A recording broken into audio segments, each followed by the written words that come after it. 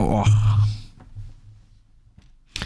I listen to Pengu, so I'm a bit distracted. Oh, there we go.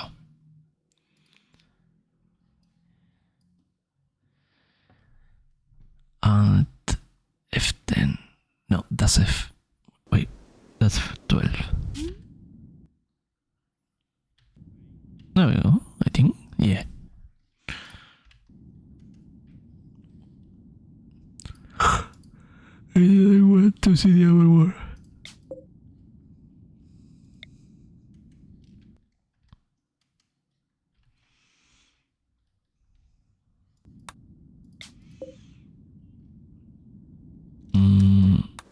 There we go. Who we have here? We have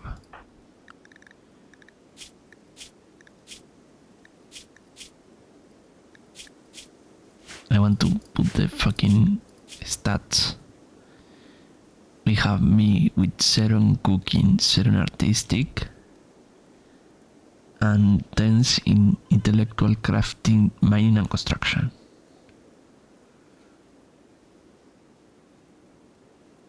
One flame in shooting and plants, 2 in construction and intellectual. Then we got Ruby with 7 shooting and 7 plants. Checks out, smile.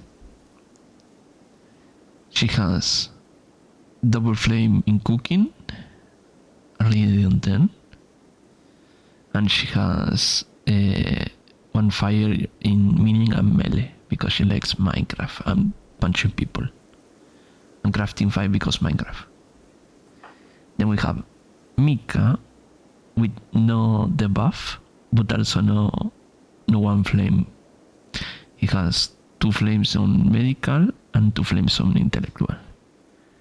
And we got Pengu with medical and social in 0, but he has melee, construction, crafting and artistic on 10, and with 1 and 2 flames.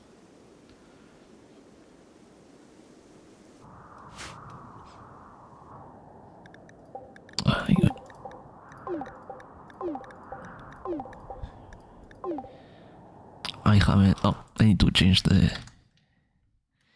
category. So Rimworld. Oh, smile. Game Rimworld. Smile.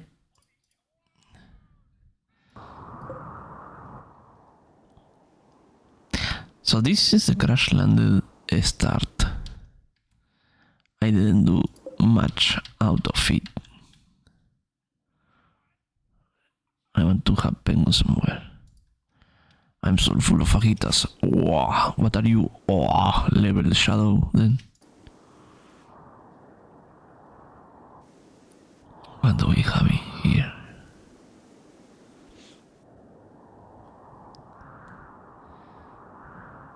Wow, you can have more fajitas then. Acceptable, yeah.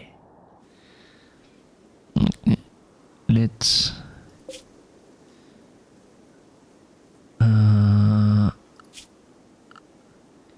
we may have to do some cutting around here. Yeah, around here. Let me see.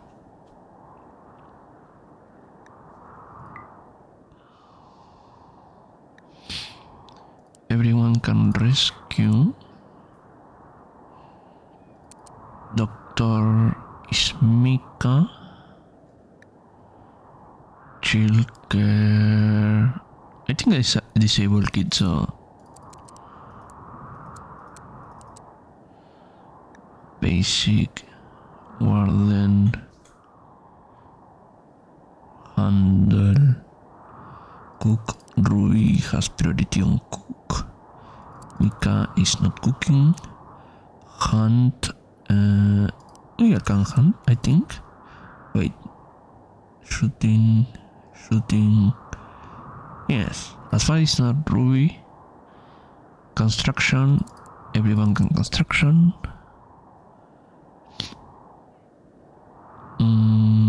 Plant, Mimic and Pengu. Rubik is forbidden for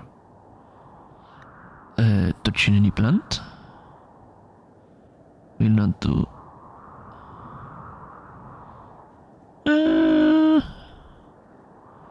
Plant cut.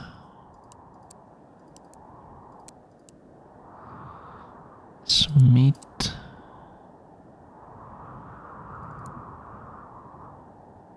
Tyler. Craft. I put priority in those that have a Wi-Fi.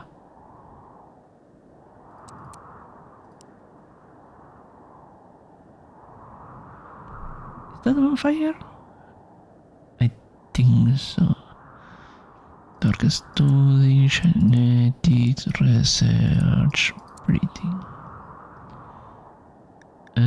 Firefly. Okay.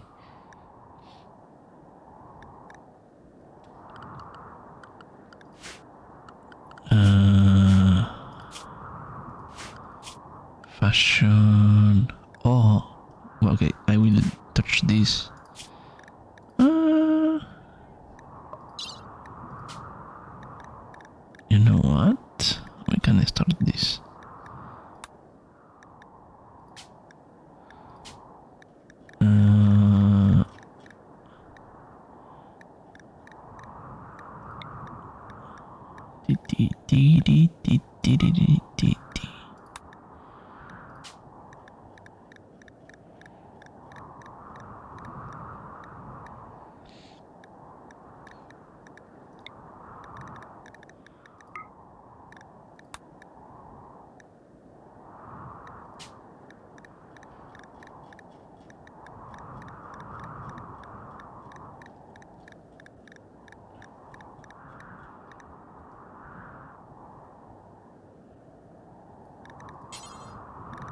On top, ice header, outer, middle.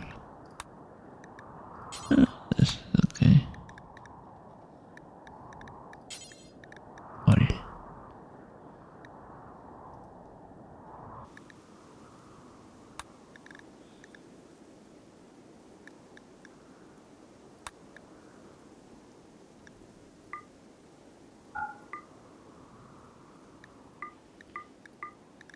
Edit.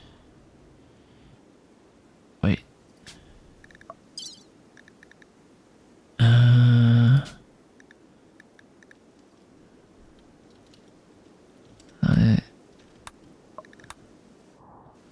Wait, didn't I have a mod to hide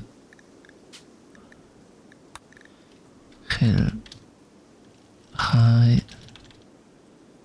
huts? I don't remember.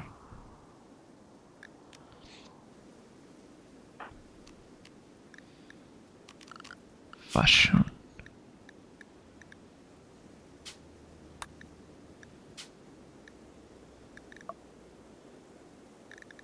Ah, we can hide it.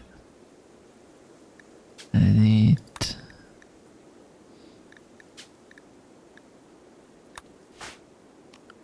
Fashion. Edit. Hide.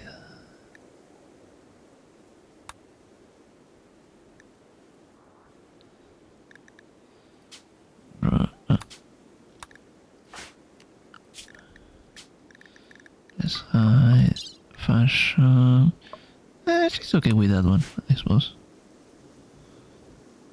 Since that one has a skin. Fashion. Edit. Let's hide the helmet.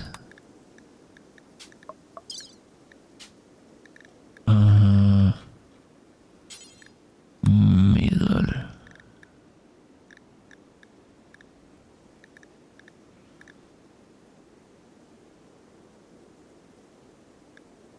This one.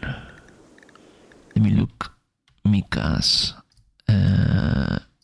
different shit. It should be around here. Okay.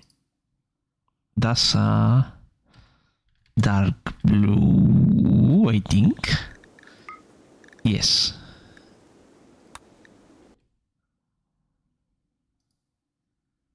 I think. Pengu fashion edit. Let's hide the helmet. And we add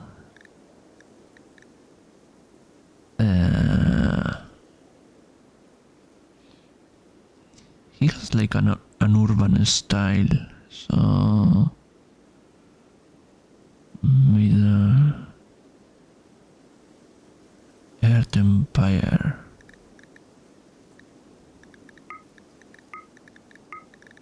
Maybe?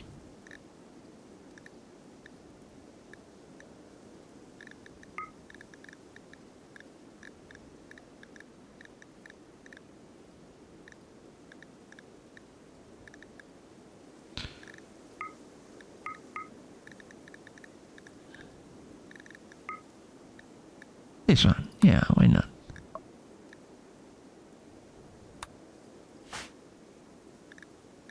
Maybe I can find a better one for me, Cado. Edit. Remove.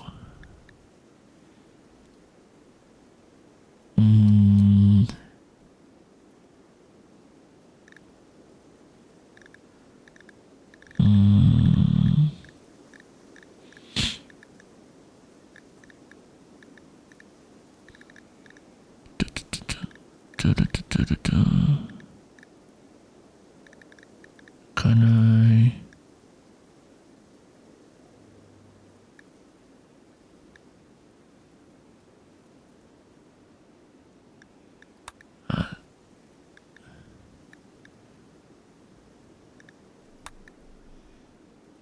There we go. Yeah, that's alright. Okay, we can start.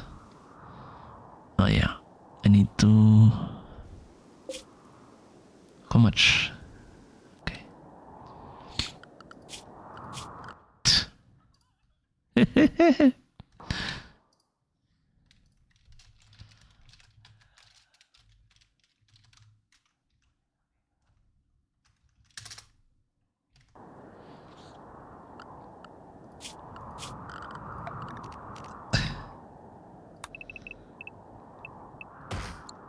Okay. Start working, engineers. What am I doing?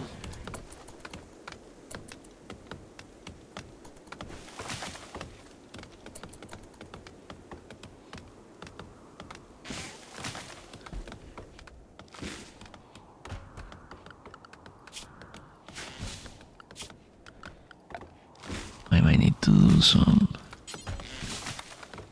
little barracks.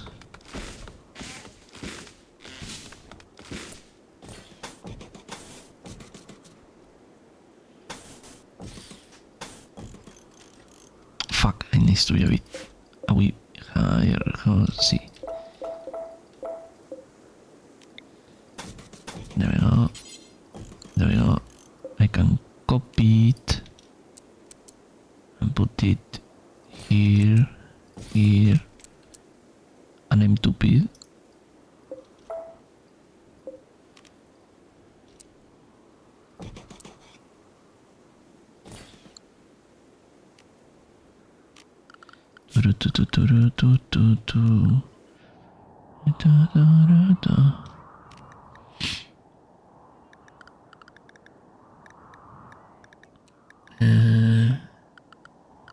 Floors, not walls.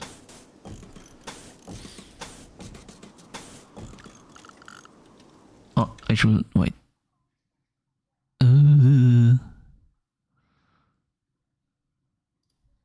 Let me stop the music because I'm not paying much attention to it. Bed, furnish, sitting, bedroom.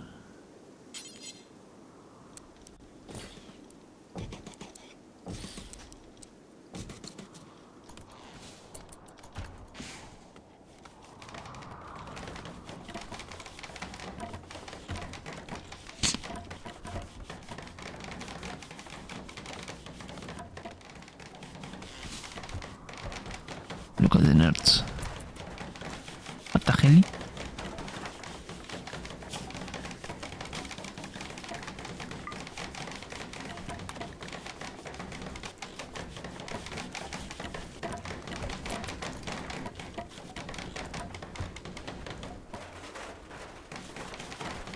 Take you higher.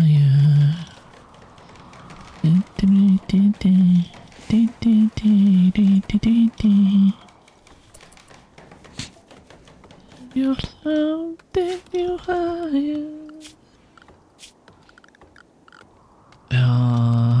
Tyler. Who is crop? No, tile.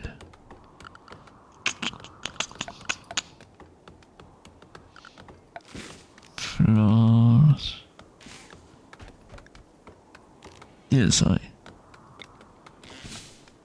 let's make a 10 by 10.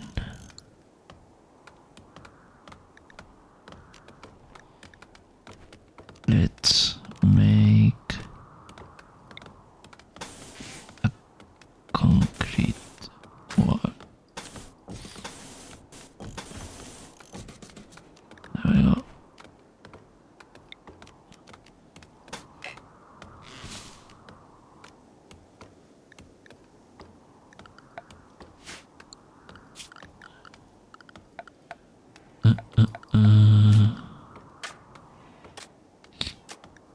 Let's see. 13 by 13 by 13. Voy a grabar a door and make a copy there.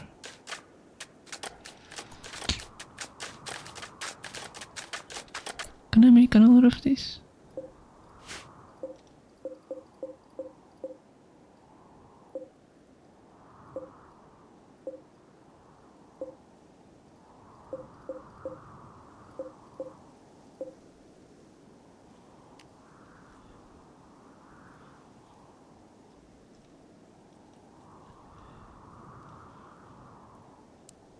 What is the door here?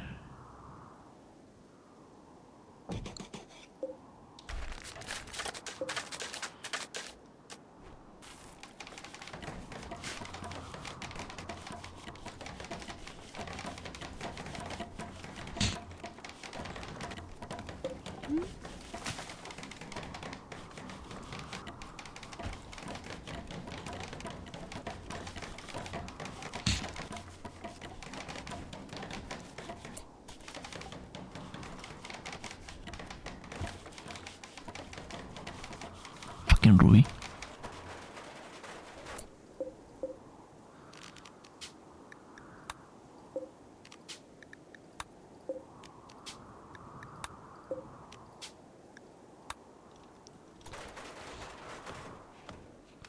Let's see.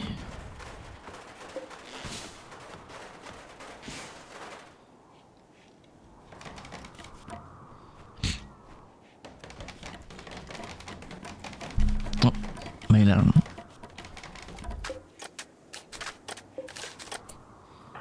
I think I can Actum. Actum.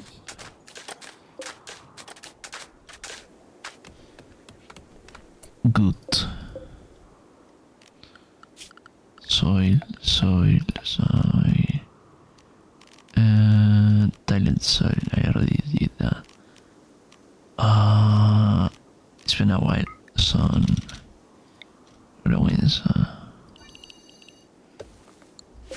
And we are going to make rice. I think it's the yes.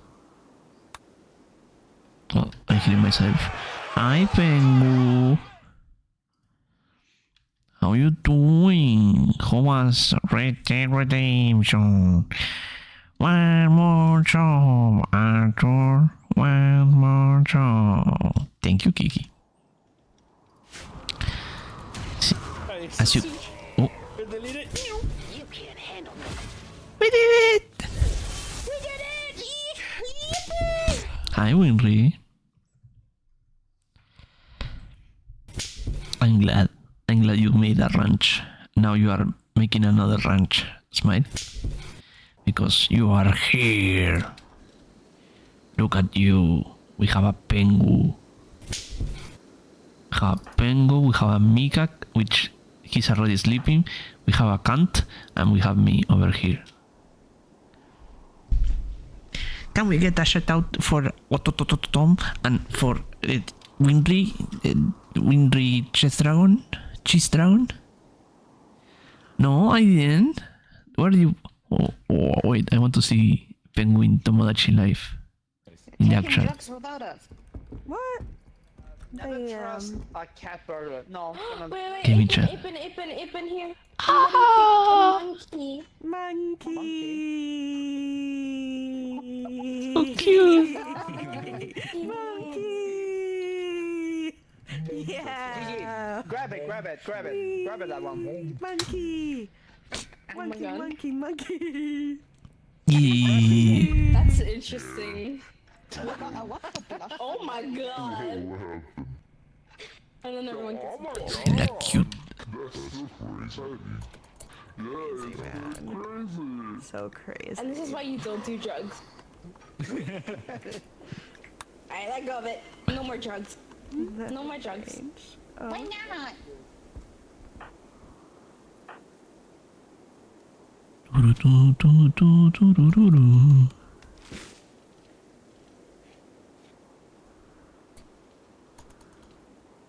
So yeah, we are playing Tomodachi Live, and because I don't have a Switch, so we dealing with Rimworld.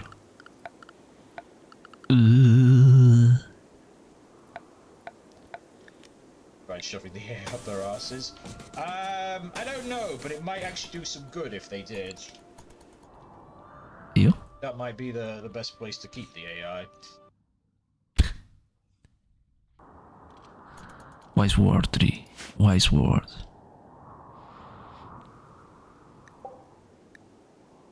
Marcus learn. Preferences. So I hope you had fun with Penguin Red Dead Redemption. We are going to play this till, I don't know. Oh, Penguin wake up. Penguin wake up! Penguin wake up with hunger. So does Mika.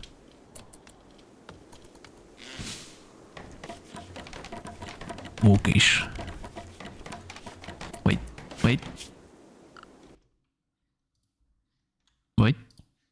Hold on, wait.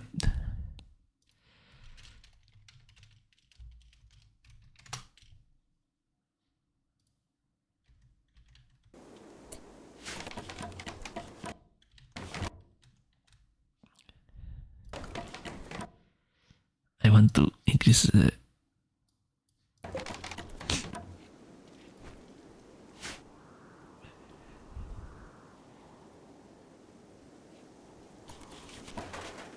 So for those that don't know about Rimworld, is the crash landed one, is the crash landed start with one extra person and with a grab ship.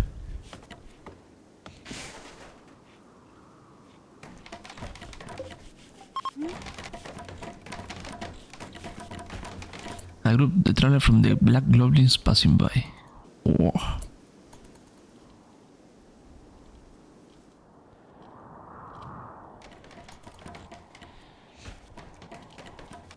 Do-do-do-do. Do-do-do-do.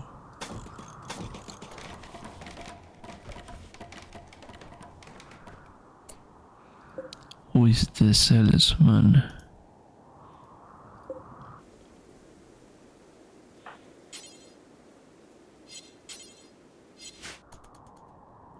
is none of this. Oh, they are just passing by then.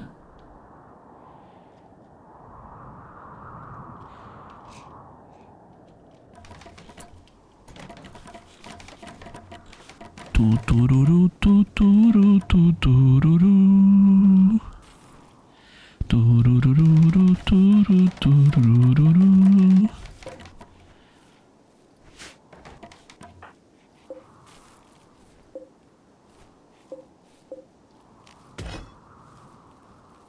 Oh, I don't have the one that says move it out of here. Okay, let's have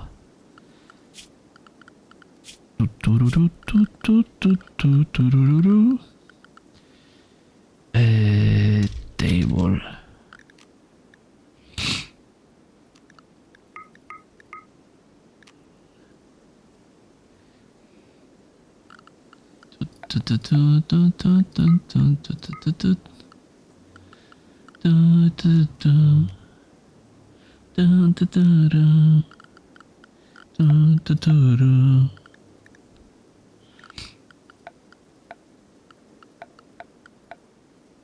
What is the research here?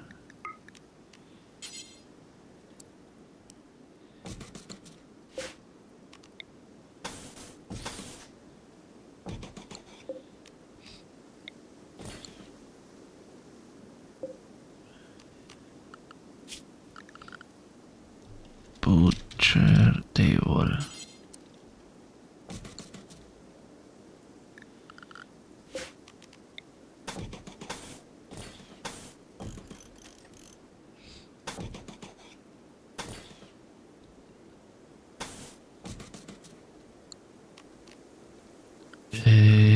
Cooking, no, kitchen. Kitchen, no. Cooking. Fuel stove.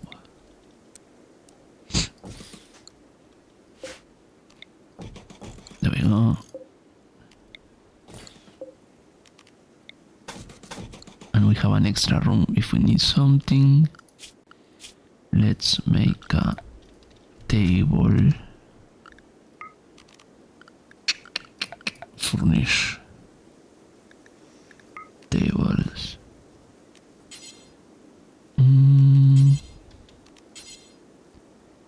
Yeah. Oh, I need to explain some of the things because not everything is just as it is. As you can see, Mika has wings and so does Ruby. So Ruby and Mika doesn't have movement penalties. I think Ruby might have moving penalties, but Ruby and Mika have the assisted jump. Pengu doesn't have has more resistance to the cold and doesn't get penalized for running through water. And then I have a tail, meaning I have resistance to cold. Wicked.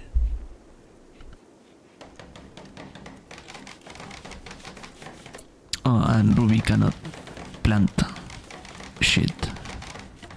Smart. If we go to her stats, she has 0 plants and shooting. Pepe game. Pengu is wandering.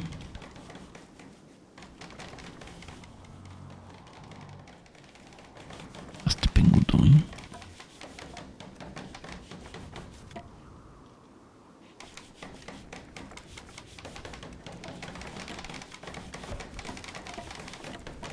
Yes.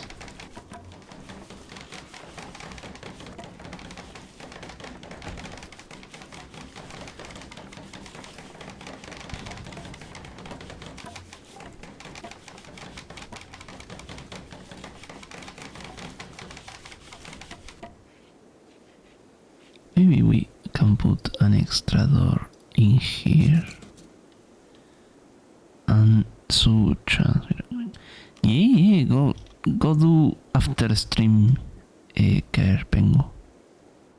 Thank you for so much for the rain.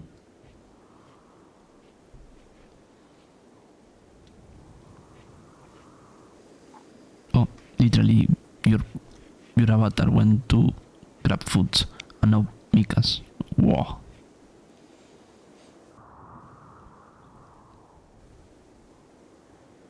Turun, tun, tun, tun, tun, tun, tun, tun, turun.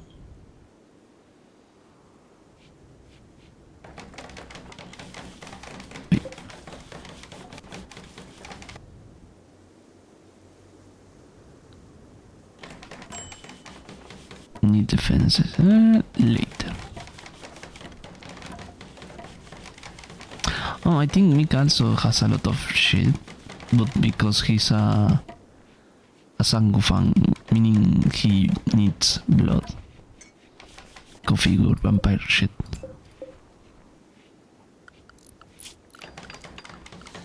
Floors. Okay, and now we can tell to make simple meal. Yeah. Do until we have 10. That's unfair. That's unfair. Fair. Now we need store large clay.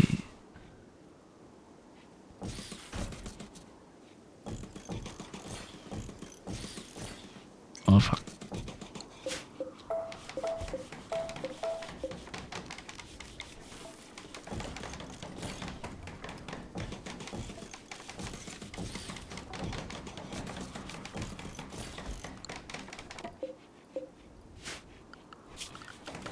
Store. Oh, did they run out of? Yes, we run out of wood already. Smile.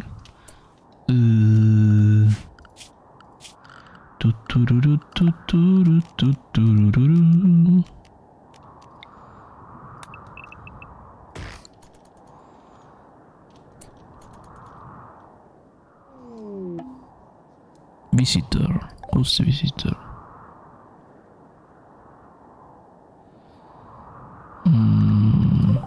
Oh. Who is? I think Ruby is the one with the highest social. I think.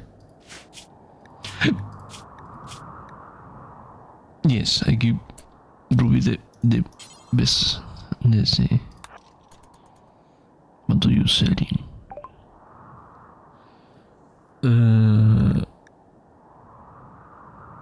I can sell this since we are not going to use it.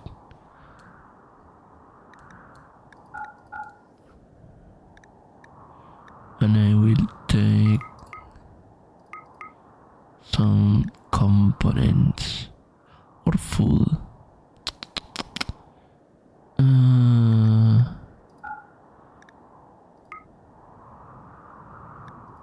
There you go. Accept.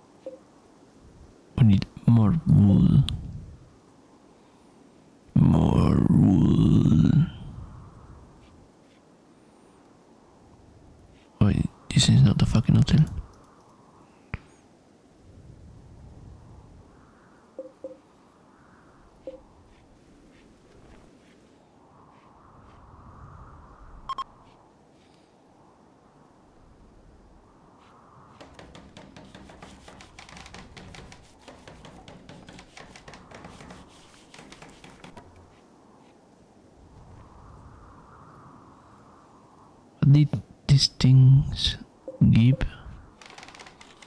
Lilops.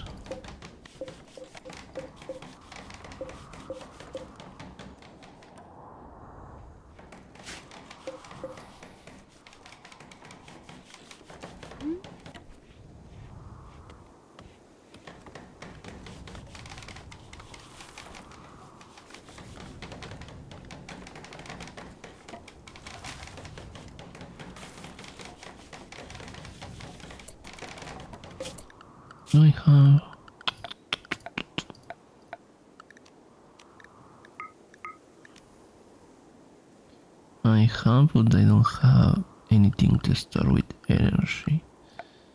So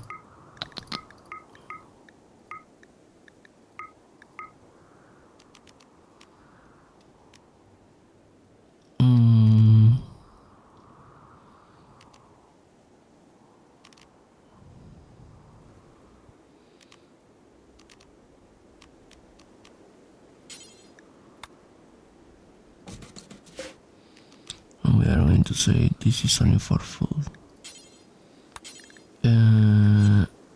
Food only. Manufactured. What's allowed? Drugs? That's okay. Textiles? No.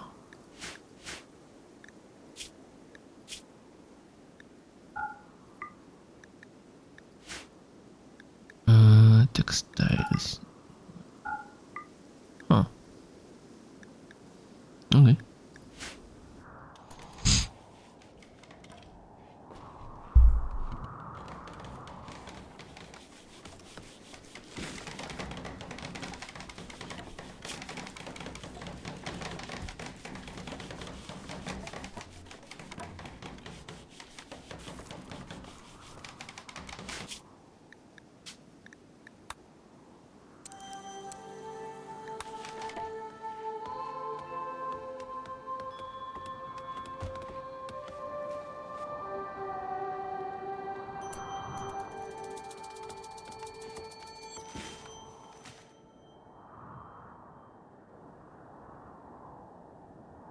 Oh, I muted myself for some reason. Bleh. Chandler's approach. Hey yo, what the fuck? Okay.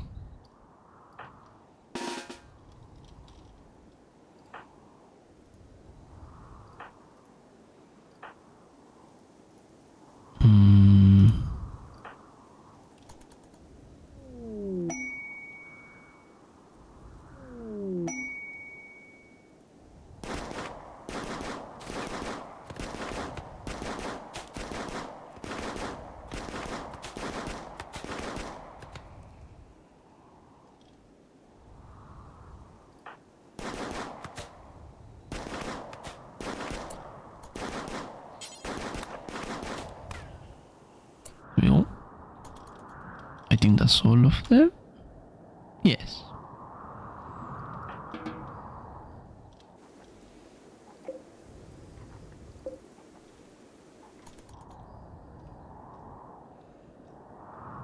And we found some to location. Fallen monolith. Yeah, not interested. Thank you very much, but not interested.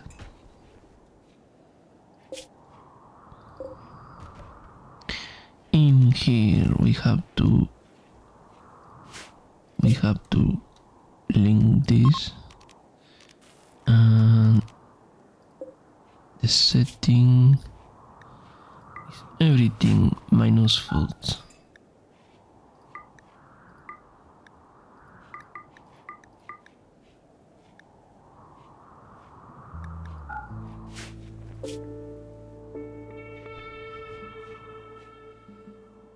Oh, I need to make lights.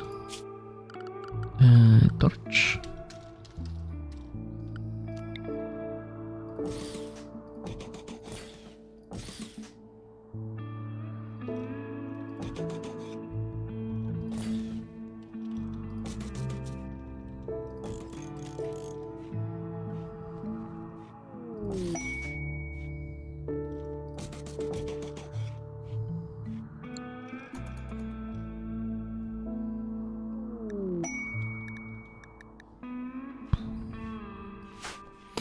Look, I got the spirit cooking, but I have zero cooking, so I'm not going to cook ever.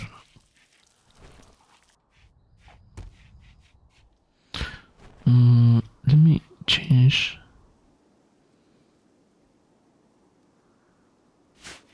the storage. Important. Amount of tough calcium nearby. They often to keep your colony safe for about 3 when one position caused by them, as long as you pay a fee if you want to refuse. The dogs from Gunsum is happy about you refusing the offer and cut the communication rights to assume that they cannot guarantee your safety. Okay.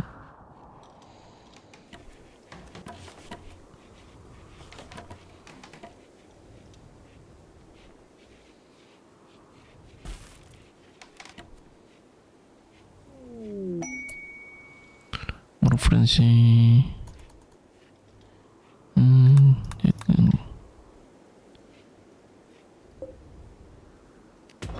It's hardly somewhere else. Okay.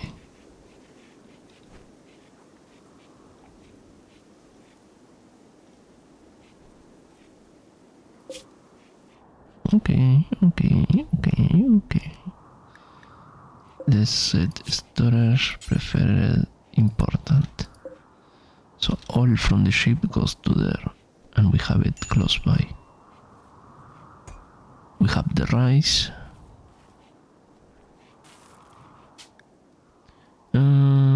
Since it looks like you were here for a while, Pengu thinks that you should give your faction a name. Two United. Smile. You should give this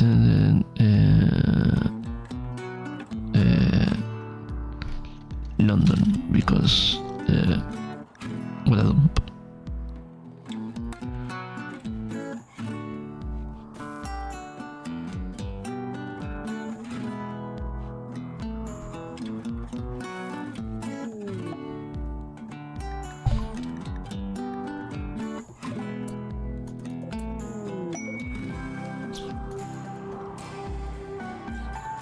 You?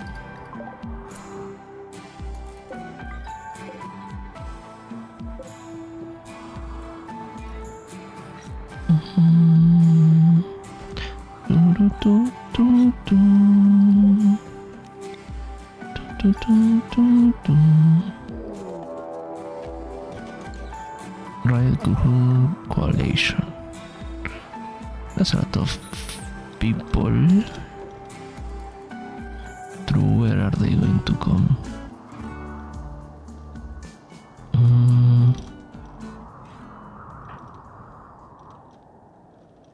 They are coming that way.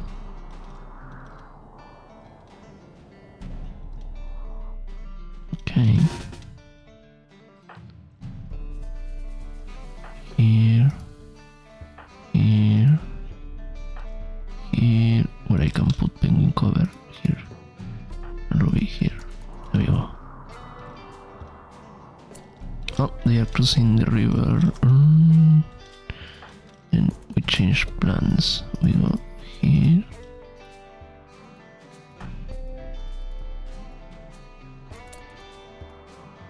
Here. Wait. Here? No, here. Here.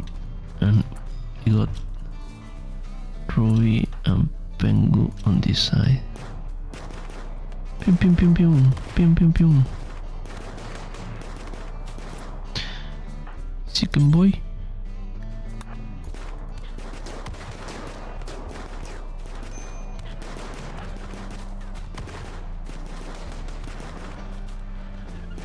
Shoot them, Mika, shoot them.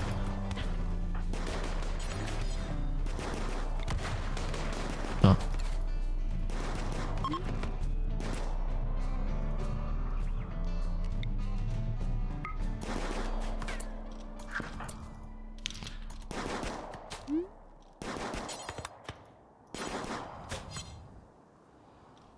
Okay.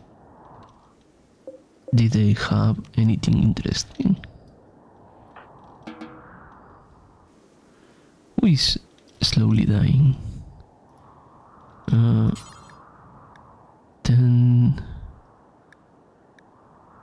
Ten Pengu. No, yeah, go to your beds. No, go to rest.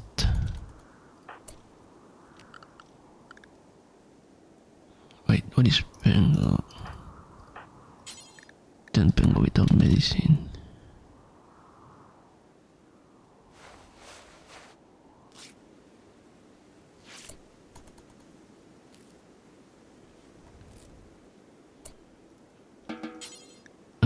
You should rest. Clearing.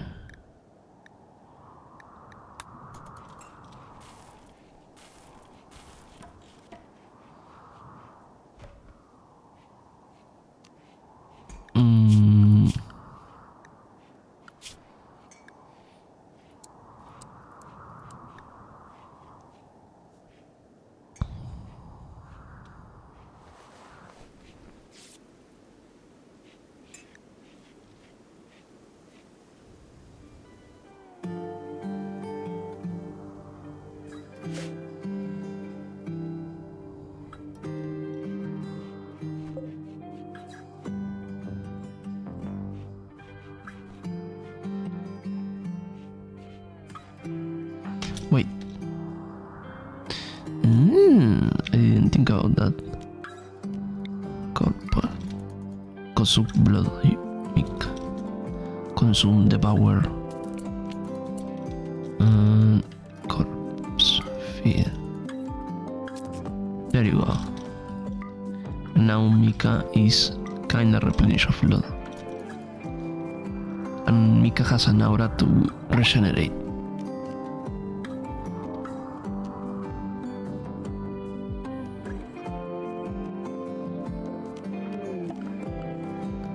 Visitors.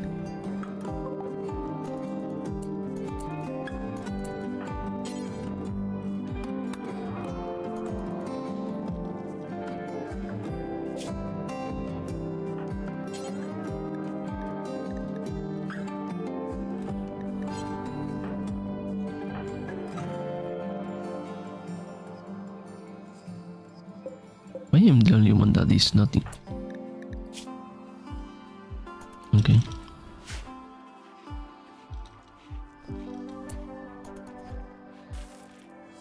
We need to start doing some science. Air condition battery. Penguins running around so hard in my hairstyle makes me wanna cry.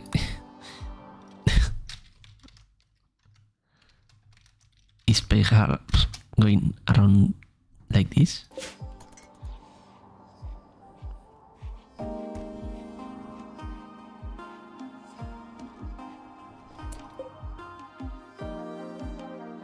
Damn.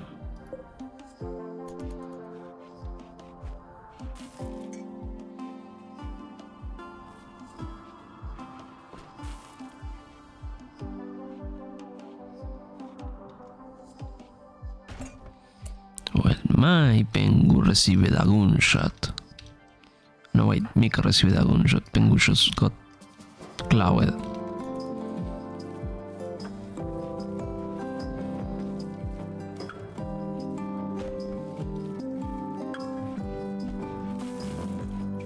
We need metal.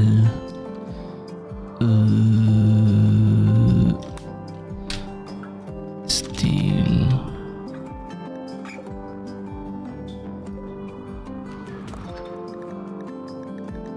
Do we have any other? Oh, there is a lot in here. Oh, is that machinery?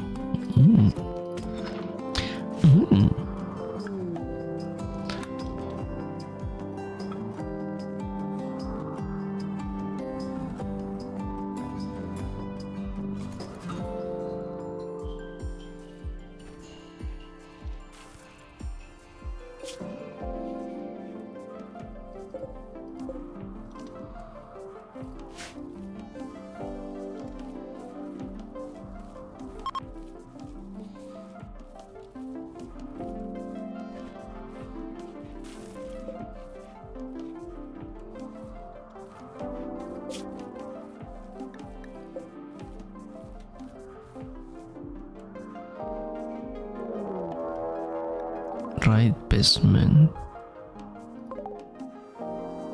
Only one guy. Okay. Everyone but Pengu, because Pengu is still recovering. Let's go over here.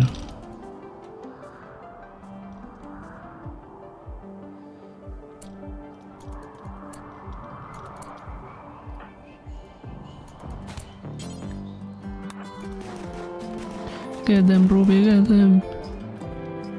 Finish them off. Kill him. There we go.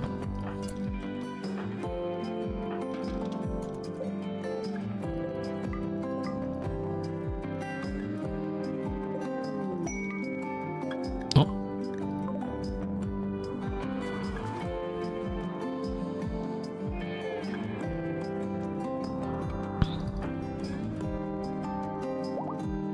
Hey, Pengu's fully healed.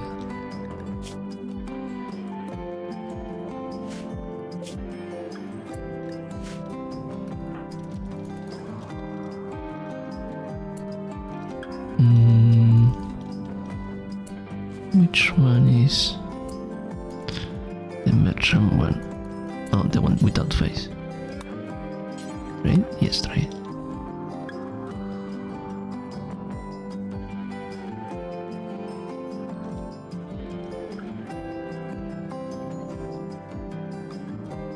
Go, Ruby, go.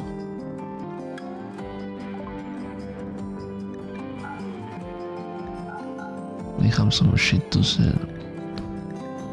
Gonna buy back suit. So we want medicine. Seasonal morphine. Me.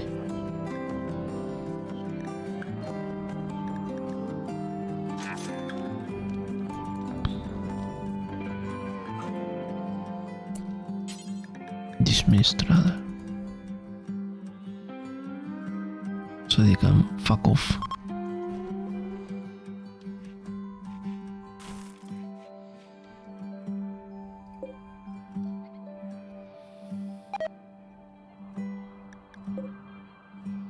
Oh, what? Oh well. Did they have anything in them? No.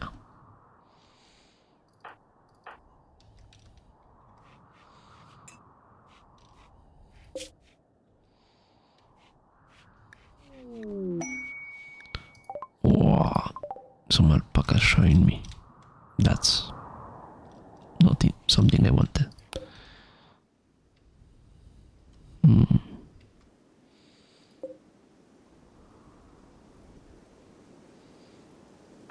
Let's see.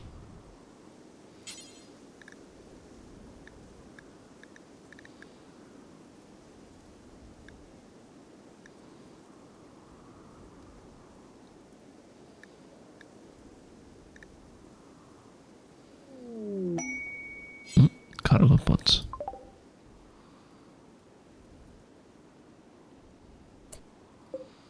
What's that? Oh.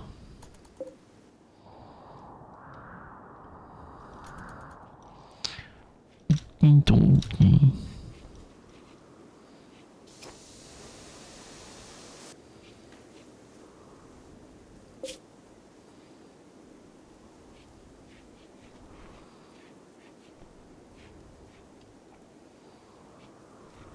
Let's see. We need solar panels.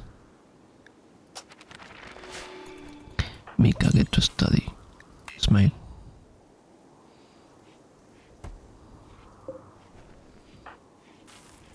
Oh, I'm studying.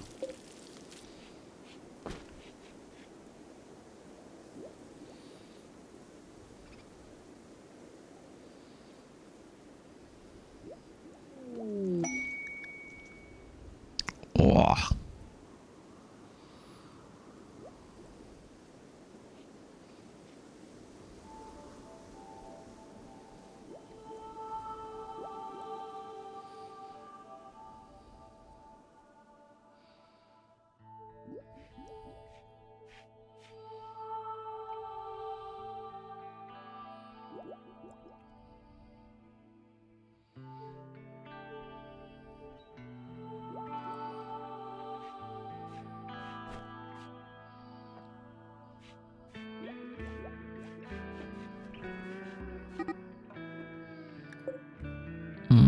don't care.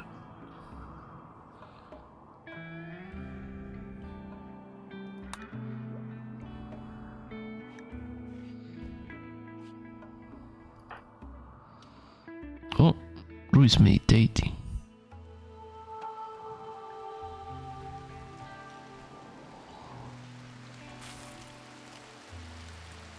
Wait. Psycast.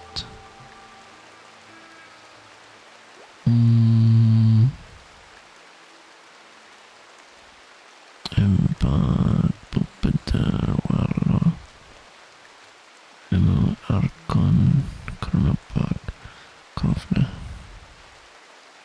Master of Flame. There you go. Fireball. No, Ruby knows. Fireball.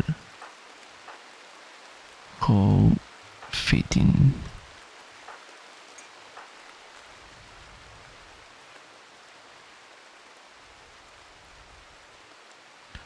Honchu.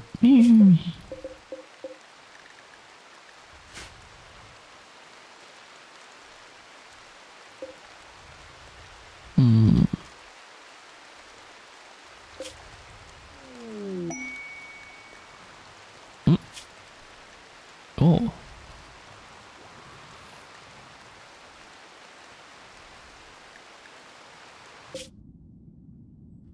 Wait, what the fuck is that? And where are we? And where are we? Oh, over there. That's a long travel, man. Okay, we got solar panels.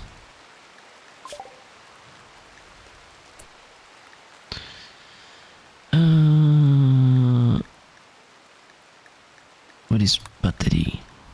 Research. Oh no, the ads are coming.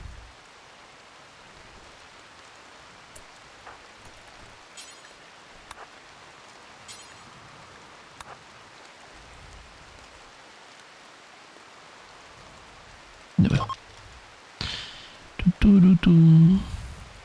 Back nearby. Oh, nice. Free shit.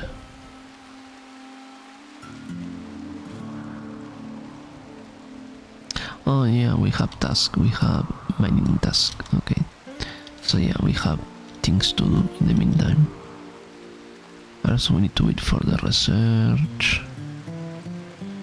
We could. What will it task then? I'm trying to think.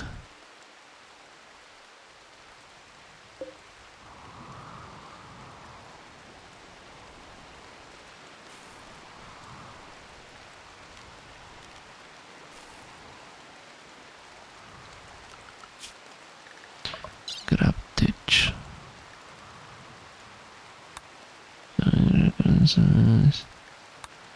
Standard Ratchet, Advanced Ratchet, RTM, Anomaly, Main, Yogi Braving, Kinetic Research, Vehicles, Basic, Bands Mod. Oh. Recipes of Remy, Vanilla Expanded.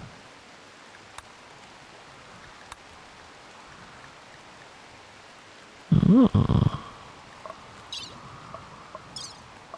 Centric touch, Android.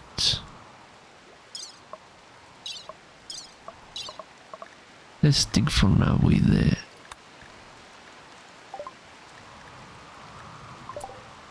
let me see.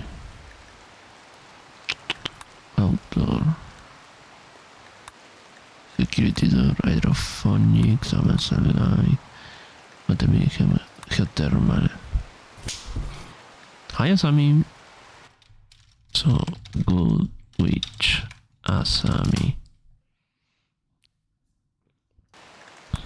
Are we not get the new map? Or is that something else? Or is this the new map? I think it's instead of the desert. What? What the fuck? What happened? What the fuck? Hello? What What was the that? and some typos have been on. What the fuck? I thought you were supposed to cover your shit! What the fuck? My config what the flag! It fucking exploded! What the fuck? Whoa, that scared the shit. Kaboom! Oh. No.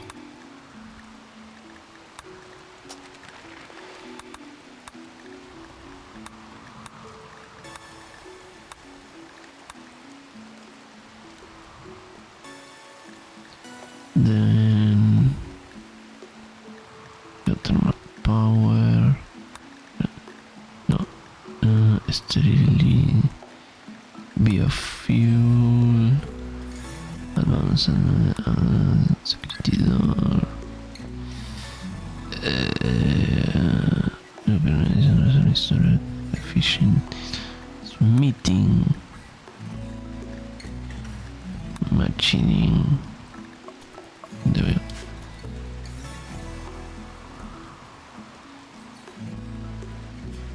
Oh. Okay, we got full cover. That's good.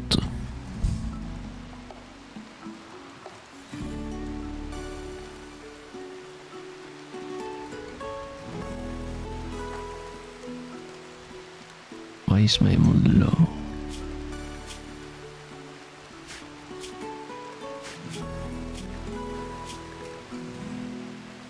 Oh, because I'm a tad hungry. It's mine.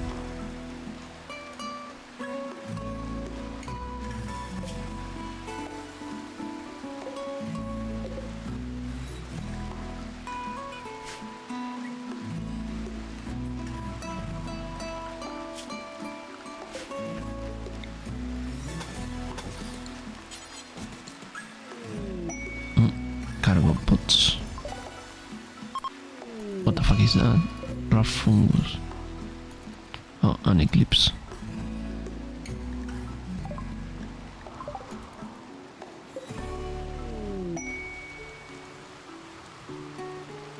The fleeing predator. No, I'm not interested right now.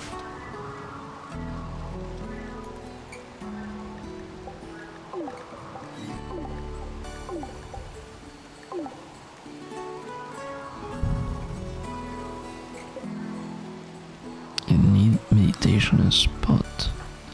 What are Ruby's meditation trait?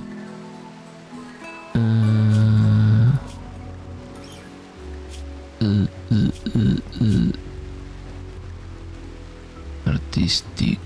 So she needs to be. I suppose this counts as art. Yeah. So I need to meditation, and this is for Roy.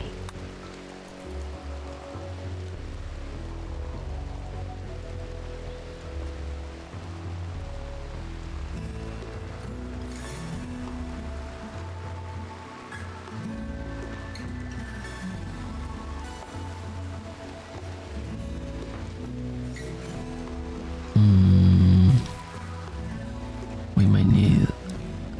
We have the entertain. Oh, we have the punching bag. Yeah. Oh, I don't have glut. Fuck off.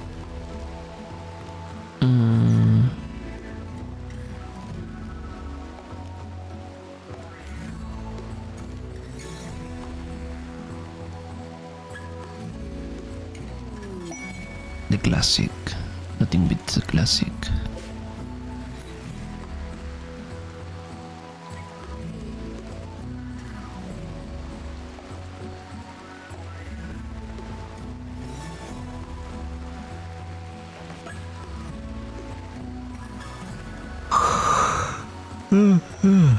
Oh, my leg. That's a lot of people. Is there any of them a seller? Yes. Okay. Trade with Oh, it's a slaver. Eh.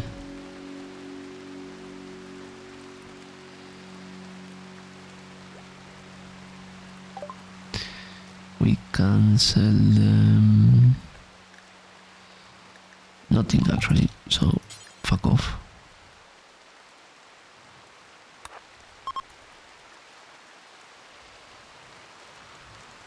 We don't want the likes of you, Smile. This is an astrofuel. Battery efficiency. Oh, I'm back.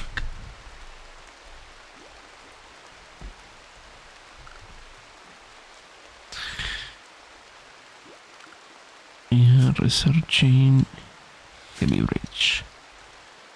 What is Penguin? Penguin is eating somewhere. Rui is. What's Rui doing? Sausage.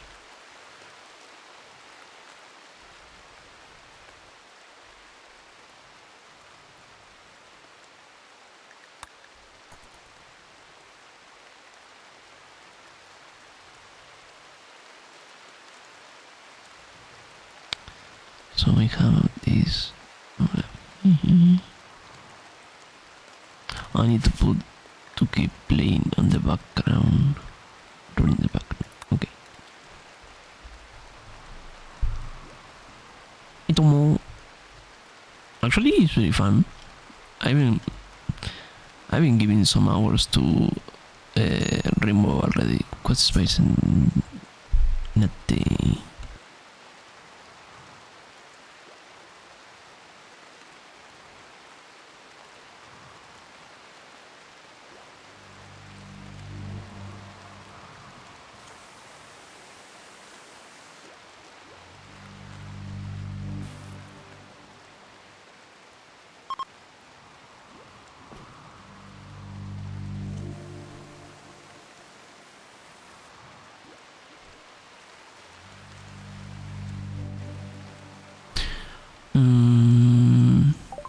Oh, heavy bridge.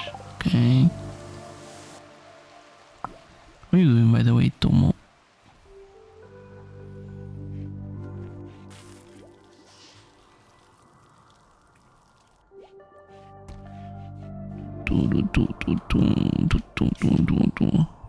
Come on, you. Smile.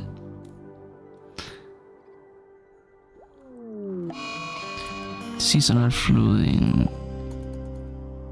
How much is going to flood? Should I worry? Should I not? I hope I don't have to worry about it.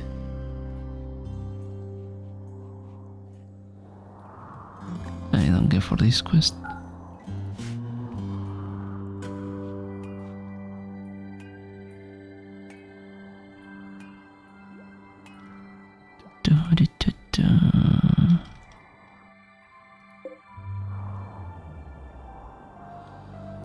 What is now is terrain rehabilitation. Okay. Oh, it's a big mine. Oh well. Ruby's living her best life. She yearns for the mines. Animal transport pod crash.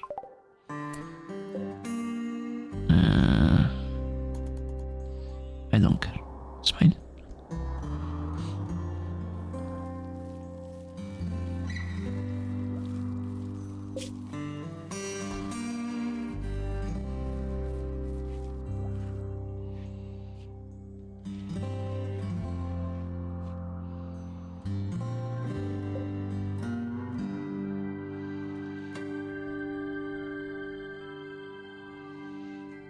Also, I like the.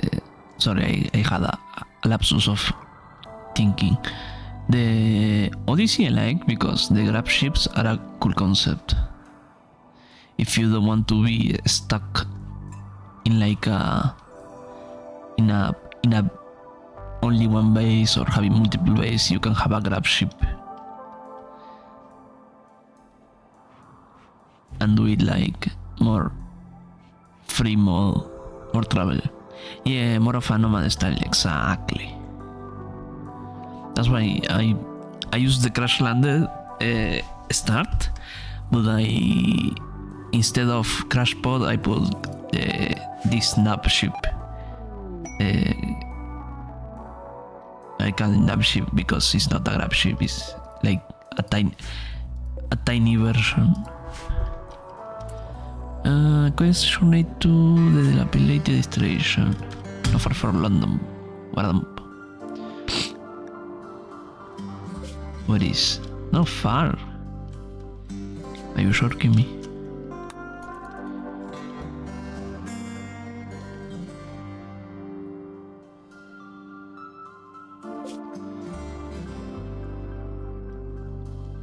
Oh, I was going to make a stone cutting. I don't care. There you go.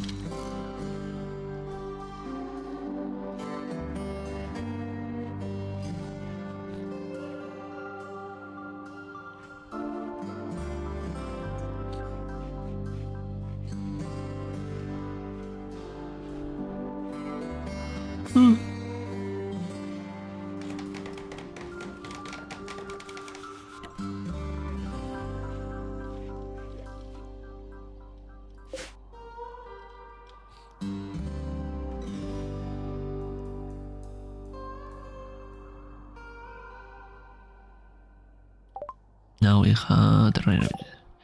Next is Hydroman power. Okay. Do I have any? Yes. This one over there across the U. That's kinda fucked up. Is there no other one? What is other?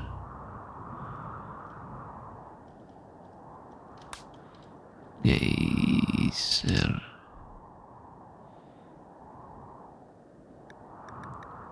Well, let's put this damn geyser.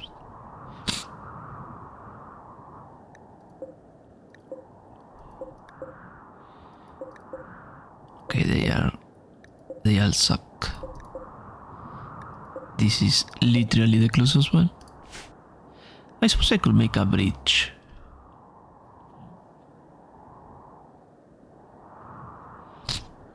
For the sake of having electricity.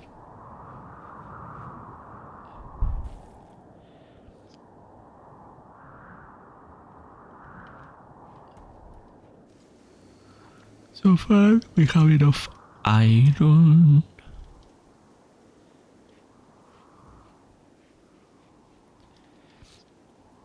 The river is actually increasing way too much. Way too much.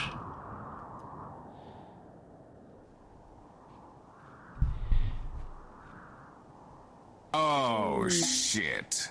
Boy, Lilac, you have 7 minutes to make profit in RimWorld. If I'm profit. Wonder. No. The following believers have tried to believe.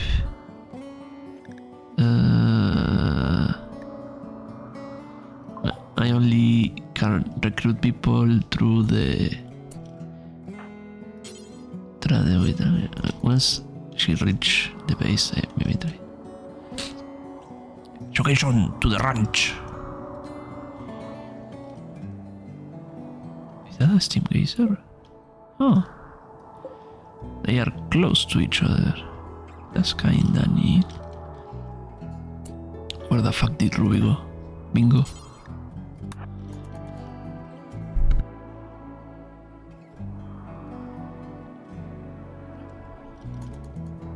No, wait, hola. Ruby, catch him. Yo. He has parmesan. Herbal medicine, javelin. I'm kind of interested.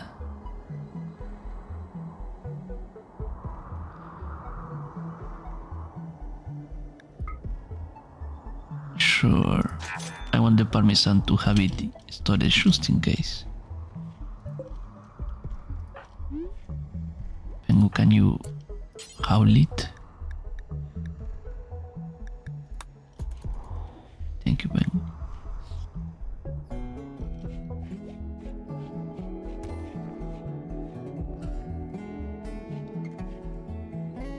It's Pengu.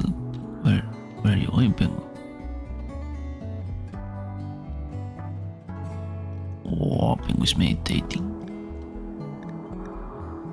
So I have safe to meditate. Don't have any meditations, but I believe. Okay, so where does Pengu meditate? Okay, Pengu meditates in nature.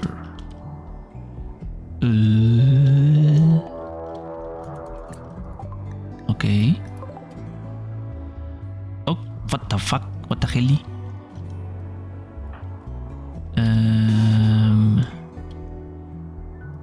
Here. Go fast, go fast, go fast. Fast. Okay.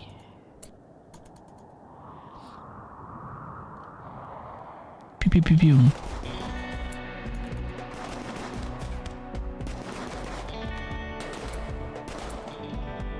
We are getting flanked. Ruby, seek him. Mika, shoot this snare.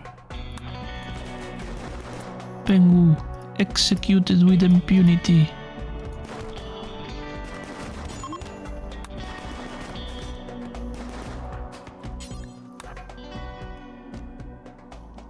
Wait, can Ruby... Oh, very full. Ruby, execute them.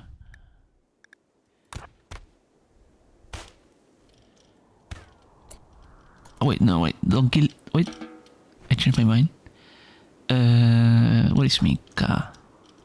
Mika, strip them.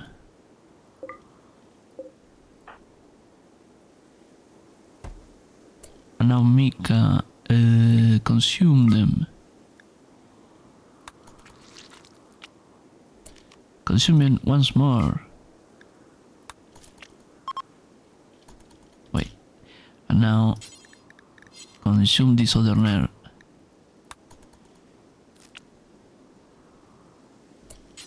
And now consume them once again. Smile. Strip.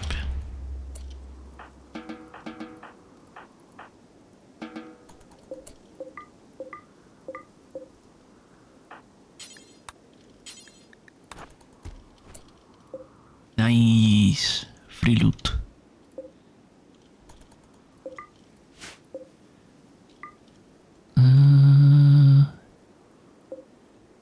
Cool.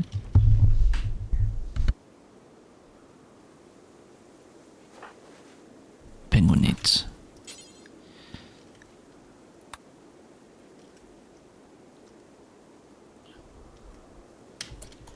Actum. They are alive, they're another class. Yes, but our religion doesn't care, I think. I don't know if affect the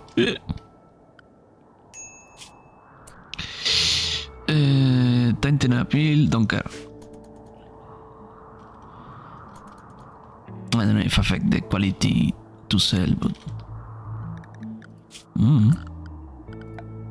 okay, we need more wood. The chopper. No. They don't care. No confunda las cosas, negro.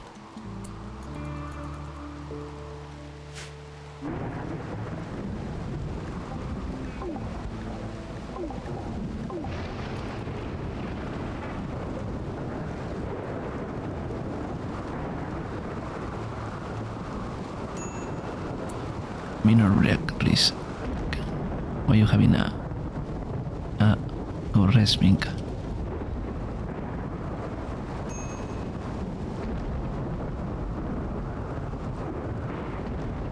There we go. Okay, Penguin's back in action.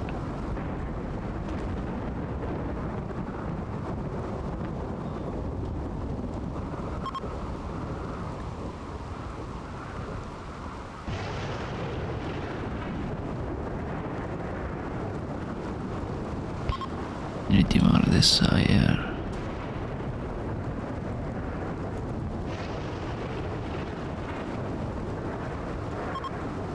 You had a farming war site vehicles by the toxic tree. Okay.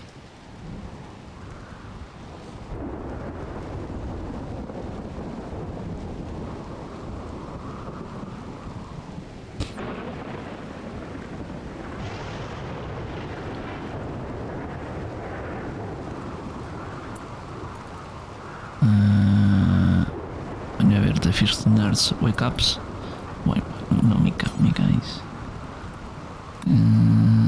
There we go. Let's howl everything so whenever someone passes by, we sell it.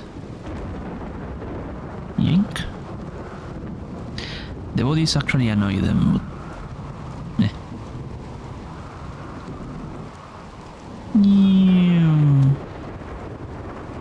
okay, what's that? I see a good item over there. Loot? The fuck, where are you naked? Oh. That explains a lot of things. What should I make? Why are you changing your... Okay.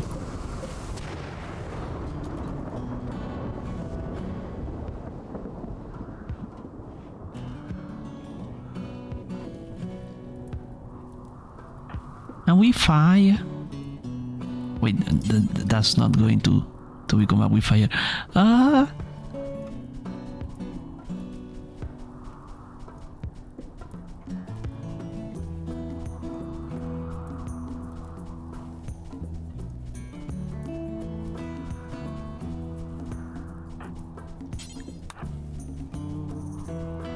Stop the fire. I like how Mika say no. Everyone would say no. I say actun. Or maybe I have to use the fire action. Cargo pods, weapons, where? I don't see it. Oh, here.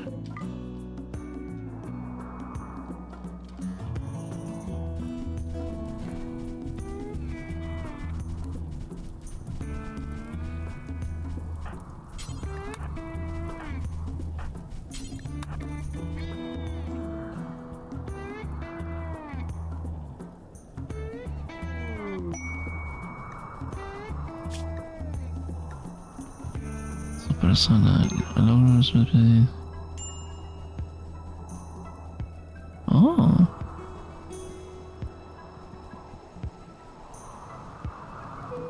That's interesting. Okay, at least it's raining now, and that helps with the fire. Fucking Rui went to eat.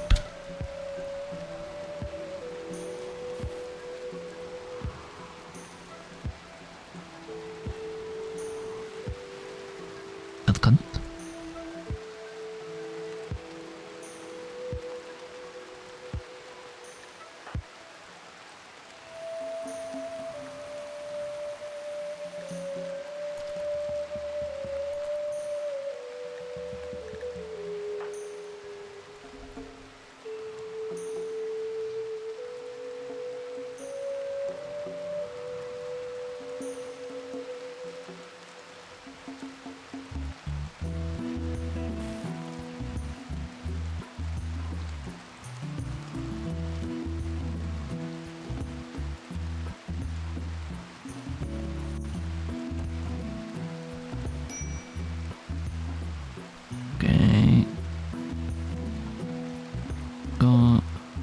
Mika, go play with the...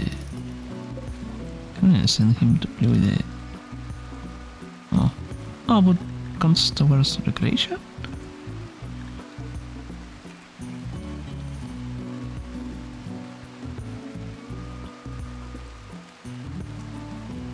Okay.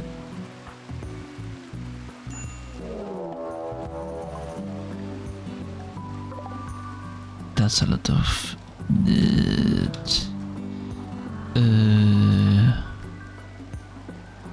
who is close to here other than me? Ruby's there, Mika's there, Penguin's there. Okay. May we us two can handle it? Famous last word.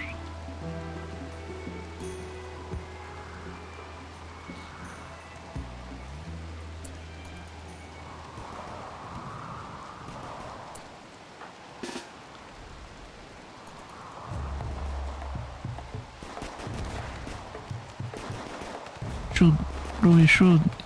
Never mind, don't shoot. Use your sword.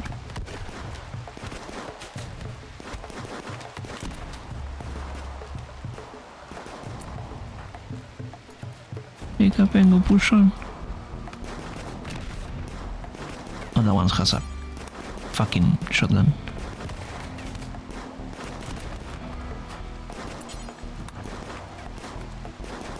Shank him, Pengu, shank him, London style. Okay.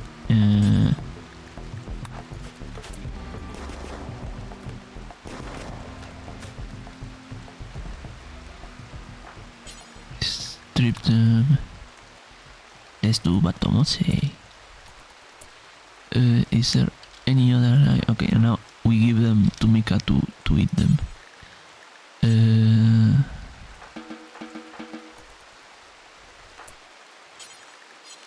Blood feed.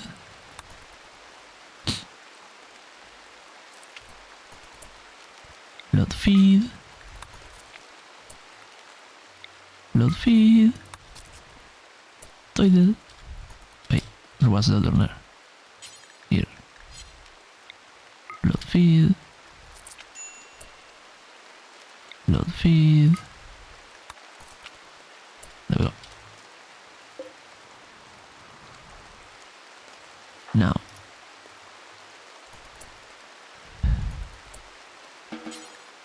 Strip them. Let's see. Hand cannon. Okay. That's certainly something.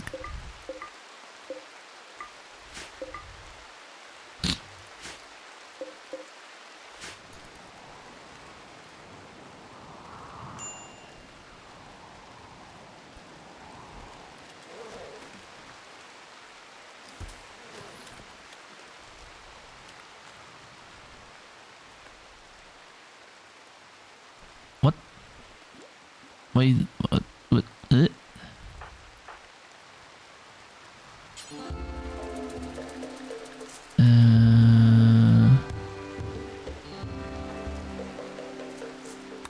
Okay.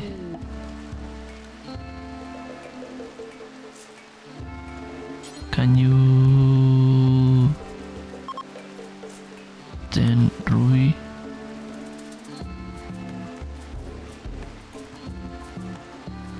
Why is there so much blood?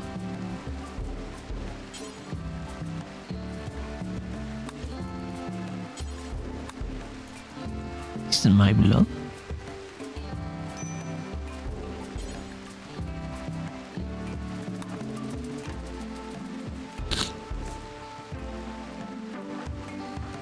Oh, Mika's still in combat. No. Who bled so much in the dinner room? Oh, I'm bleeding out. Smile.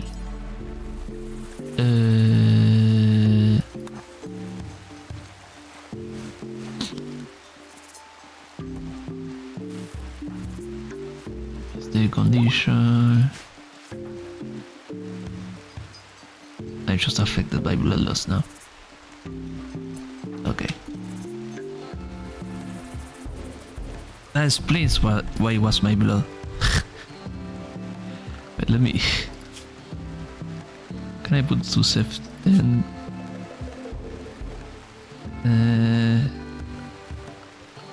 Oh, what it was. Recreation, energy.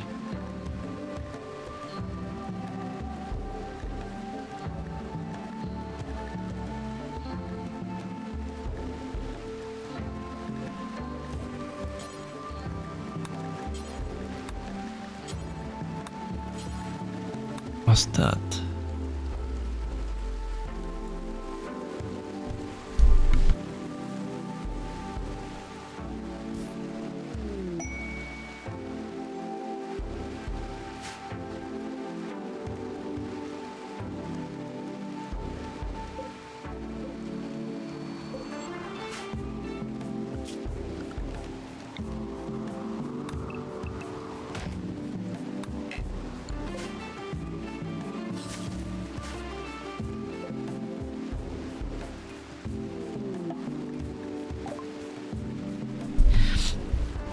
No, thank you. Roy has a strange dream. In it, she saw a black shape from the span of time growing and consuming. Oh. Pay attention. Might have to. I don't know, man. I would like to expand a bit the ship before.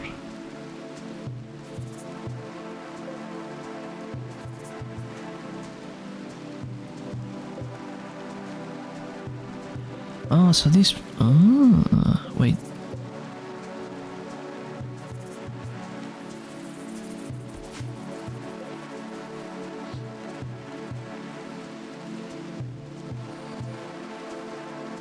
How do we refill it?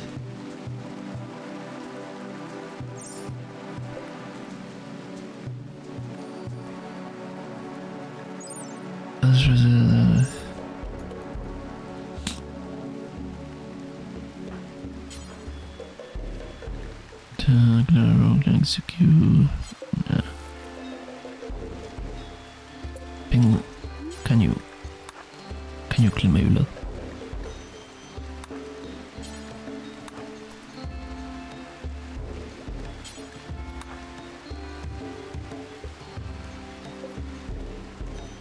Oh, probably those.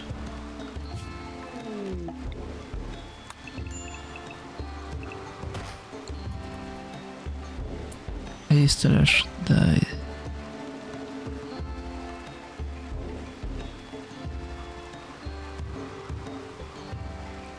Okay. He had a stroke. I beg your pardon? Can you?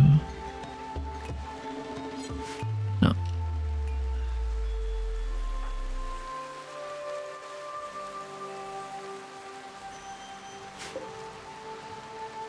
Did perchance Ruby level up in Psycast? No.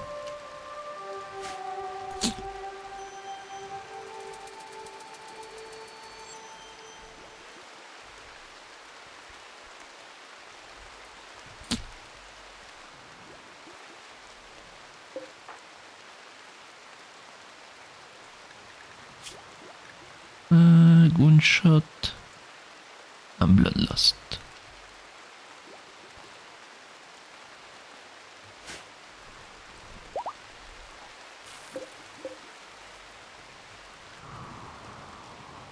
This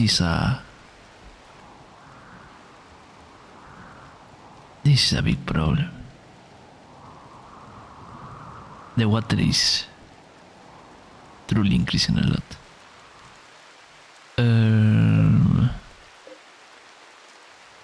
How can we do this? What is it made of? Can I don't have. Fuck off. Wait. View ranch. Ah. I cannot even. I cannot. Well, that sucks.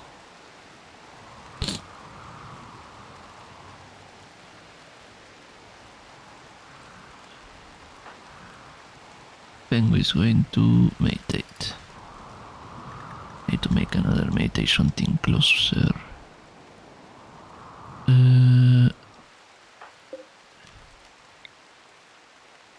Let's put this here and we'll meditate here. And Mika doesn't have side things, but he's a vampire. Doesn't really matter.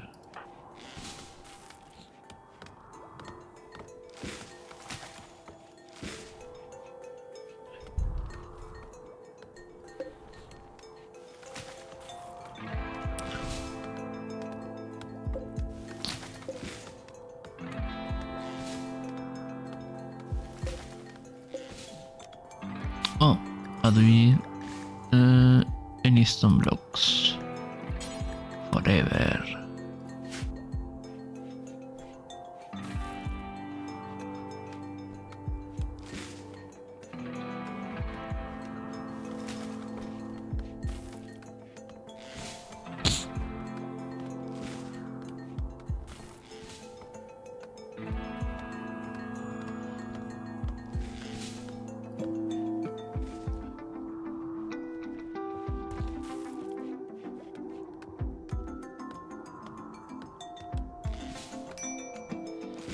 Headstroke. I'm suffering a headstroke.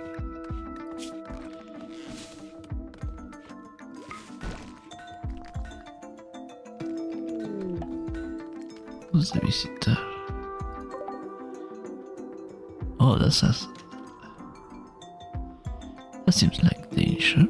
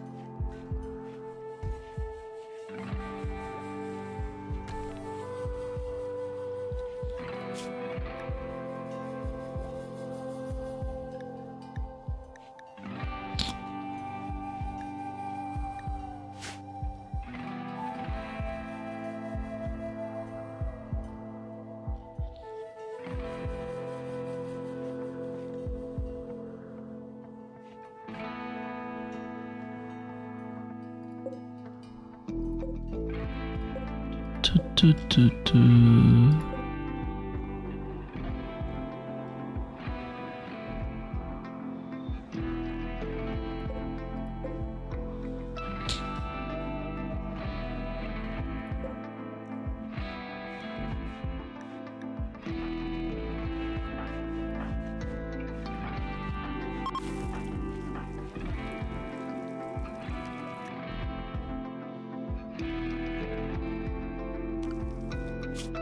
If I make ideology with this power, water.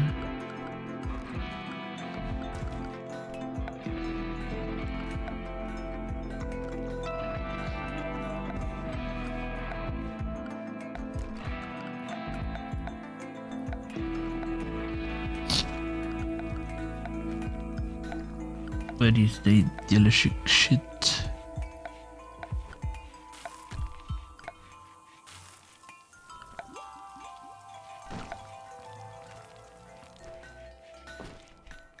Culture? Here.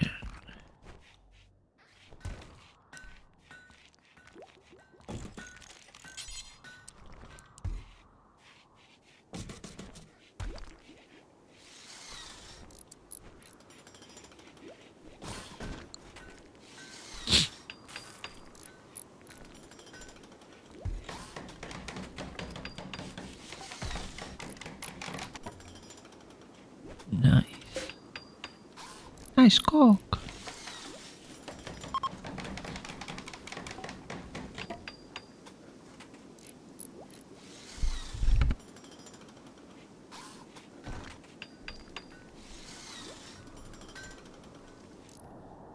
How are the minds of... Oh, there is a shit there. 36. My god. It's burning outside. 36 Celsius outside. That's rough, buddy.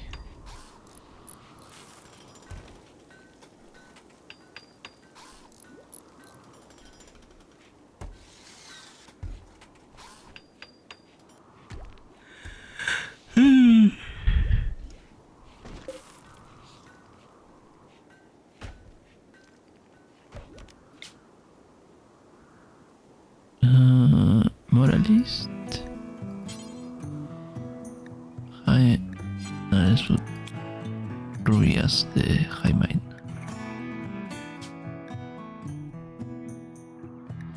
Yeah.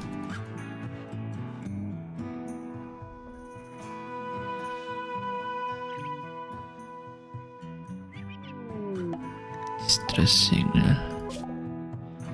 Huh, that's actually quite close by.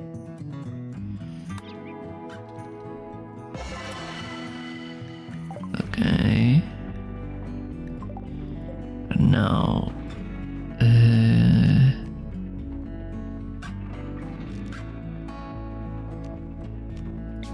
change. Let's put Mika as scalpelator, medical specialist. Spend half of your playtime on the book in the accounting the fall amount until you model is 300. I routine. It's too out of sorry, Maxit. No, it's okay. That actually that was kind of the experience. Since I wanted to make it more like a relaxed playthrough, because Metopia, Tomodachi Life is in Switch only. Can we have? I don't have. Pengu can? No. Moralist. I can. We take the. There we go. ¿Qué pasa, Lara?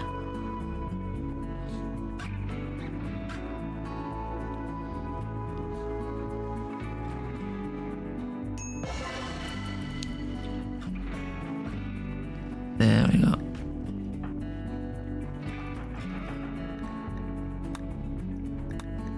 Okay, now we have the powers of our belief.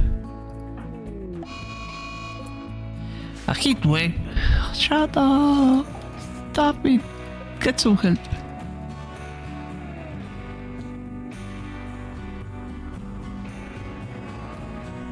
Oh, wait. Who can be? It's because it's nighttime? How can it be? Okay, now it's rising.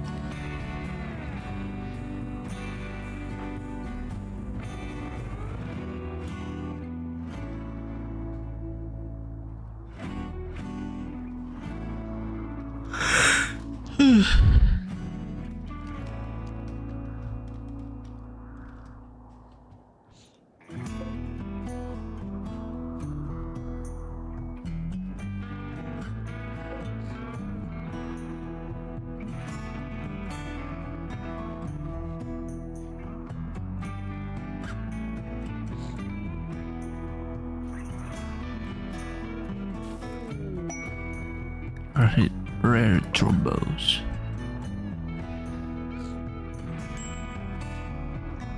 And of course I'm suffering a heat stroke. Heat stroke.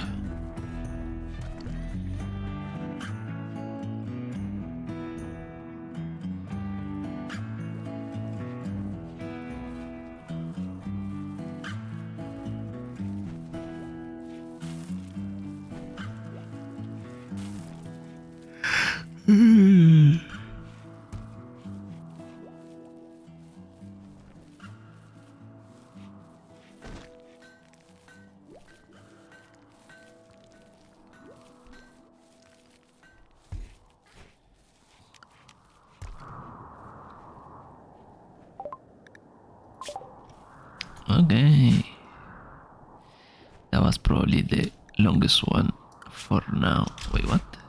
Oh, affected by headstroke. 51!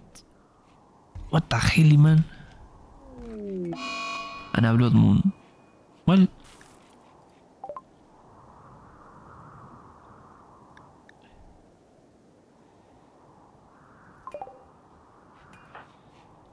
Wait, what? Come on in.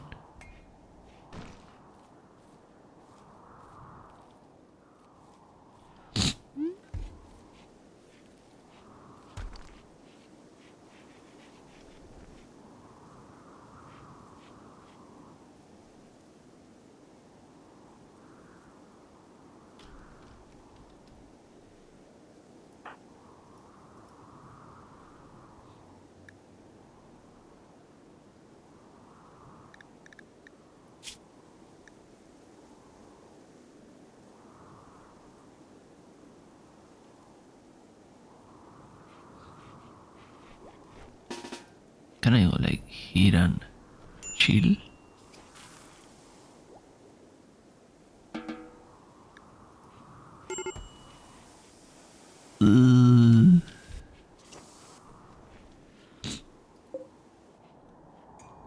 We may have to need to pepper run from here.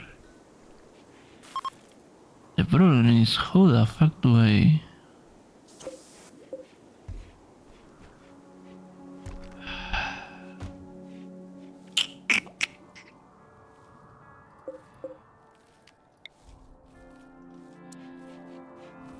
Maybe making another... Mushroom break grease. Mine? Mineral break grease. Mushroom to location. I don't care.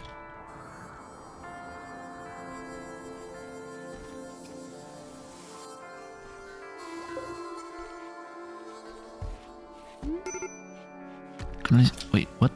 No! Mika, help me!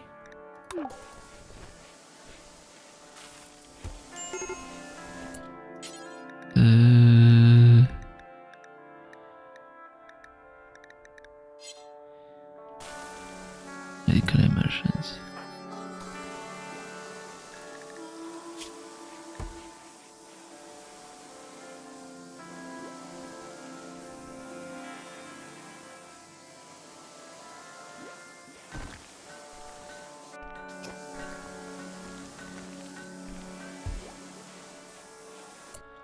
Um,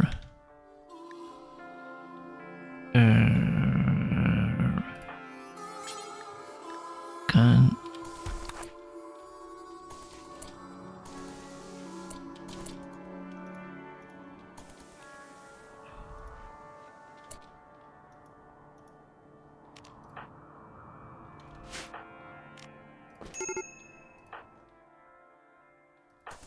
isn't in the water better? Wait, let me.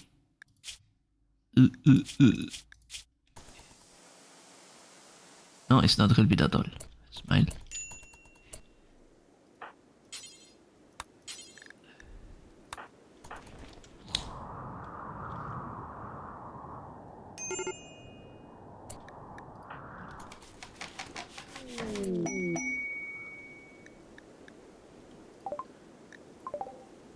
What?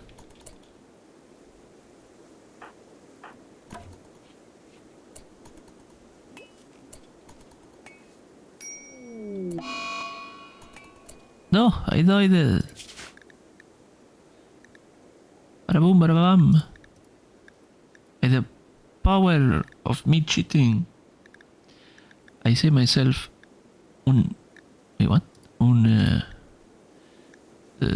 Resurrect. Revive. Smile. Equip. No.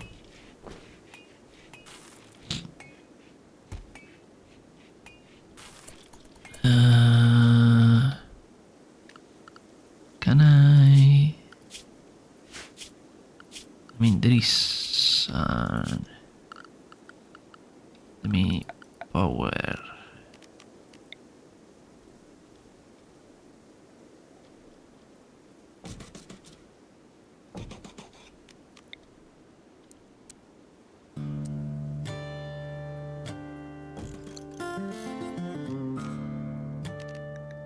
Tomodachi. Infrastructure waterproof.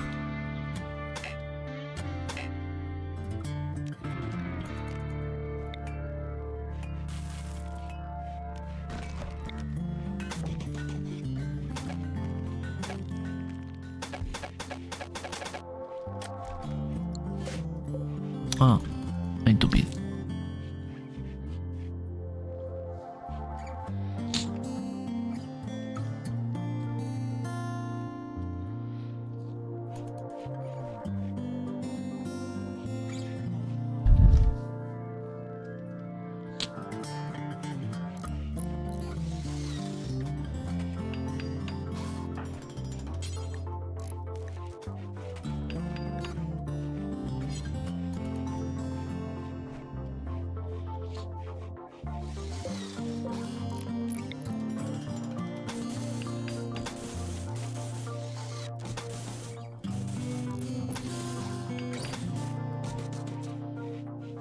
Now,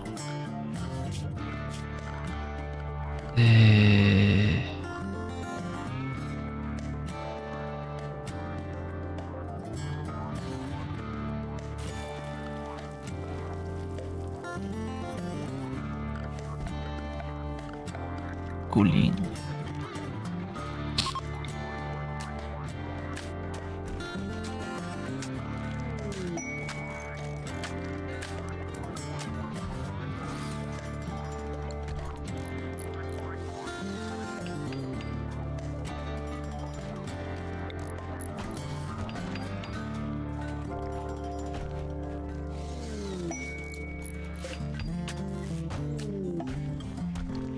Cargo pod weapons. Okay, that's a chunk of mechanoid. Transport crash.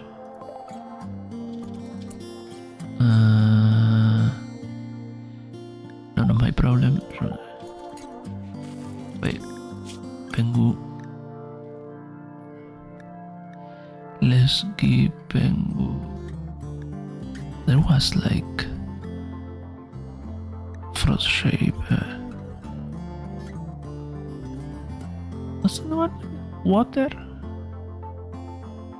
Really water, my friend? Ah, okay.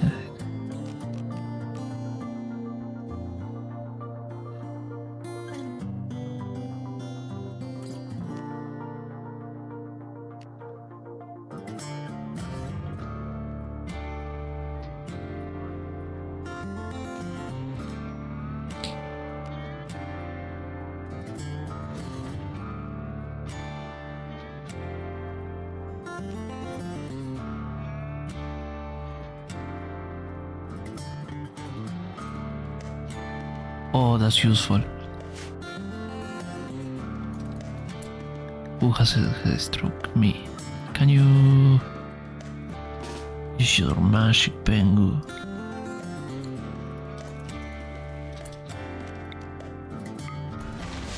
There we go. And I go there and stand by the cold crystal. There. So I stop being headstroked.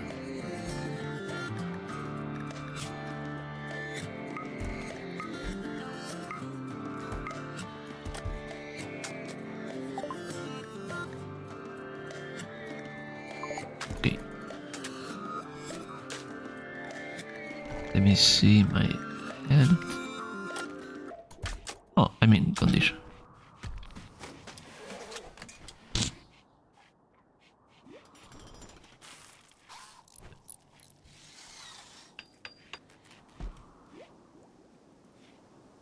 Wait, why cannot we continue this?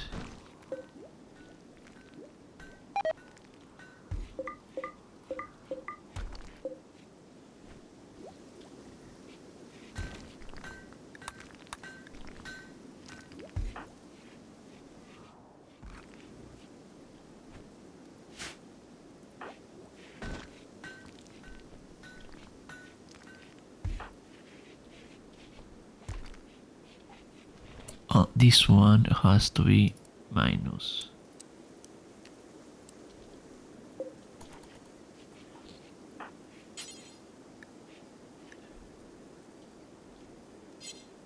Ooh, still has energy.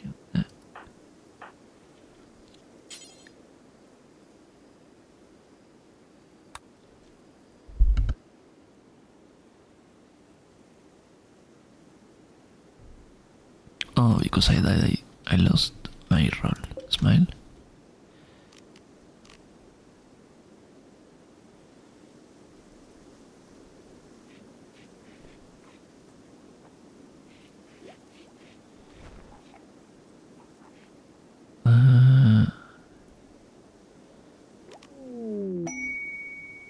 Experimental artifact.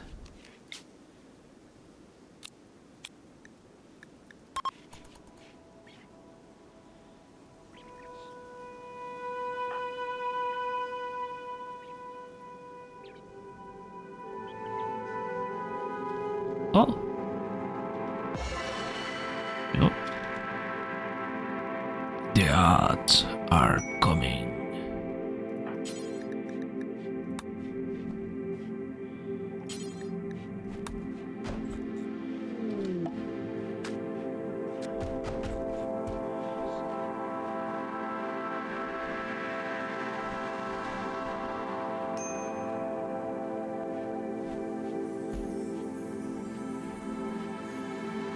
Will you stop fucking?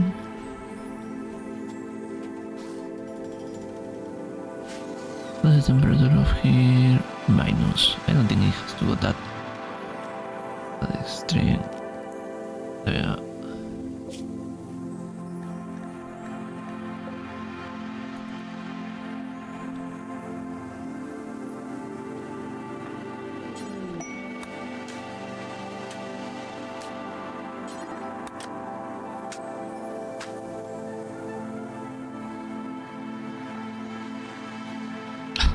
They are here because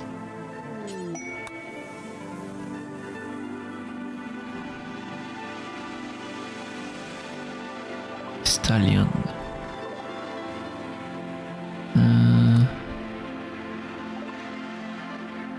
Reset.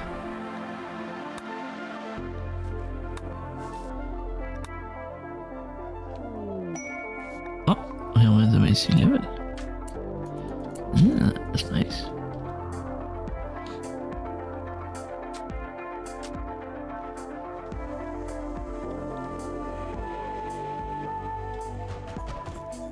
What's the temperature in here? Oh, it's chilly. That's nice.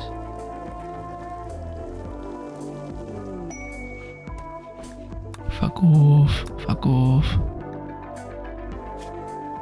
Fuck off.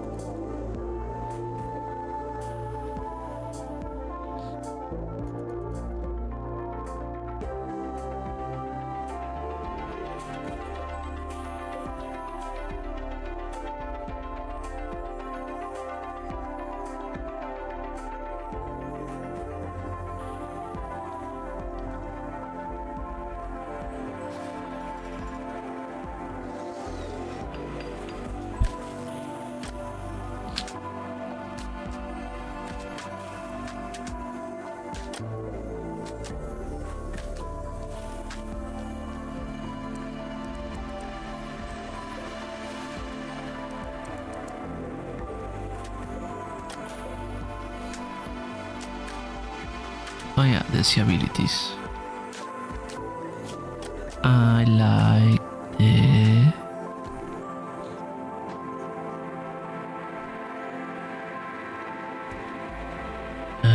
what is nice stalker.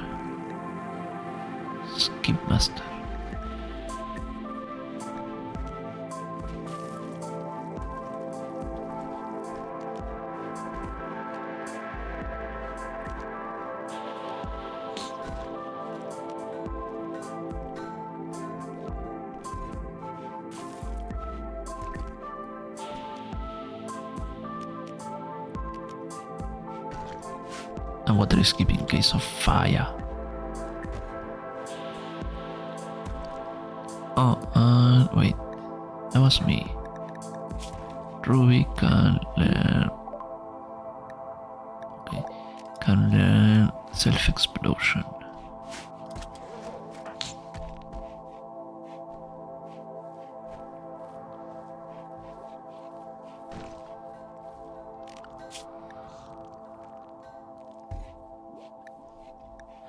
Oh, we got tertiary biofuel. That's good.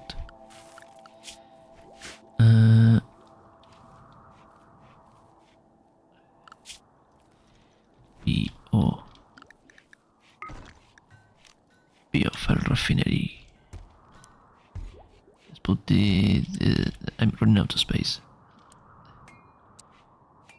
Here. I refuse. I refuse. I refuse my humanity, Shasha. Do we still have... Oh.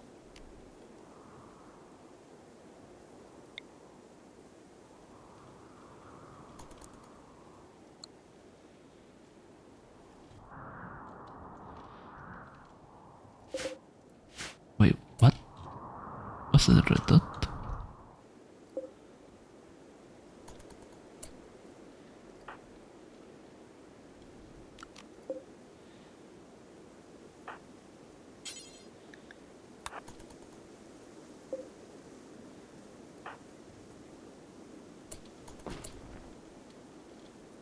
Now eat them.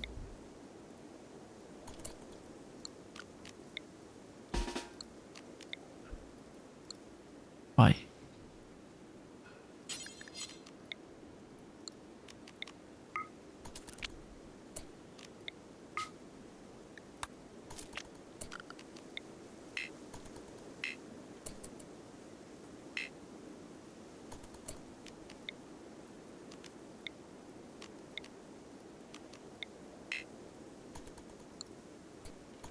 Okay.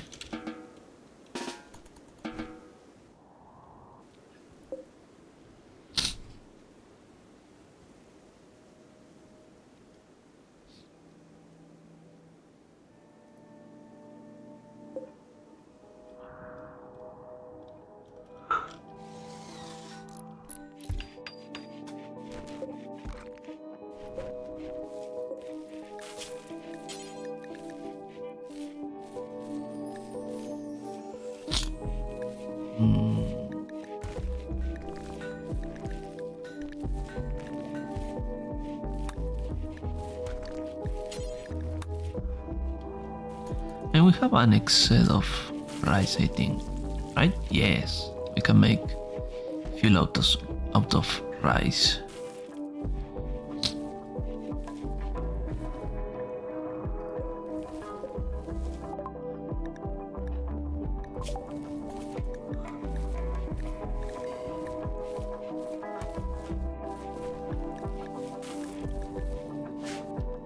Ugh.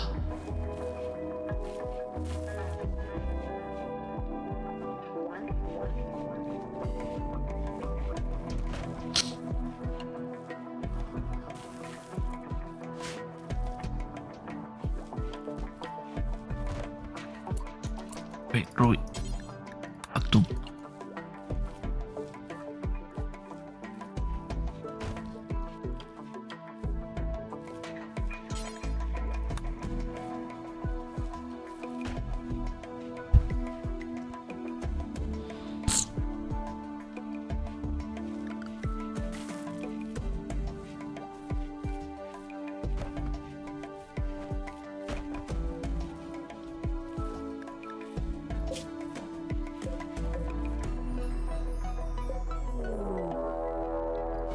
Right seat caster.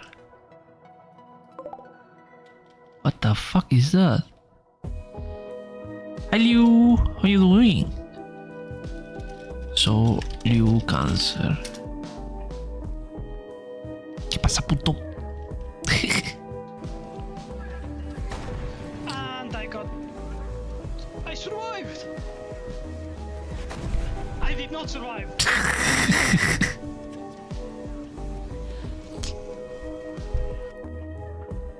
I'm alive! Never mind. Trying to survive. Oh no. Talking about surviving.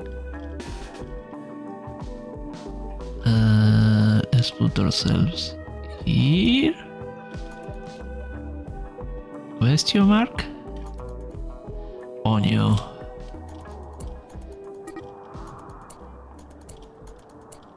I think. Wait.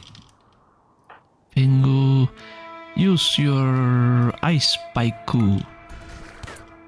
Use your freezing breath. And Ruby, of course, do what you do best. Cast Fireball, I suppose. Fireball, motherfuckers! That's a grenade? Smile? Was that a grenade? Wait. I think I saw a grenade. Yes, it was a grenade. Smile?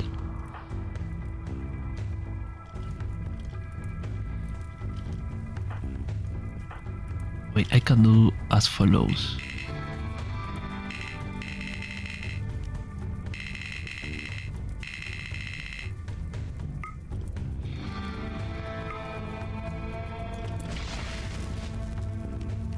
Omae wa mou shindeiru.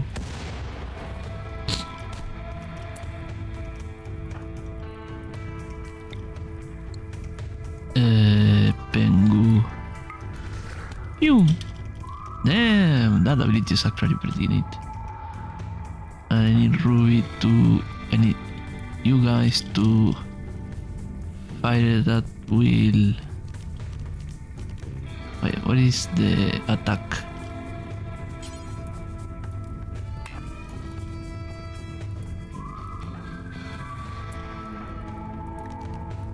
Go use your pistol, and so do Mika. Wait, we are still hearing grenades being launched. Okay. Help. Help.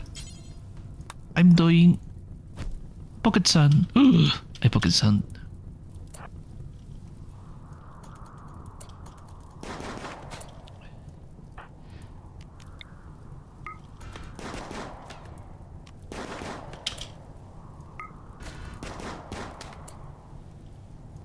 Wait, can I? No, I'm on cooldown.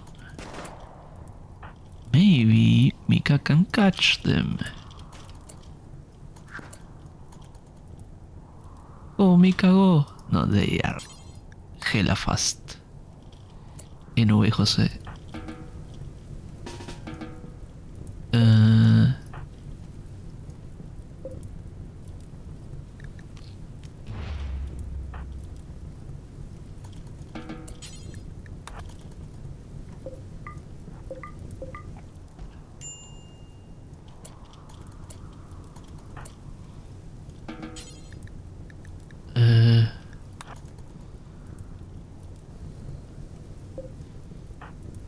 You Ruby, period. Hantum. Actum.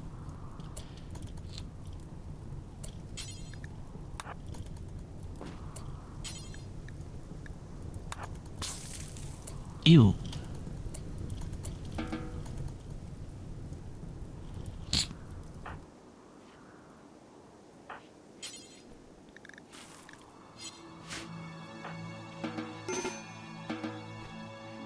Measure break race. Mika. Omega had hunger.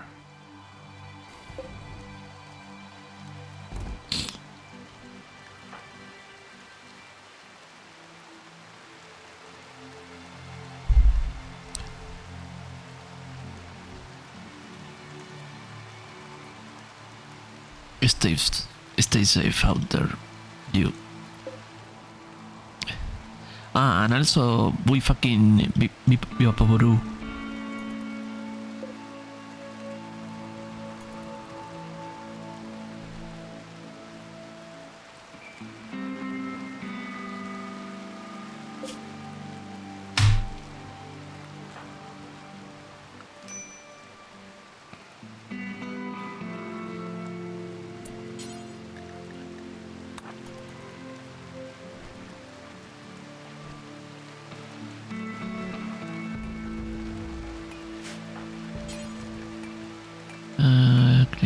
No. Okie dokie. Goib. Have a nice night.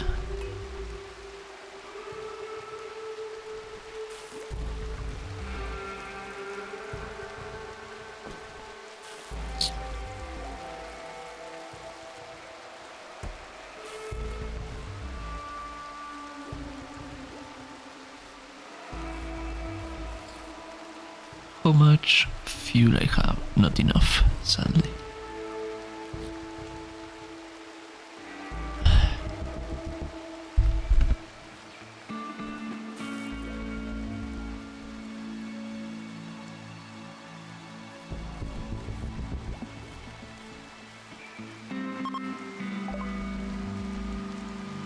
Other, okay.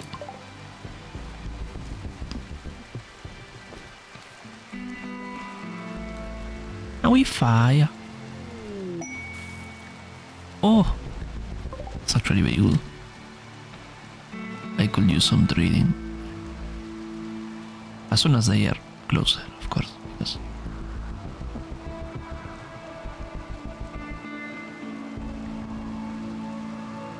so I need to haul all of this.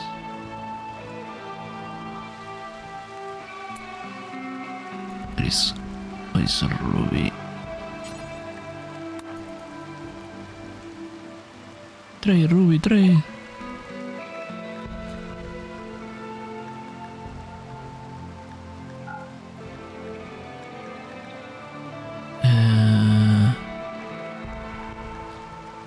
No, that's okay.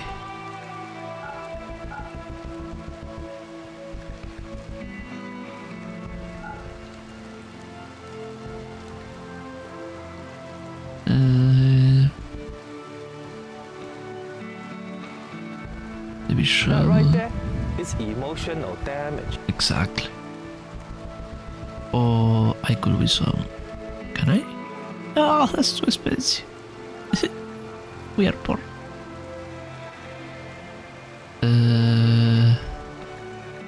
What if I sell some rice?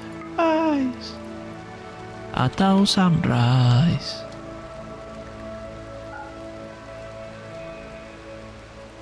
Okay. And minus 1,000 sunflowers. Now, with that, can we have some components? Yes. Yes, we can.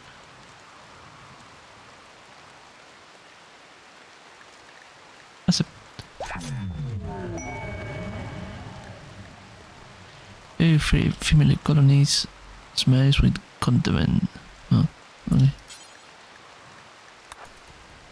If you say so.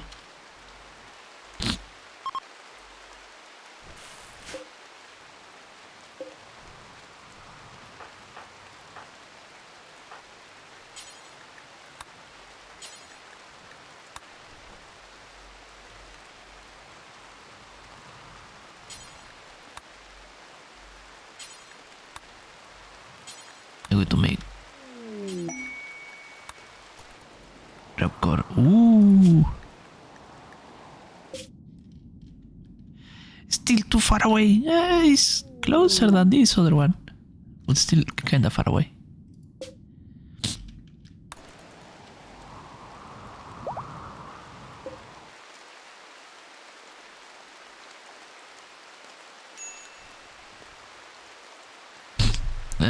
No.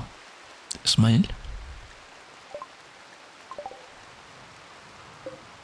What the fuck is that?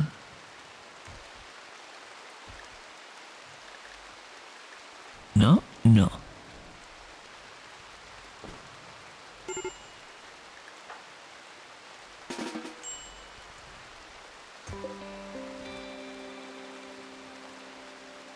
What? Listen. We are not here to conquer, we are here to survive.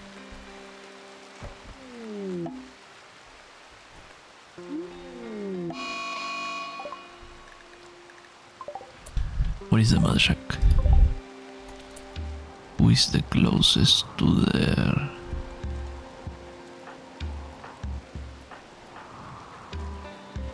Me. am the closest. I am the one.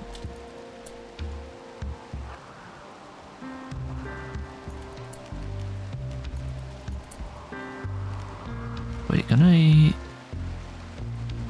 Sure.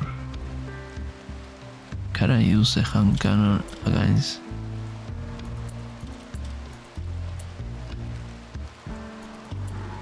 Alright.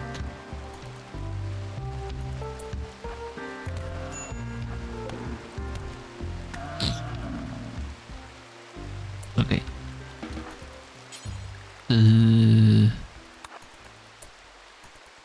Wait.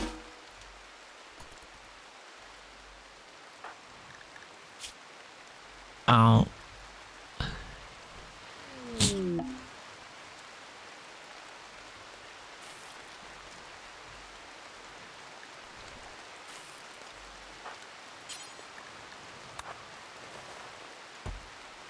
Yippee. Wait.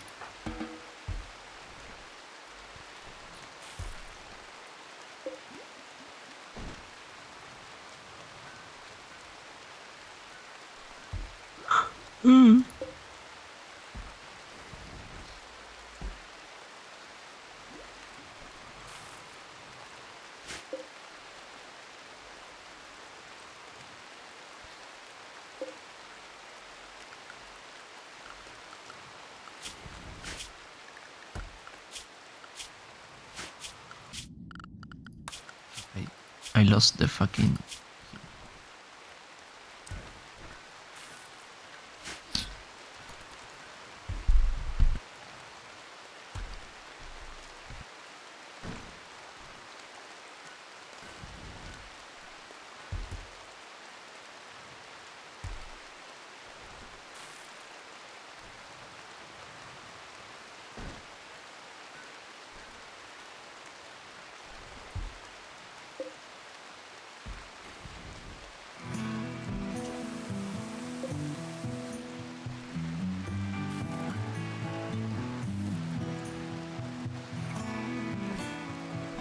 Be right back.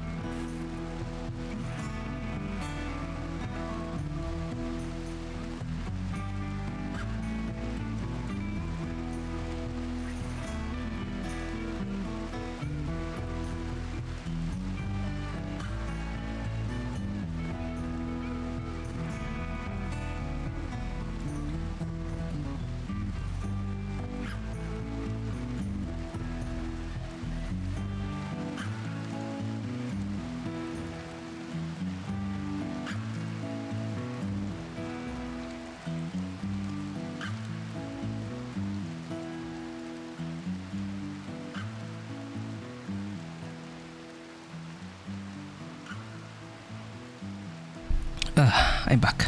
Oh.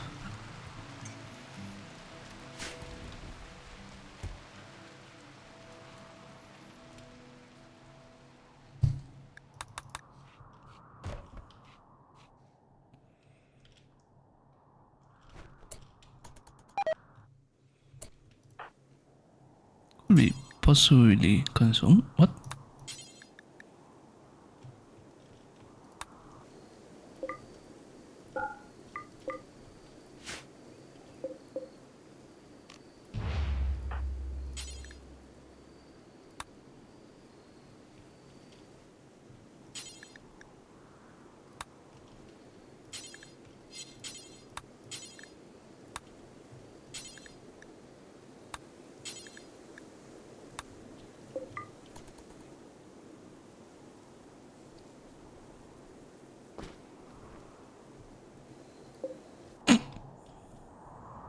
I know something about that. That was kind of funny.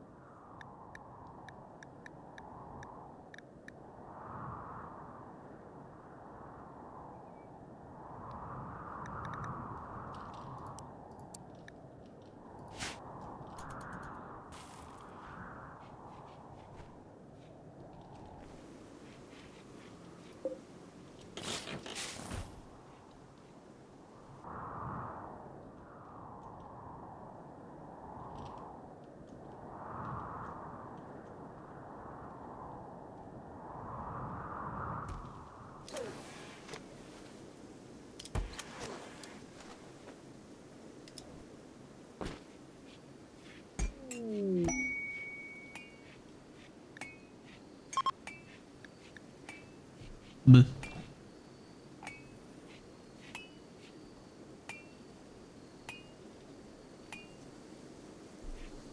I can't believe Pengu proposed to me. Smile.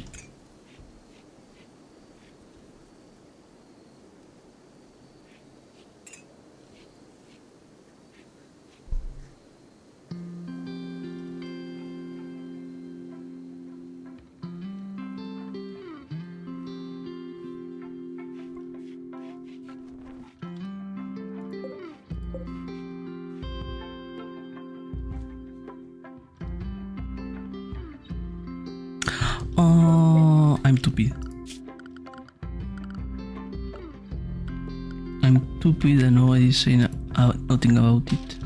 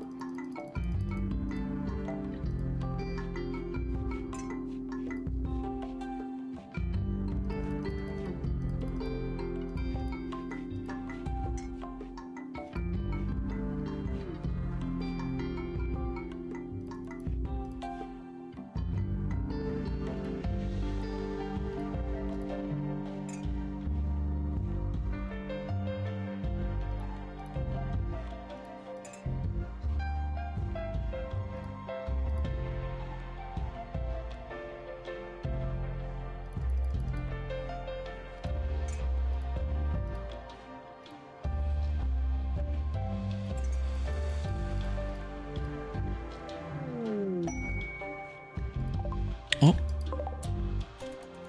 Yippee traders.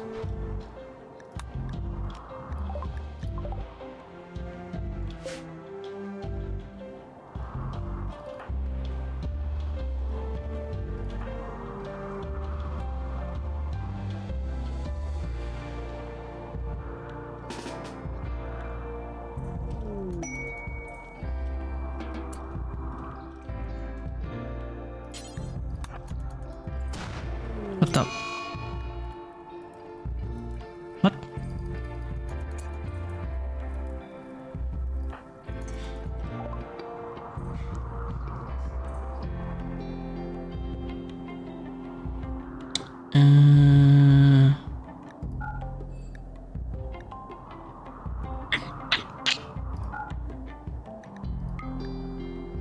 I could sell some wool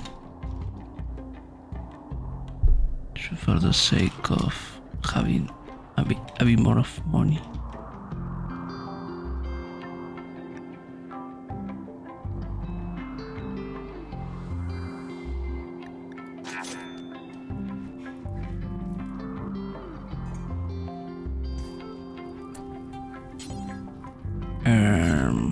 Guys, what don't you fight the fire? I don't know, as a treat.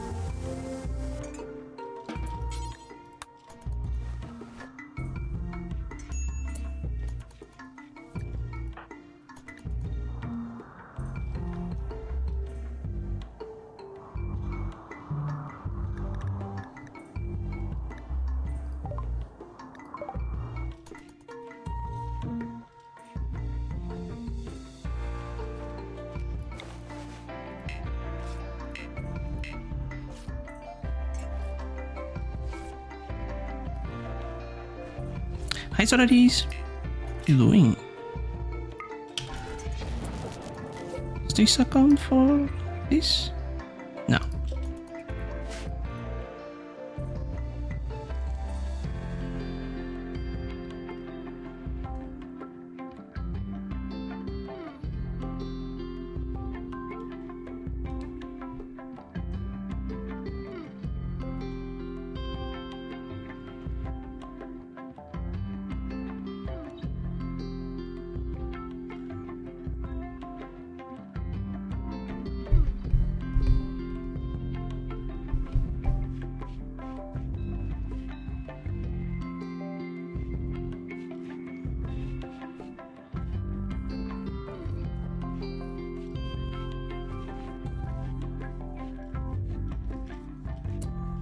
Maybe I should start doing some star feud.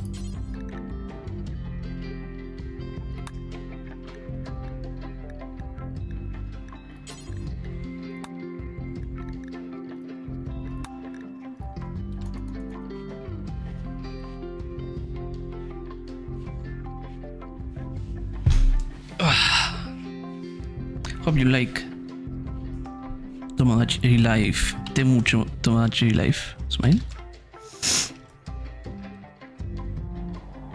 Dime.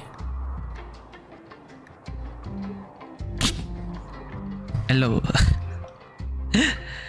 Pengu married me. I married Ruby.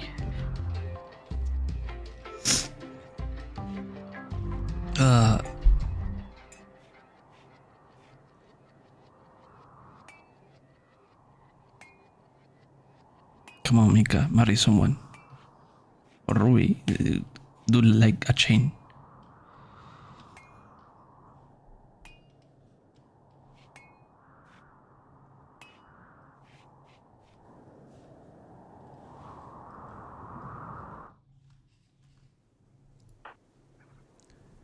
You.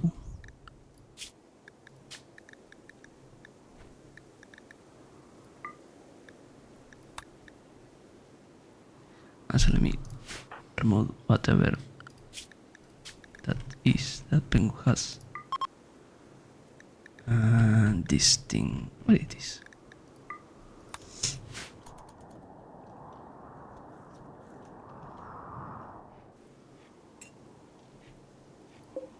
Oh, we need to. Oh no, we still have investigating, but we have to haul all this iron.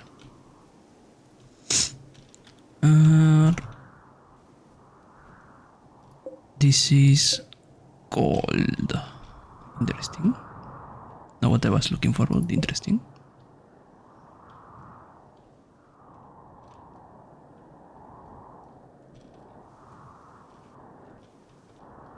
We are rich.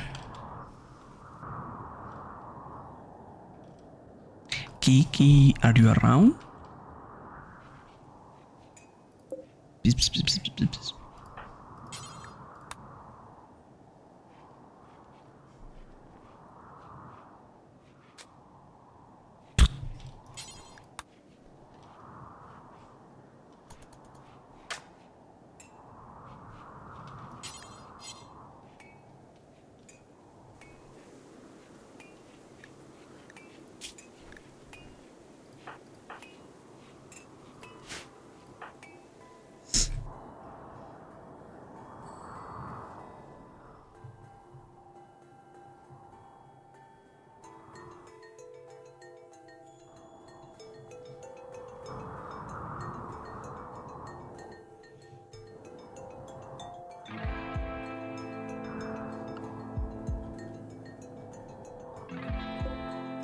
That person is not dying at all.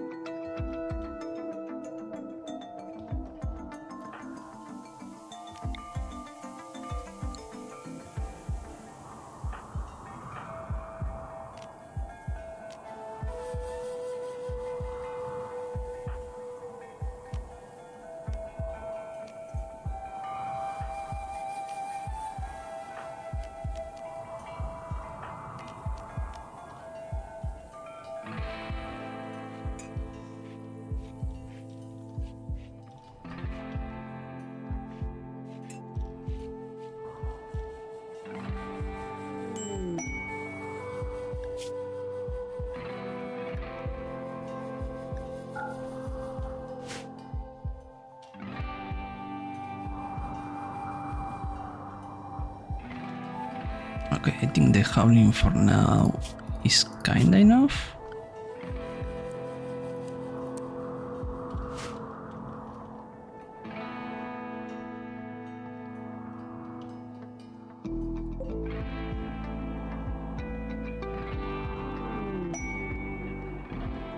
Shuttle crash.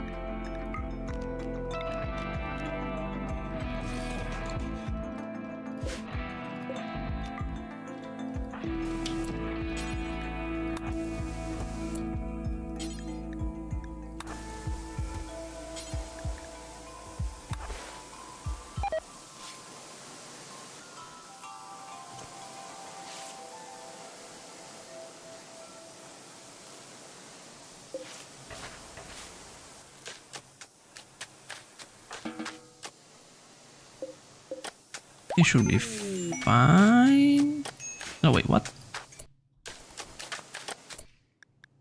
How do I make people leave?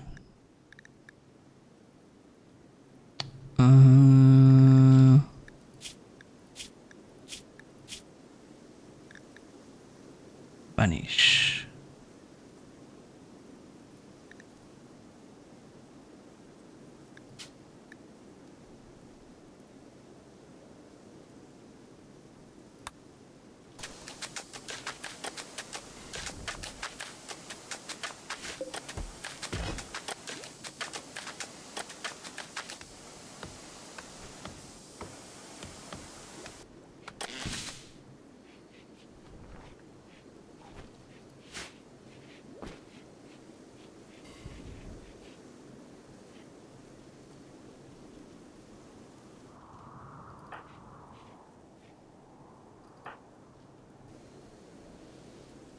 Oh.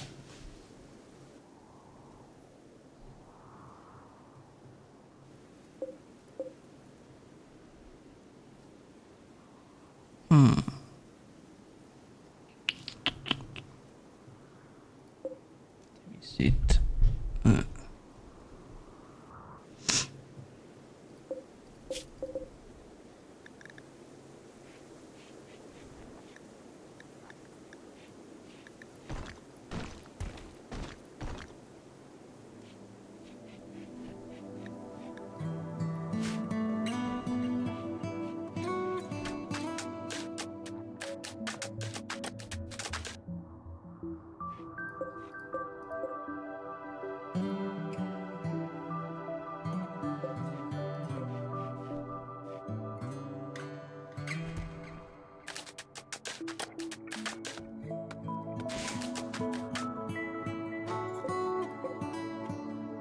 Gut.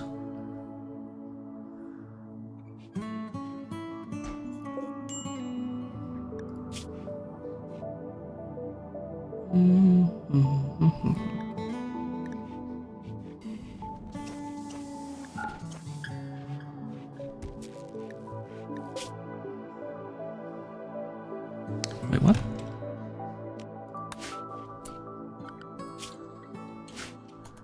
What's that quest? Where is the quest? Hiroshi's factions war quest. And request you to defend some equipment on the other side.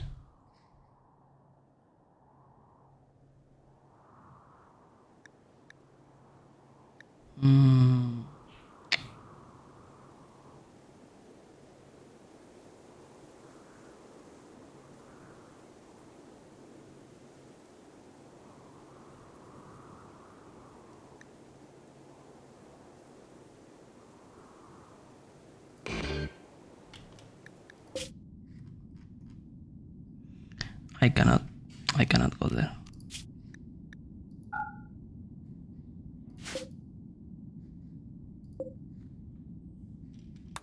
So sorry, cannot.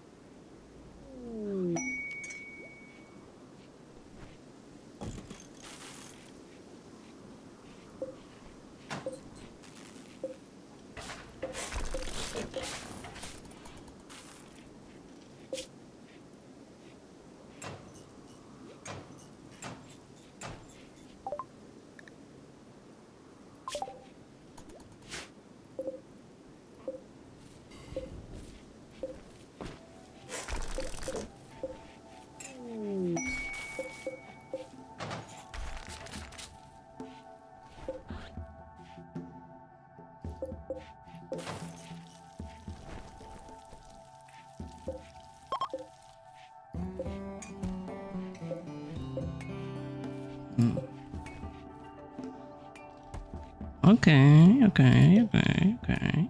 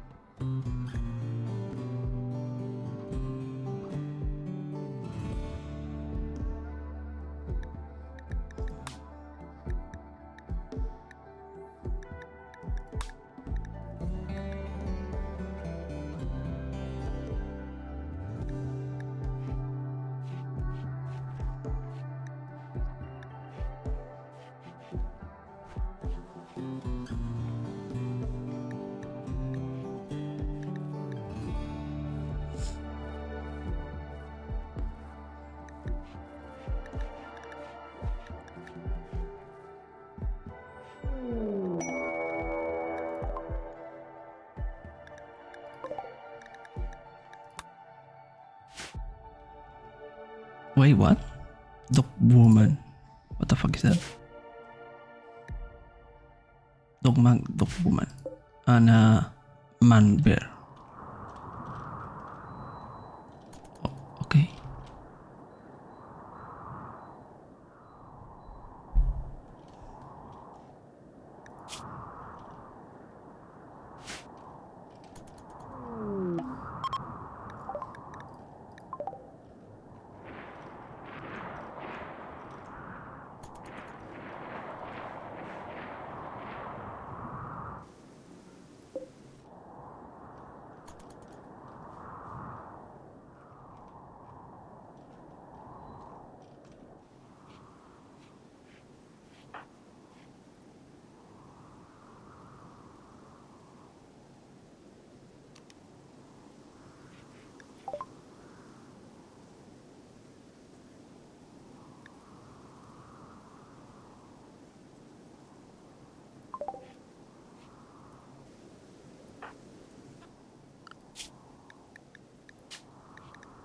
You thirsty? I'm thirsty. It's true. I am.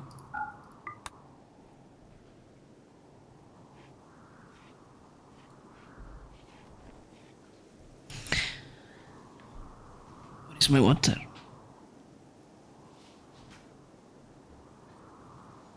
Hello? Water? Found it.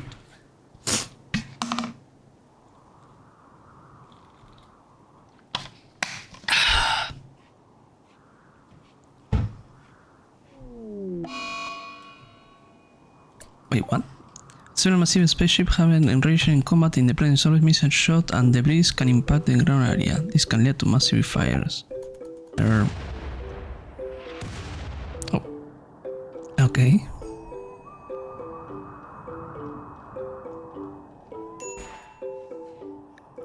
What do you mean starvation?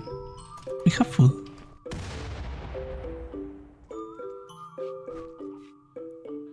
Oh, by the way, Pengu, you married me and I married Ruby. Smile. And you just romanced Mika. Smile. Oh, exactly. You stole the word from my mouth.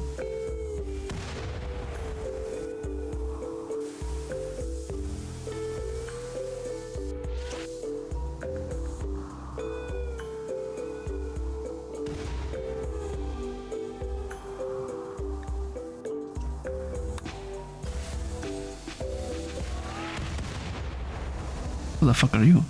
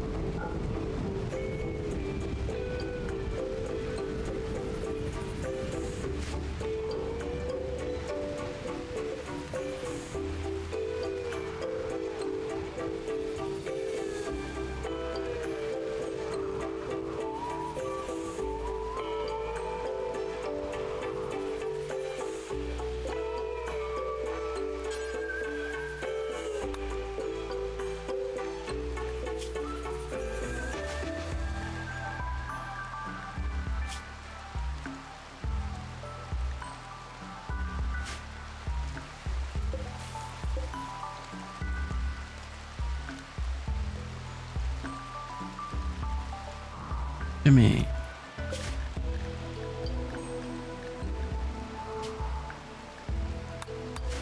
Fuck off.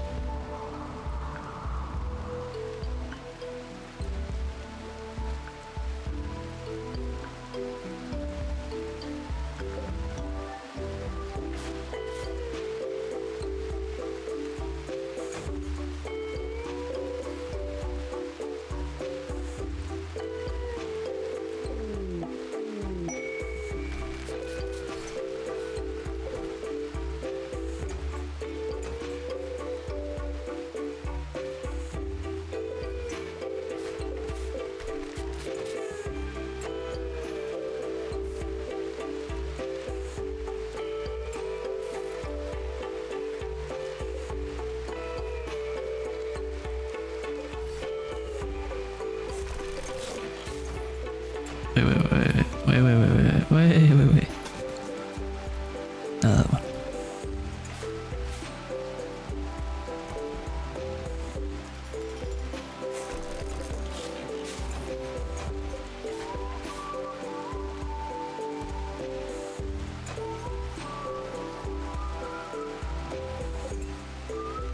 Wait, can I just...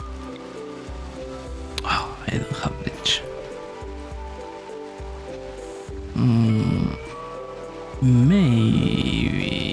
No.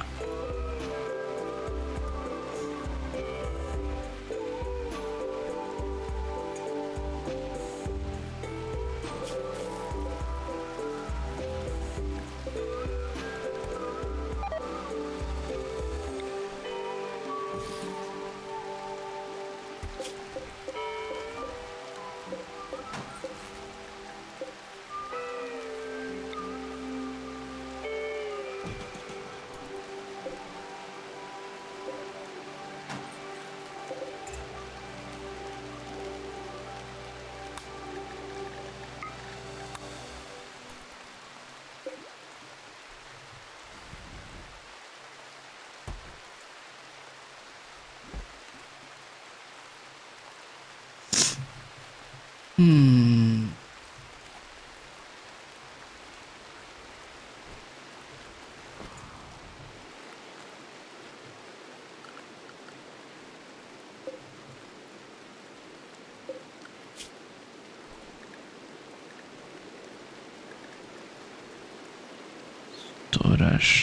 Storage.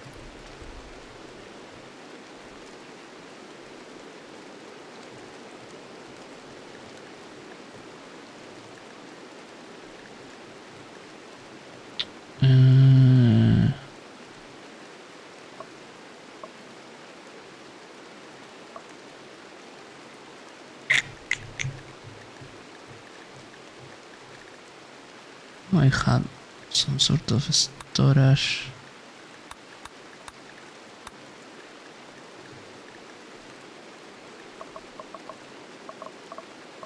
Garage.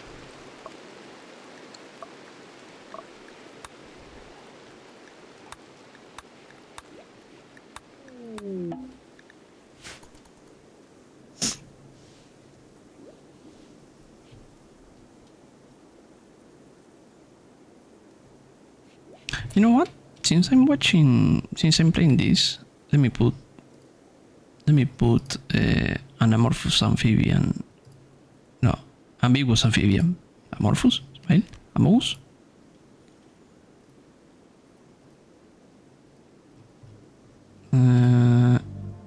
Okay.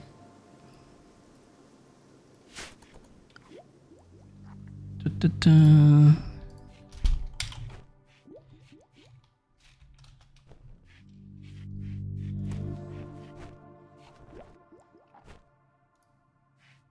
Let's put some AA.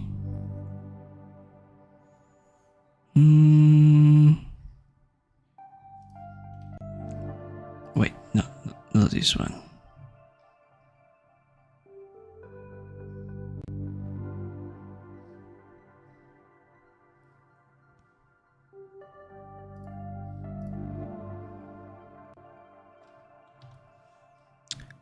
Machi. Grab ship power needs, grab data, complete the training, grab that. What the fuck?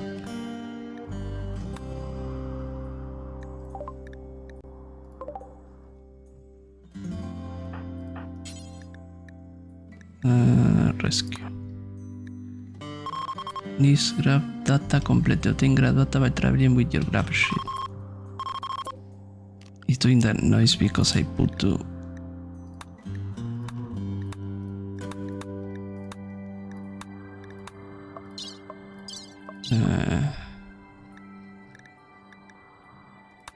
Oh, I can't want that, but sure, why not?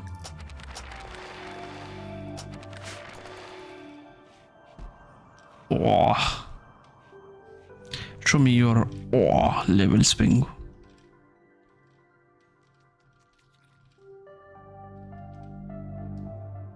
Nice. Nice cock. Okay. Careful. Huh, actually, this is good.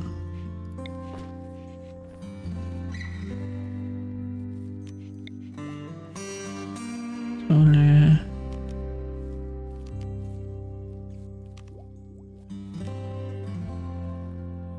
El conflicto absoluto no funciona este proceso. Cannot support roofed.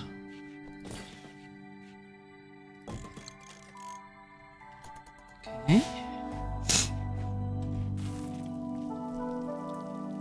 The hope now is try to make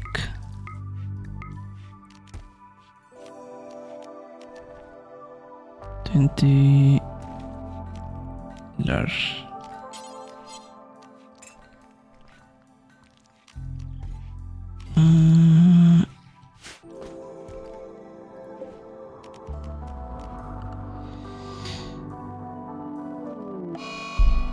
Si hacemos clip parasites, what?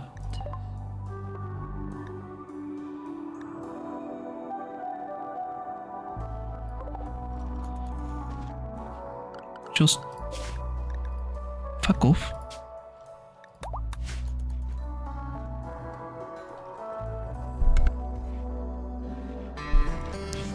Oh yeah, the ambiguous amphibian video. Smile.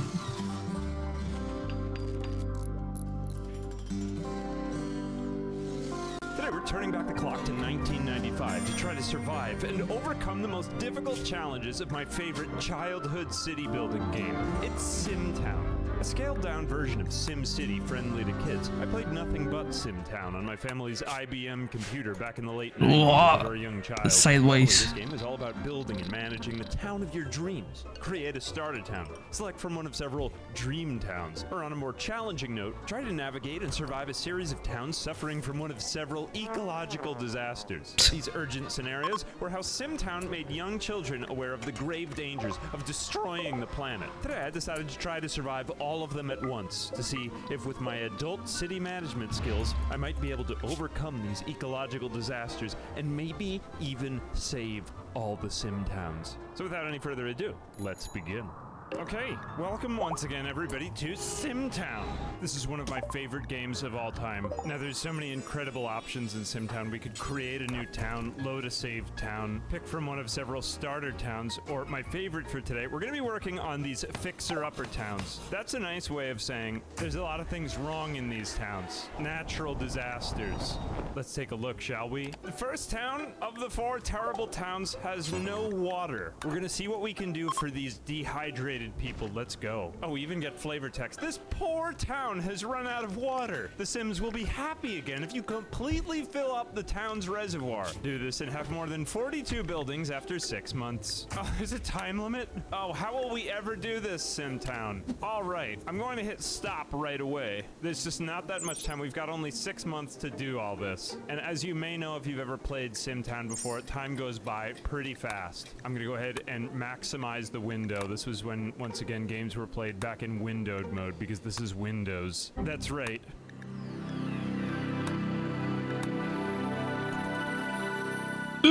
If you loves the Windows 98 sound effect. Alright, I'm just gonna minimize this. I've got a game to focus on right now, a town to save, water to pour into people's mouths. Now, as much as I love SimTown's unusually happy theme song, I'm not really feeling very happy right now. I want to see if one of the other incredible songs on SimTown's soundtrack matches my mood right now. That's a mood of dehydration. Song 2. You know, I think Song 2 is that kind of like low-income housing environment, trodden down vibe I'm going for here. Alright, this is beginning to match my state of mood much better now. Let's take a look at what is the name of this town. This town doesn't even have a name. Its name is just No Water. Can we get any more information on the town? It looks like probably no. Well, there are so many things to look through in SimTown, but I think before we get a look at what's going on with the natural resources in this town, we should see what the headlines are in the newspaper. Let's look at it. Yes, No Water Times. This city is literally named No Water. Wishy-washy water management. Cry Sims. Crop crisis imminent. Sims demand better forest management. I can't say I disagree with the Sims of No Water. The lack of trees is truly disturbing. How am I supposed to zoom out again? Oh, we didn't even have a zoom control. We just had a picture of 1 house, 2 houses, and 4 houses. It's exponential. My God, what has happened in this town? There's mostly nothing. Who even knows what better times the former residents of No Water must have lived through? But honestly, I can't say that they didn't have it coming to them if they named the town No Water in the first place, and if they're surprised that there's no water now. All right, let's turn back on time. It looks like there's a few people around here. We've got population 42. People are strolling around. Let's see what their thoughts are. We're gonna zoom in right about here on this guy on a bicycle. Speed up time again. What's your name and what are your problems? SimTown, person profile window, name Darren, occupation, I need a school. Well, that's not really an occupation. That's just a statement, Darren, but you know what? I'm sorry that you're not happy right now. Darren likes hamburgers, skateboarding, listening to music, and cats. Well, none of those things are possible without water, so we're gonna do our best to get you some water here, Darren. What about you? What's your name? Stuart. Everyone meet Stuart. It looks like he lifts a lot of weights. Occupation, concession stand worker. Now that's a real job. Status, nothing could ruin my day. Everything is totally fine with Stuart. He doesn't care about the lack of water. What a strong, resilient guy. He likes pizza, rollerblading, listening to music, and pigs. Well, some of those will be affected if we are unfortunately continuing down this road of dehydration. Let's take one more. What is this? Fire truck. Okay, that doesn't have a status. What about you, you rollerblading ruffian? Reese. Occupation, I need a school. All right, the lack of education in this town is really getting to me. I'm having a bad day. He likes salads, skateboarding, reading, and penguins. A completely reasonable set of things to like. Can we see inside of any of the houses? Oh God, what was that sound? Oh no. It looks like every time you click on the pizza parlor, it makes this sound effect. While that is entertaining, I thought the disasters here were causing even more trouble. Stop time again. We've still got time. It's December 1994, and there's no water in no water. Let's get another close-up look. Oh God, my eyes are burning. It looks like that all of the crops are just dead. These trees look terrible. The lake is just...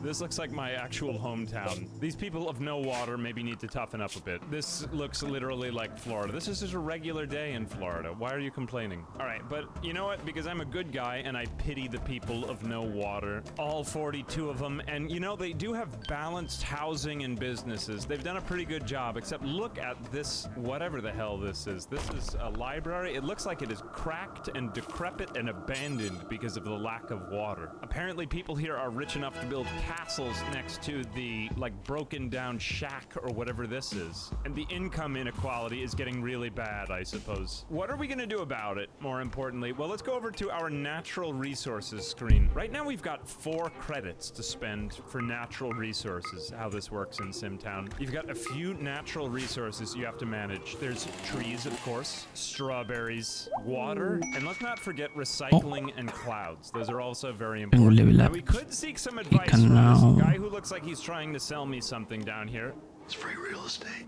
And let's see what our ecological conservation team thinks of the situation. Natural resource advisors. Oh, there's like one for each resource. This is the forest man. We've got the strawberry woman, of course. The water scuba diver. We've got this girl in charge of what looks like recycling in this very awkward pose. And some sort of old school pilot who is responsible for the clouds. The forest needs to be replanted. At this rate, there's going to be a lot of hungry Sims. We need water pronto. Oh, but at least recycling programs and air quality are good. That's nice. So it looks like no water has more issues than just no water. Well, honestly now I feel as though I'm getting into more than I actually signed up for, but I'll do my best. Well, I think you can't have trees or strawberries without water, so maybe we want to put 2 credits into water, and oh my God, the sound effect for water is just so good. Listen to it. But it's almost as good as the sound effect for trees. Incredible. Thank God I'm here to do something about this mess. I put in some water and some trees because hopefully the trees would hang on to the water and maybe that would cause the planting of more strawberries. Let's see what our advisors have to say. Our tree supply seems adequate. We are in still a dangerous water situation though. All right, strawberry lady, you're just gonna have to shut up for a little while. Sorry. I've got to handle the tree and the water person before I handle the strawberry situation. What to do? It's already January. I think it's time to design our protagonist here. We've got the girl, the boy, the woman, or the man. Since I am a very important man and they're going to need me to solve this no water issue, I think I'm going to wear a blue shirt, the color of water, because I'm coming to get these people wet. I'm going to name myself, here we go, Moist Marvin. No water, meet your new mayor. He loves only the wateriest foods. Ice cream looks pretty watery. Oh, I almost forgot about the incredible Simtown sound effects. Here you go, feast your ears on these. Pizza. Whoa, what was that all about? Salad. I don't think I've ever heard that sound effect from salad, but okay. Chinese takeout over here.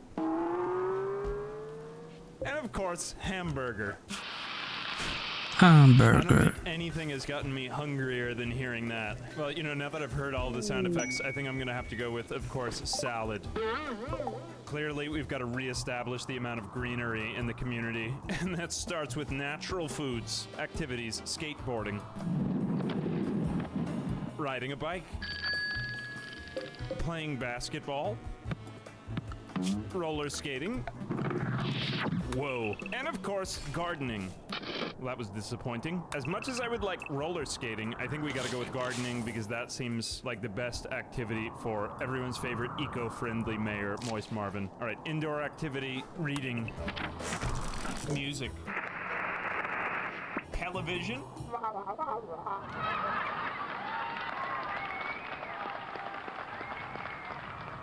That one was pretty extensive. Cooking. And of course, computers. You know, I think if we're gonna get to the bottom of this ecology disaster, we're gonna have to be pretty good with computers, so I'll stick with that one. All right, and what is my pet? A cat. Pig? Penguin? Or of course, bunny. Hold your horses there. I think we're gonna have to go with the penguin. If we want to restore no water to its former pre-industrial era glory, we're going to need to wind back the clock and welcome Arctic animals back into our town. All right. When I'm happy, I say I'm sopping with gladness. When I'm sad, I say life is a Sisyphean nightmare. There we go. And I have no entries in my diary. Can I actually write these out? No, I guess these just get auto-logged. All right, Moist Marvin, nice to meet you. Let's get back to the town. I got a lot done. I'm gonna save my game now. No water. Let's get back to no water. This is pretty urgent. So I'm gonna pause time again. The way the economy works in Simtown is you've got the delicate balance between residential and commercial areas. There is no money. The entire system is based on a delicate resource balance of trees, water, and strawberries, of course. It looks like our water levels are pretty low once again. We're gonna get in there and change that. Look, since our brilliant ecological restoration program of pouring water back into the river has worked a little bit, our rivers have become replenished. Everything is looking already a little bit better. Oh no, but people are starting to leave. Let's take that new credit we got and we're gonna put it back into the river by pouring more water in.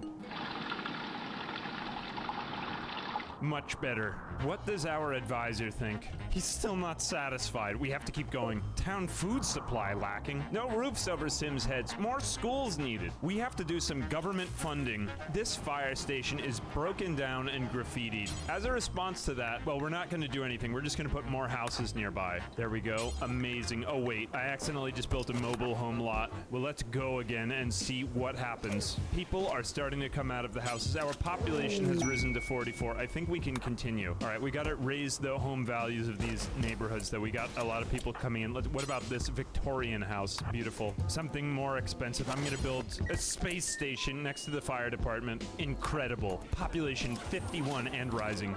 Oh no. Wait, pause time. Everything is out of whack again. The delicate balance beam of residential zones and business zones has gone out of whack, I'm afraid. And I don't know if that's really going to fix the fire department. We got to build more businesses, clearly. We need more schools.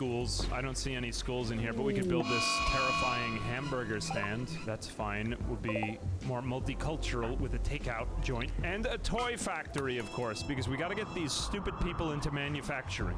There.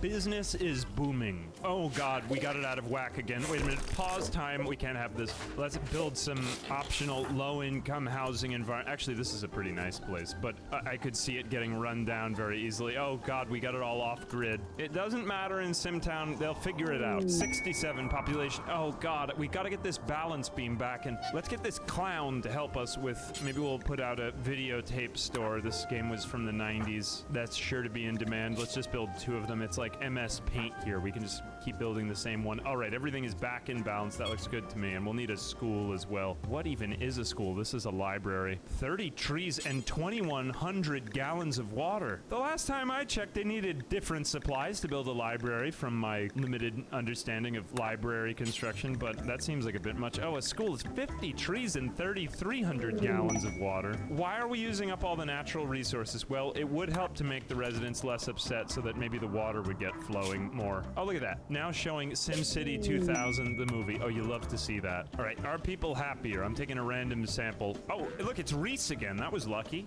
Now he's got a job, occupation student. Every day is sunshine. I've never met a kid who was happy to be going to school. Or like that happy. That's a little odd, actually. All right, well, it looks like we still have some dilapidated ruins here of whatever these things were. Oh, those were all the rundown houses and businesses. Well, they just bulldozed them? There's no urban restoration here? That's kind of messed up, but I'll just rebuild that fire department. Whoops, I built it on the wrong spot. That sounds like this.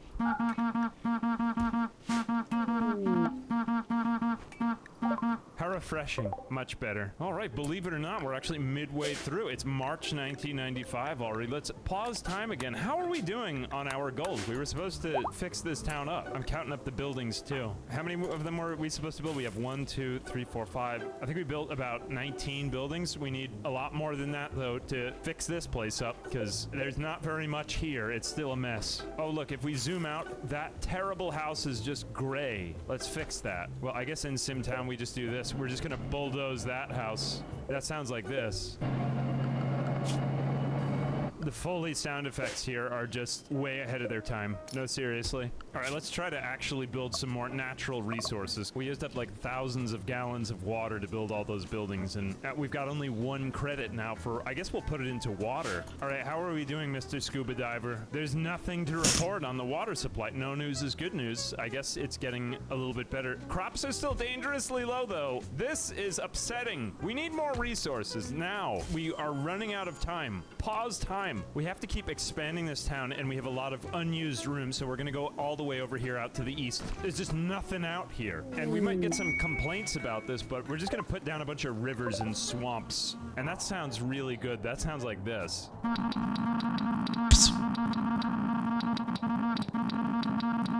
Wow. Large pond, 540 gallons of water. Well, you might as well take the name No Water and change it to Water, because this town has got nothing but that now. All right, I'm gonna fill in the last of the water. Oh, it's so full. Oh no, I think that's about all I can do. The amount of water is fine. I was thinking exactly the same thing myself. Phew, now that we have all of that in place, no one will die. What are you doing? Why are you going over near Don't touch the water supply. Who are you? Susan, video store cashier. Your life is great. What are you trying to do to my water supply? All right, how to block these people off. Okay, we're gonna place some trees around here to try to prevent them from seeing the water. Oh, that sounds really great too. That sounds like this. All right. Hopefully no one will step in my water supply anymore. Oh no, it looks like Susan is actually trapped over there. You're gonna have to find your way out, Susan. All right. This is clearly much better. April 1995. Time keeps ticking on. Oh, man, we don't even have any credits. Look, who's drinking all my water? This is bad. We are going to need to undertake some drastic construction projects here. Looks like the balance beam of the economy is once again out of whack. Let's go ahead and, well, we don't have very much time left at all, so we're gonna have to engage in some rapid housing production. You have 0 skills implants, just like in real life. And, well, of course that's not true, but I need something fast. What? All right, each of those is 20 trees and 1,200 gallons of water. Let's see what we're looking at now. Oh, we still have nothing. Oh, this is terrible. Well, at least the population admire your own out 121. Once again, the balance point, is, of course, out of whack, if you wish. as much as it always has been for my tenure as mayor. But that's only because I'm engaging in such rapid economic expansion that nobody knows, not even the news, how to keep up with and you have about me now. mining this fire is like you are interested in it. That's fine. All right, these are better problems to We have. needed someone with social. Should be Like at zero. drama. No, for that we have Pengu. For that we have Pengu. Pengu is the one at zero. Yes, Oh, no, well. America, He leveled to 2. Nice. Because some of the people here cause a lot of trouble. Put in another one of these. Also, you want to know something fun? You know Fireball. Well, Flameball. Fireball is ridiculous. Toy store so that we could put those manufactured Some of toys these. from the factory in there. And what else? Banana stand, whatever this thing is. Flappy. Another pizzeria to replace the destroyed one.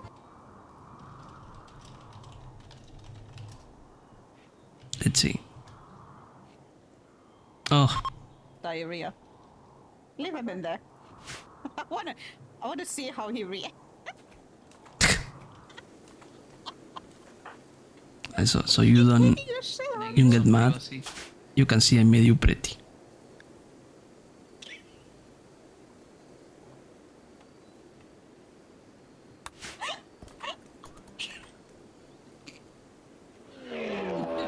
Uh-oh.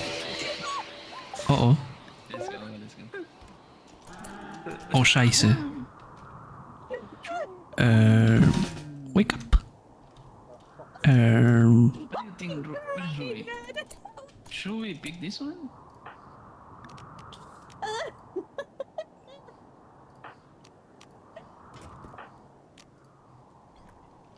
You were like on top of him and you didn't see he looked at you all angry. He looked up and you all angry. Okay. That's one. That's another.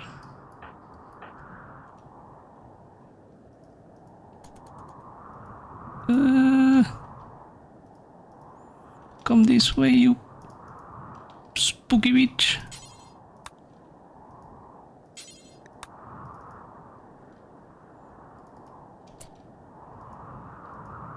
Come on, shoot, shoot, shoot, shoot.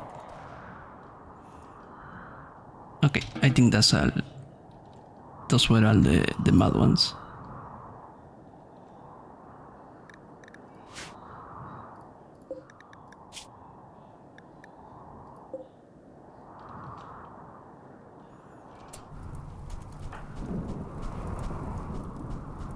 Are we fire?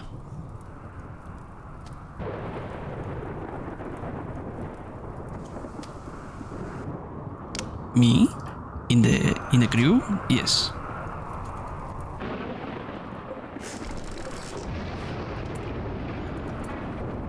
I'm here, you are here, Mika is here, and Pengu is here.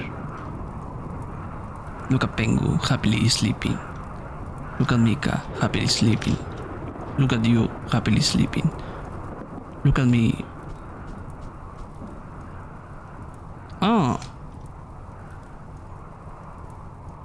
Yes, Pengu is around. Wait, who can... I think it was Pengu, right? No, not Pengu. Go back to sleep, Pengu. I can cast Create Water. That was barely any helpful.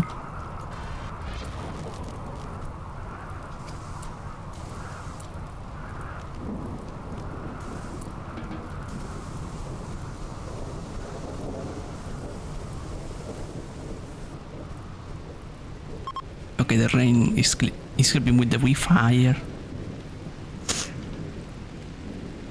Oh.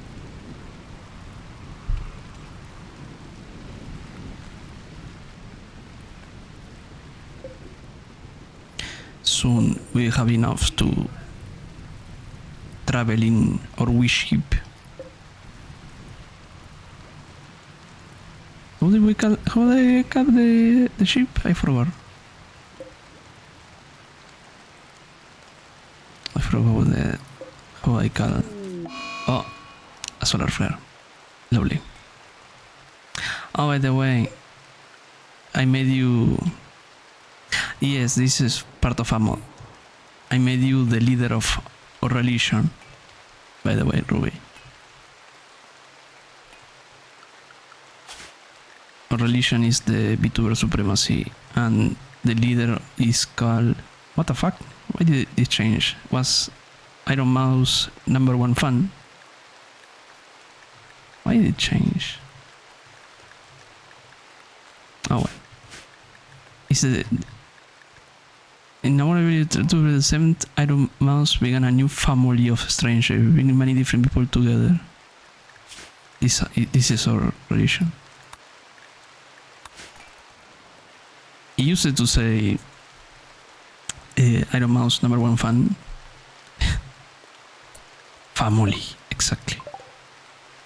Ooh, free Mayo. Mayo that fell off from the sky. Caravan. The Bishop Building. Complex.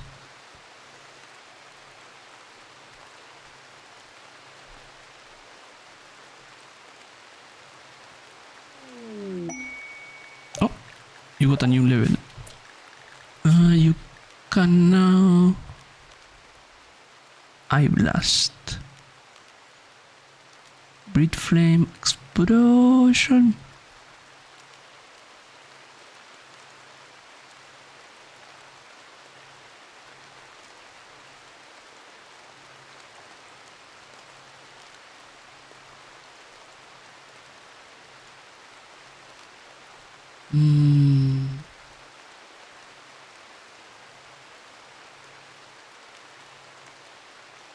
I like a lot the A Blast, so I'm going to give you that one.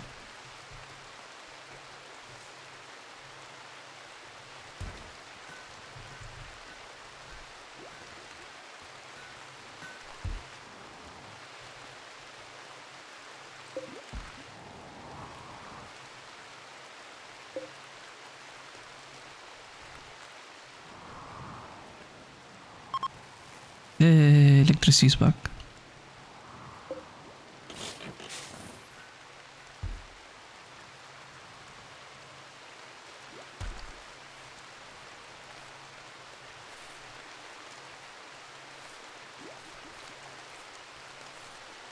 Look at Penguo.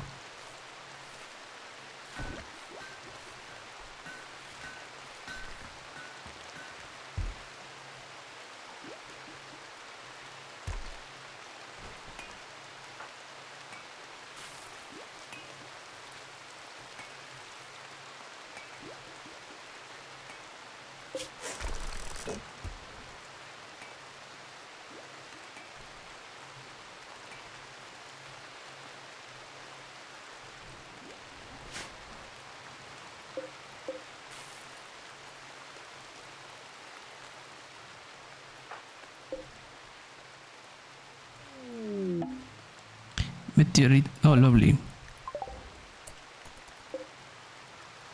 What is that? Onyx glass. Silver. Oh. Silver and compacted steel.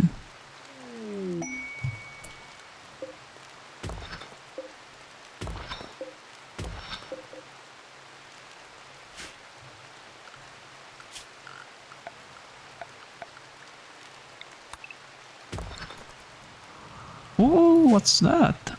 Argoniteore. What's that? Mudstone. We got free shit. And this raccoon self-tamed Saldi is not going to live long because I'm going to give it to Mika to feed. Because Mika needs blood. It's mine.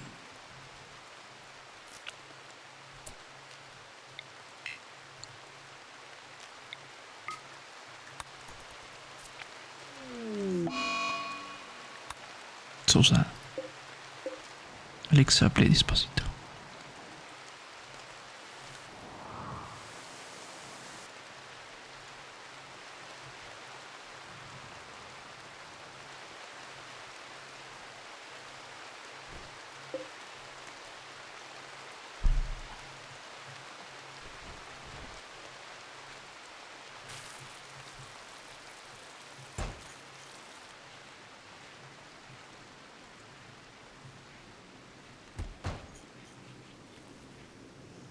So you have a nerd, a fat pongo, a fat fuck, and a pengu.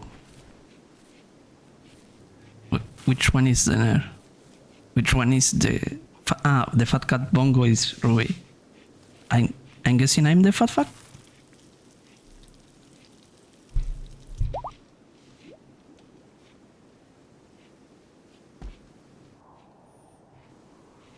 Mika's the fat fuck. Who's the nerd then? Because he's literally the one doing research right now. Because, I see.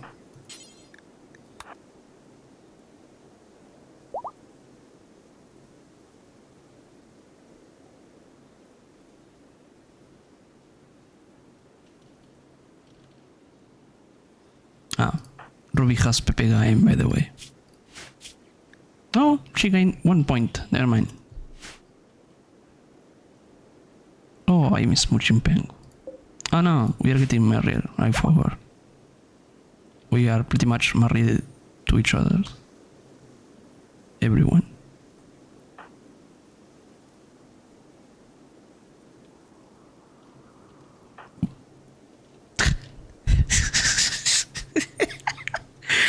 Give Ruby a cat emote and Ruby will use it.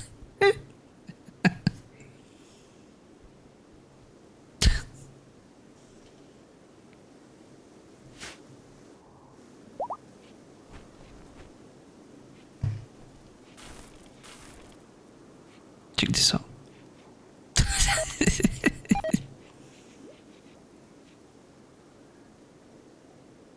You're having fun because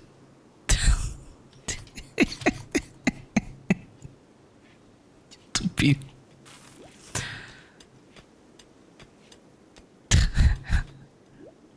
Rudy clap.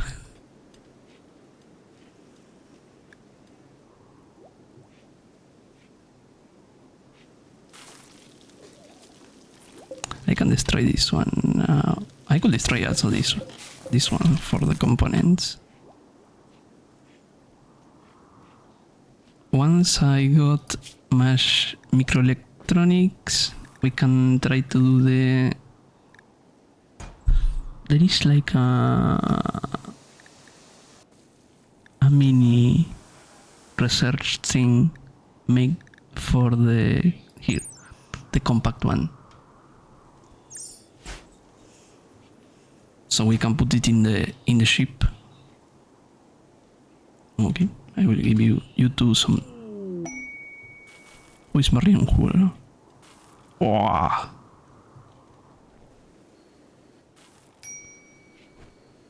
What do you mean starvation?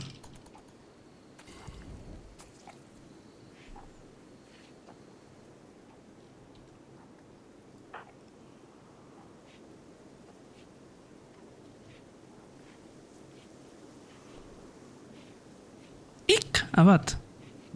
That bat just proposed I'm married to you. Smile. Okay, I got it.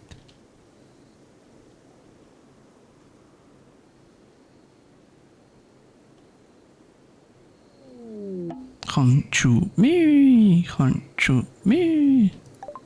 What? The fuck are you? Flame rat.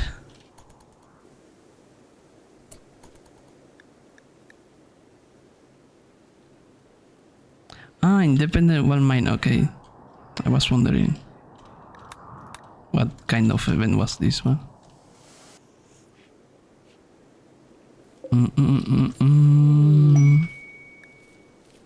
Spinning creativity pengu. That's okay. Who puke in the ship?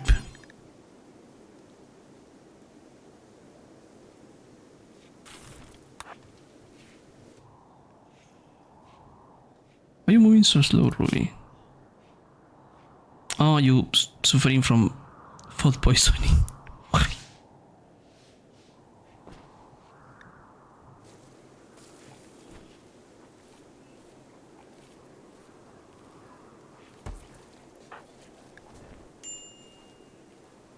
Also food poisoning. Why you do have food poisoning?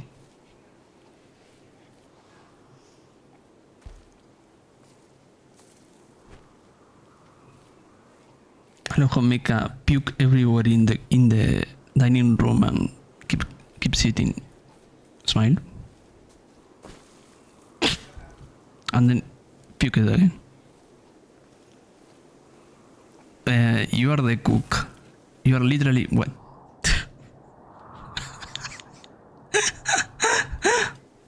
Rice, by the way. Everything we eat is made out of rice.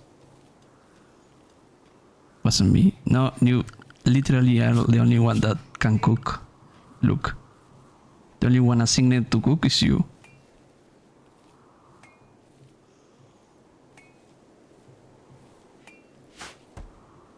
No.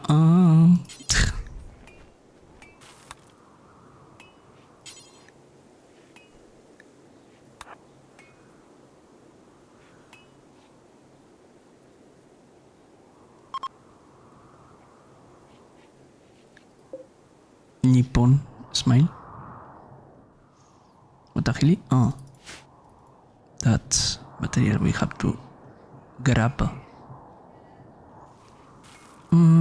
See? You are the cooker.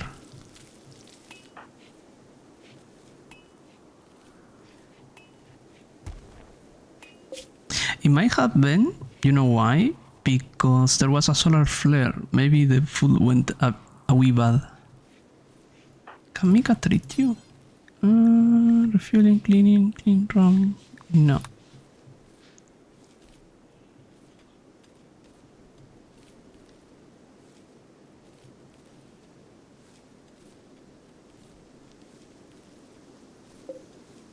You know, let's delete this because I don't think we are going to stay much more. Could escape.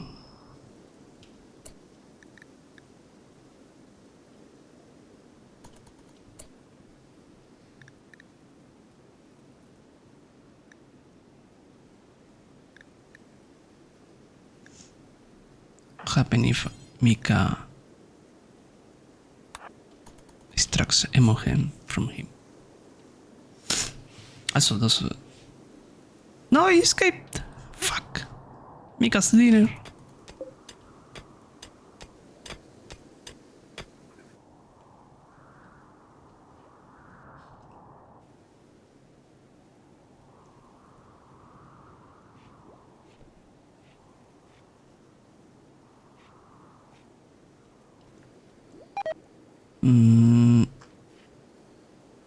Who cooked that?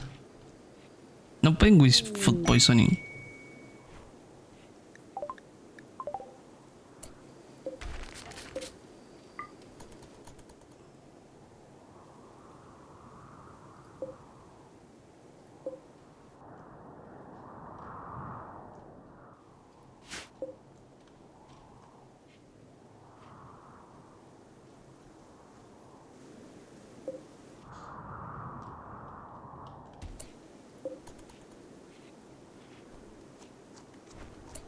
Oi.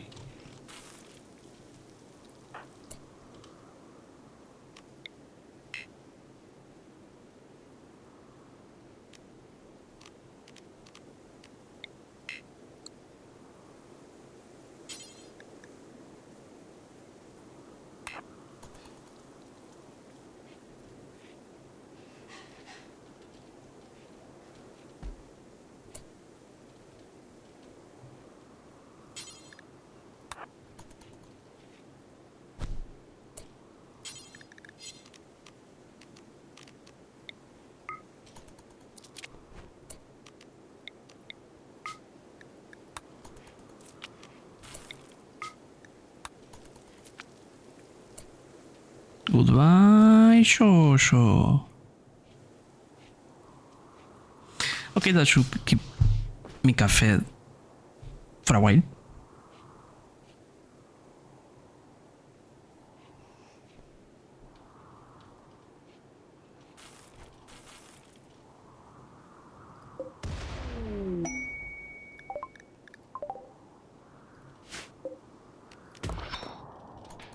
Oh.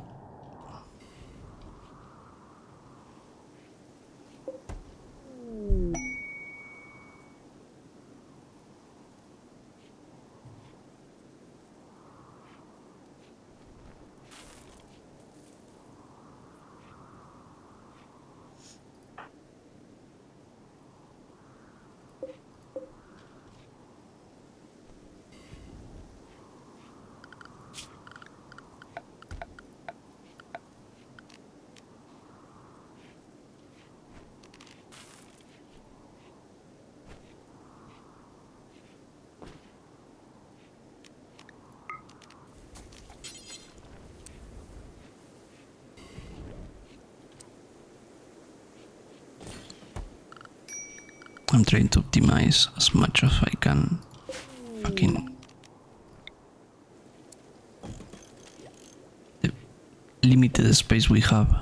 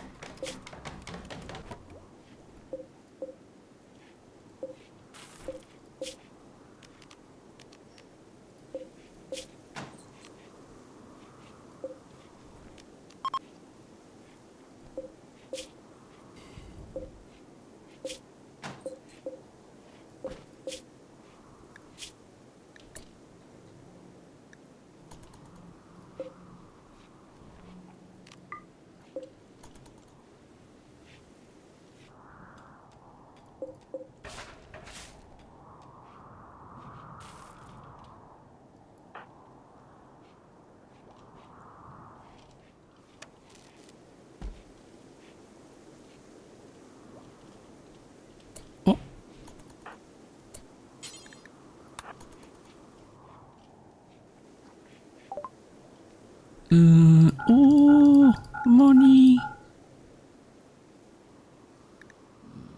Should we grab some medicine? Yes. And package meal. Yeah. So, yeah, no.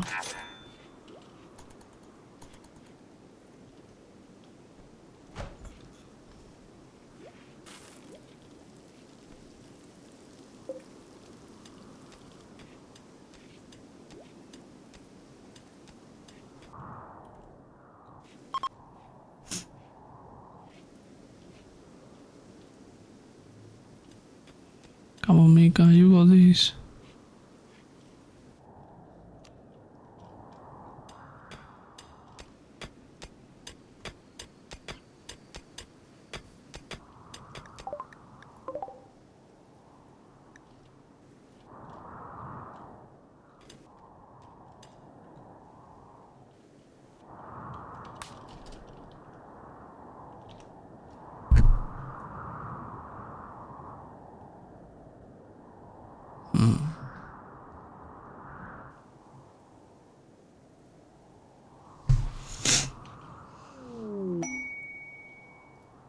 How far does this to be far? We can go that way though.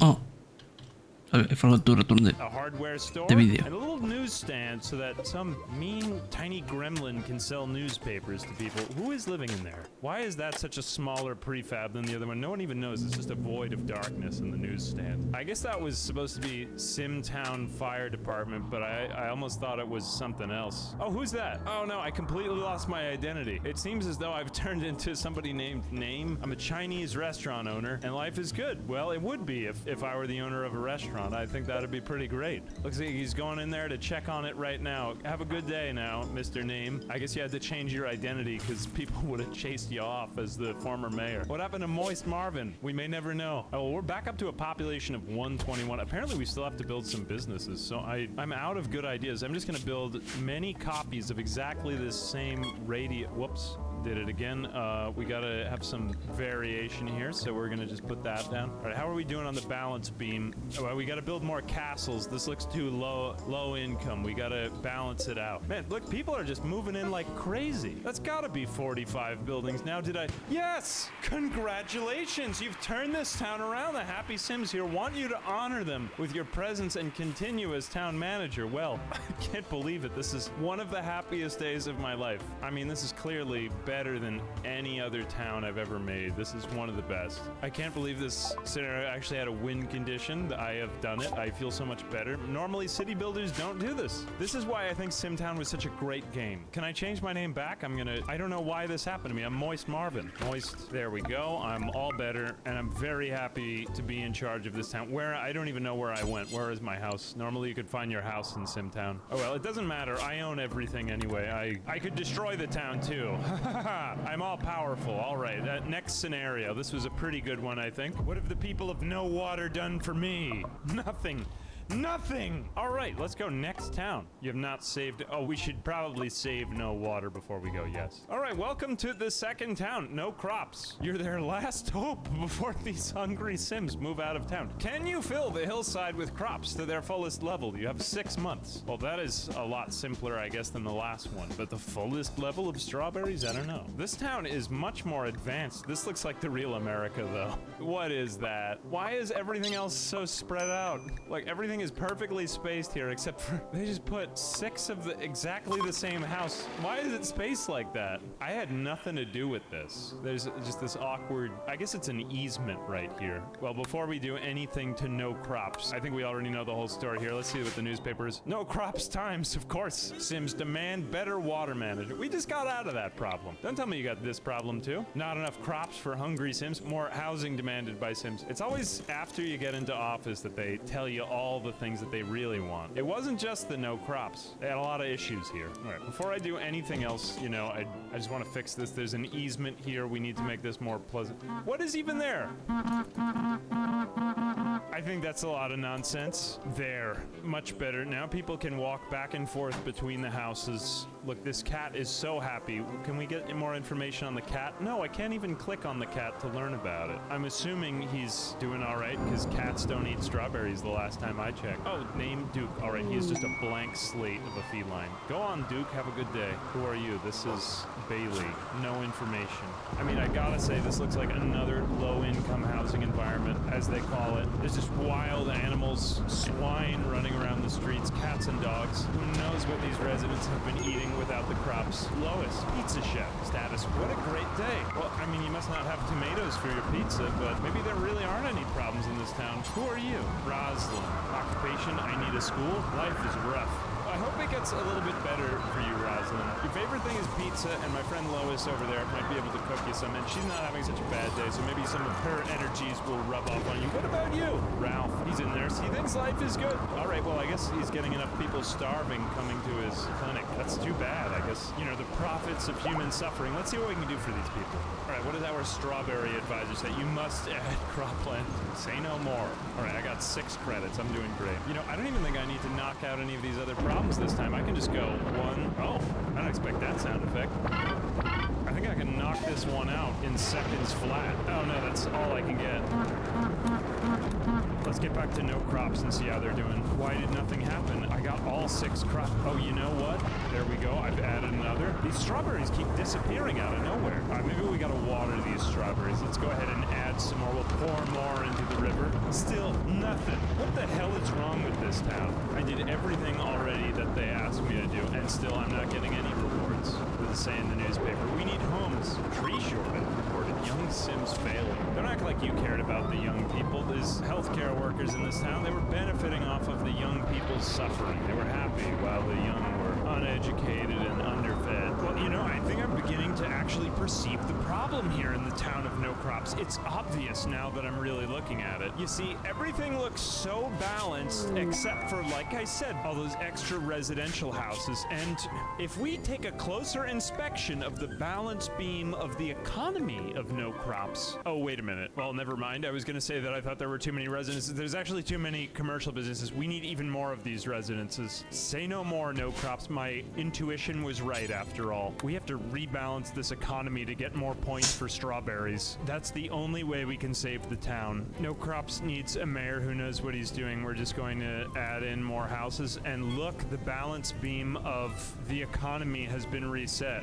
Incredible. We needed even more of that house. I was wrong. That's why we have economists collect all of this data. Oh no, what is this? Somebody broke into the videotape store. Down with that. No more of that. Oh no, the bowling alley is down too. Even the hat store looks terrible. Just get rid of that. Oh no, all of the businesses are failing actually. Why are all of the businesses failing? Did I somehow cause this? All right, well, I mean, the balance beam doesn't lie. Let's just build a lot more. There we go. Everything is perfectly back in shape now. Look at the crumbling zoo, graffiti all over it. Where are these criminals in the town of No Crops? Up to no good. Look, there's a crack in the Maxis movie theater. I guess that was too many days of giving out free popcorn to kids. They just ran them out of business. All right, enough of this. Let's replace these with better versions of themselves. It is I, the new mayor of No Crops, here to replace everything with exactly the same version of itself, just with piles of ashes next to it so that you feel sad about what used to be there. Maybe then you'll learn to appreciate it. Here comes the fire truck right now. Maybe they'll do their jobs for once instead of letting all of these businesses go down. Look, even the hospital went out of business. That healthcare worker was just benefiting too much off of human suffering that I guess we gotta take out all of these things. And we gotta open up let's just open up something different here. Some kind of arcade. Open up 2 of those, maybe 3 or 4. There we go. They're doing great. Open up more in the chain. What is this even? Some sort of hippie joint? We may never know. All right, the balance beam is not liking that. Let's build some more houses. We'll build snow cabins. There we go. All back in shape and happy again. All right. Looks, well, it doesn't look very good, but what do our natural resources think of that? All right, we got another credit. Let's restore our water. Maybe with full water, the strawberries can grow all the way down the hill again. Get rid of all of this.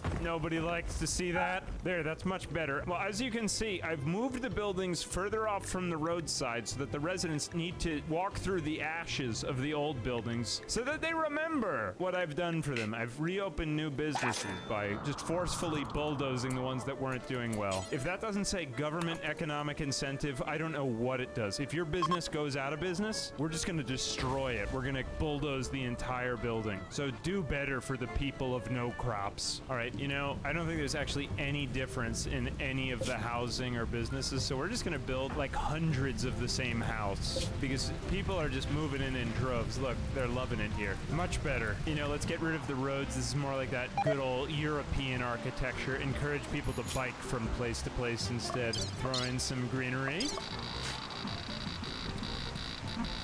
Perfect. Now we just gotta open up some businesses. Oh no, I've reached the building limit and the balance beam is still out of whack.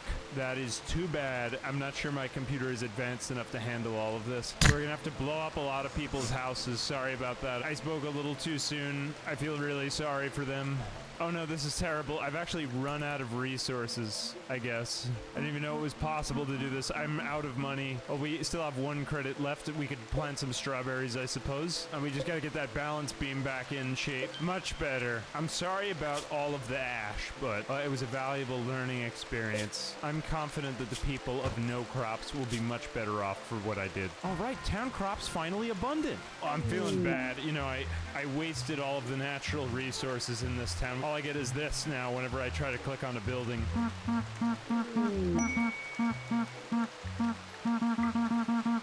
Oh, this is getting really bad. It looks like the air pollution is rising too. That does not look healthy. You don't want to breathe that in. Let's try to improve the trees. Oh god, they just keep getting chopped down. Who's doing this? I don't know about No Crops. Town needs magic to save disappearing forest. More schools needed. Genius rabbit enters town school. All right, we'll just educate these stupid people. How much more could they need? Education reform needed. Aliens discovered in school. That's a lot of nonsense. Oh! Congratulations, you've turned this town around. The Happy Sims here want you to honor them with your presence to continue as town manager. I will not be continuing here. All they do is complain. Economy strong, employment high. Well, that's nice. I mean, we never solved the strawberries thing, but I mean, I solved it immediately when I came in, but I guess they're just really slow here in No Crops. These people are dumb as a box of rocks. We are going on to the next scenario. Let's take a look at no trees. All right. Bad management has left this town without any trees, which it needs for growth. You're the town manager the Sims are looking for if you can replenish their trees to the fullest level and add homes and businesses. You must have more than 42 buildings after 6 months. Well, it looks like we already have that. I mean, this is a pretty good-looking town. It would be a shame if something were to happen to it, and by the looks of it, they already have some trees down here. What could be the problem here in no trees? Well, the balance beam of the economy is, unfortunately, very lopsided. Let's fix that right away. What do we need more of? Sim jobs are slim. Sims hot-headed over water shortage, and a crop crisis is in a minute. What can I say? I am a miracle worker, but there might not even be enough of me to go around to save all of these people. Already there's 215 people. This is maybe the biggest town we've come after so far. Let's see if just doing the thing works. We are just going to plant the trees. Problem solved, you idiot. What does the lumberman think now? We have a decent amount of trees. Look, there's something the matter with this man. Why are his eyes all bloodshot like that? Well, I mean, he's okay with it. Let's just ignore that and see the town. All right, let's get that balance beam back in whack. We are going to build pet stores all around the town so that people adopt more animals, and maybe those animals will pee and poop on the ground, and that could fertilize the ground for more trees. Yes, there's just not enough right now, clearly. I can see lots of people, but no pets. Well, I guess unless if I zoom in. Look, still, no, not even any pets. Sad. Oh, wait, no, I stand corrected. There is, in fact, a penguin. Maybe he's not urinating and defecating enough. Do better. Who are you? Puff. Do better, Puff. Well, the balance beam and my advisors don't lie. We need a lot more buildings here. We're gonna have to extend the road, but I'm not gonna extend this asphalt path because I'm not a terrible person trying to destroy nature. I'm going to build a bike path. Look at it go. It twists and turns, and then it does this. That's right. I'm then trying to impose these harsh right angles of mankind on nature. We're just going to have this kind of thing from now on. And you know what? We're going to plant trees inside of it. Now, if that doesn't look natural, I don't know what does. All right, we got another credit. Amazing. I guess we just keep putting that toward trees. I think I need something new to pick me up. Let's switch to song 3. Oh yeah, this is getting me in the right mood to be green. I'm ready for Earth Day. Yeah, baby. I think we have enough to complete the forest right here. Oh my gosh, I think I've done it. Not 1, not 2, but 3 towns. Oh no, and yet they all keep getting so dilapidated. Why is this happening? I just fixed the tree problem and now everyone's house is just getting broken into. What is this horrible place? They're abandoned too for rent. Well, at least it's good for affordable housing. We had that problem in the other town. Maybe those people could move here. Like even the Sunday ice cream place is like melting. The banana has gotten rotten. Oh, the ice cream looks, ugh, what is that? Somebody took a bite out of the giant cheeseburger. Oh no, it lost its nose. All right, well, another town where I just got to bulldoze half the buildings and replace them with exact replicas of themselves. This was never described in the scenario, but, you know, when I see a problem, I just bulldoze it as mayor, and I guess people like that, because they've applauded me in all of the towns I've come from, so not really my problem. Sorry. What kind of platform is that as a political figure? If your business is doing bad, I'll just bulldoze it. People seem to like that. All right, I'm going to open up 20 of the same hardware store. Don't forget about the schools. They hate it when they're not educated. We'll open up a few schools here and there. Oh no, that was too many. Give me some housing, exactly the same house, and the balance beam is restored. I opened up exactly the same thing, just a few blocks away. It's not even connected to any roads, and yet the balance beam, once again, doesn't lie. Gives us another credit. Incredible. I think that this was very successful. Students not making the grade. All right, I guess we just keep opening exactly the same school. That's always been the solution in the past. Just open up 5 of them. Let's just put in houses for wealthier people. That way they'll have the money to pay for tutors to make our school system look better. We're doing great. We just priced up the housing a lot. All right, let's see how that does.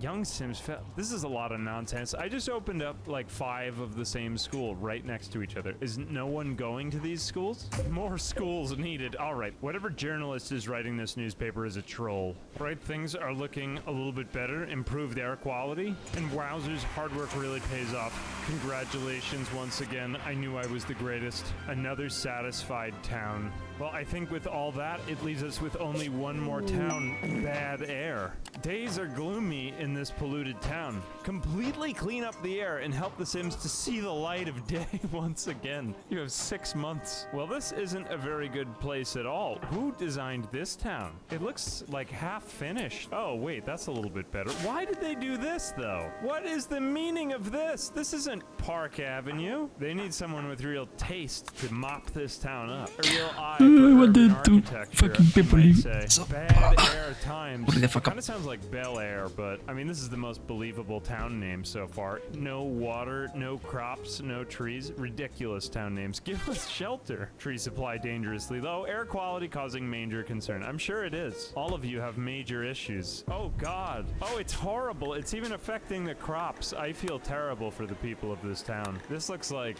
Fallout, not Simtown. All right, well, let's put that toward more air. Oh, already I've made such a difference. Am I gonna do it again? Just listen to the sound effect for improving the air.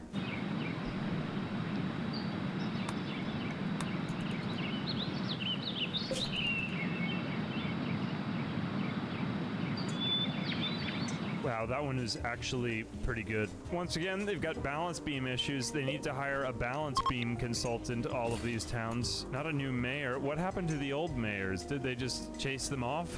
All right, the balance beam is perfect once again. You know, I'm sure that this town would be perfectly fine without me, but these people are a mess. Who are they even? We've seen them before. They're the same in every town. Who are you? Albert. Occupation unemployed. Why are you walking around in a police officer's cap with a satchel? Are you a mailman? Having a bad day. Well, you're gonna make somebody else's day maybe even worse with all the fake mail or arrests that you're going to arrange. What is he? Who is this man? What about you? Xavier, I need a school. I'm not happy right now. Maybe you just need to be a little bit more grateful. Simtown slob. What about you? Bruce, aerobics instructor. He's feeling good all over. All right, Bruce. Well, I'm happy for you. Hopefully those other two below average people will be more like you. But I mean, Bruce was an exception. Most of the people here are miserable and can't be helped. I mean, I could keep putting my credits toward clearing up the sky, the strawberries, the trees, the water. We never used this one. Why wasn't there a fifth scenario? But frankly, I think we need to see what these people would be like without my help. Let's turn back on the eco-villain and the disasters. Everything is back on. Anything could happen. Frankly, I'm getting a little bit tired of solving all the problems here, Simtown. Oh, it looks like a fire has been reported. Oh, God. Oh, that looks really bad. Oh, a magnitude 6 earthquake just occurred. What is happening here? Oh no, it just took out the fruit stand. Oh no, we've got an air polluter eco-villain reported. No, the balance beam is all out of whack again. What are you gonna do about it? Gloria? Happy days are here again. Well, at least you can learn to live with your own contentment. Kenneth, secretary, nothing could ruin my day. Nothing? Nothing could ruin your day? What if the entire town were just to go on fire? Whoa, wait a minute. Sorry, a state of error has occurred in Simtown. It may be a result of some kind of software or hardware conflict. Application will terminate now, but you have a chance to save your game. Be aware this save game may be corrupt. Try to save and quit. Oh no. I'm not gonna say that I secretly destroyed the town, but I might have secretly destroyed the town. Oh no, it seems that the state of error was so serious we have to quit.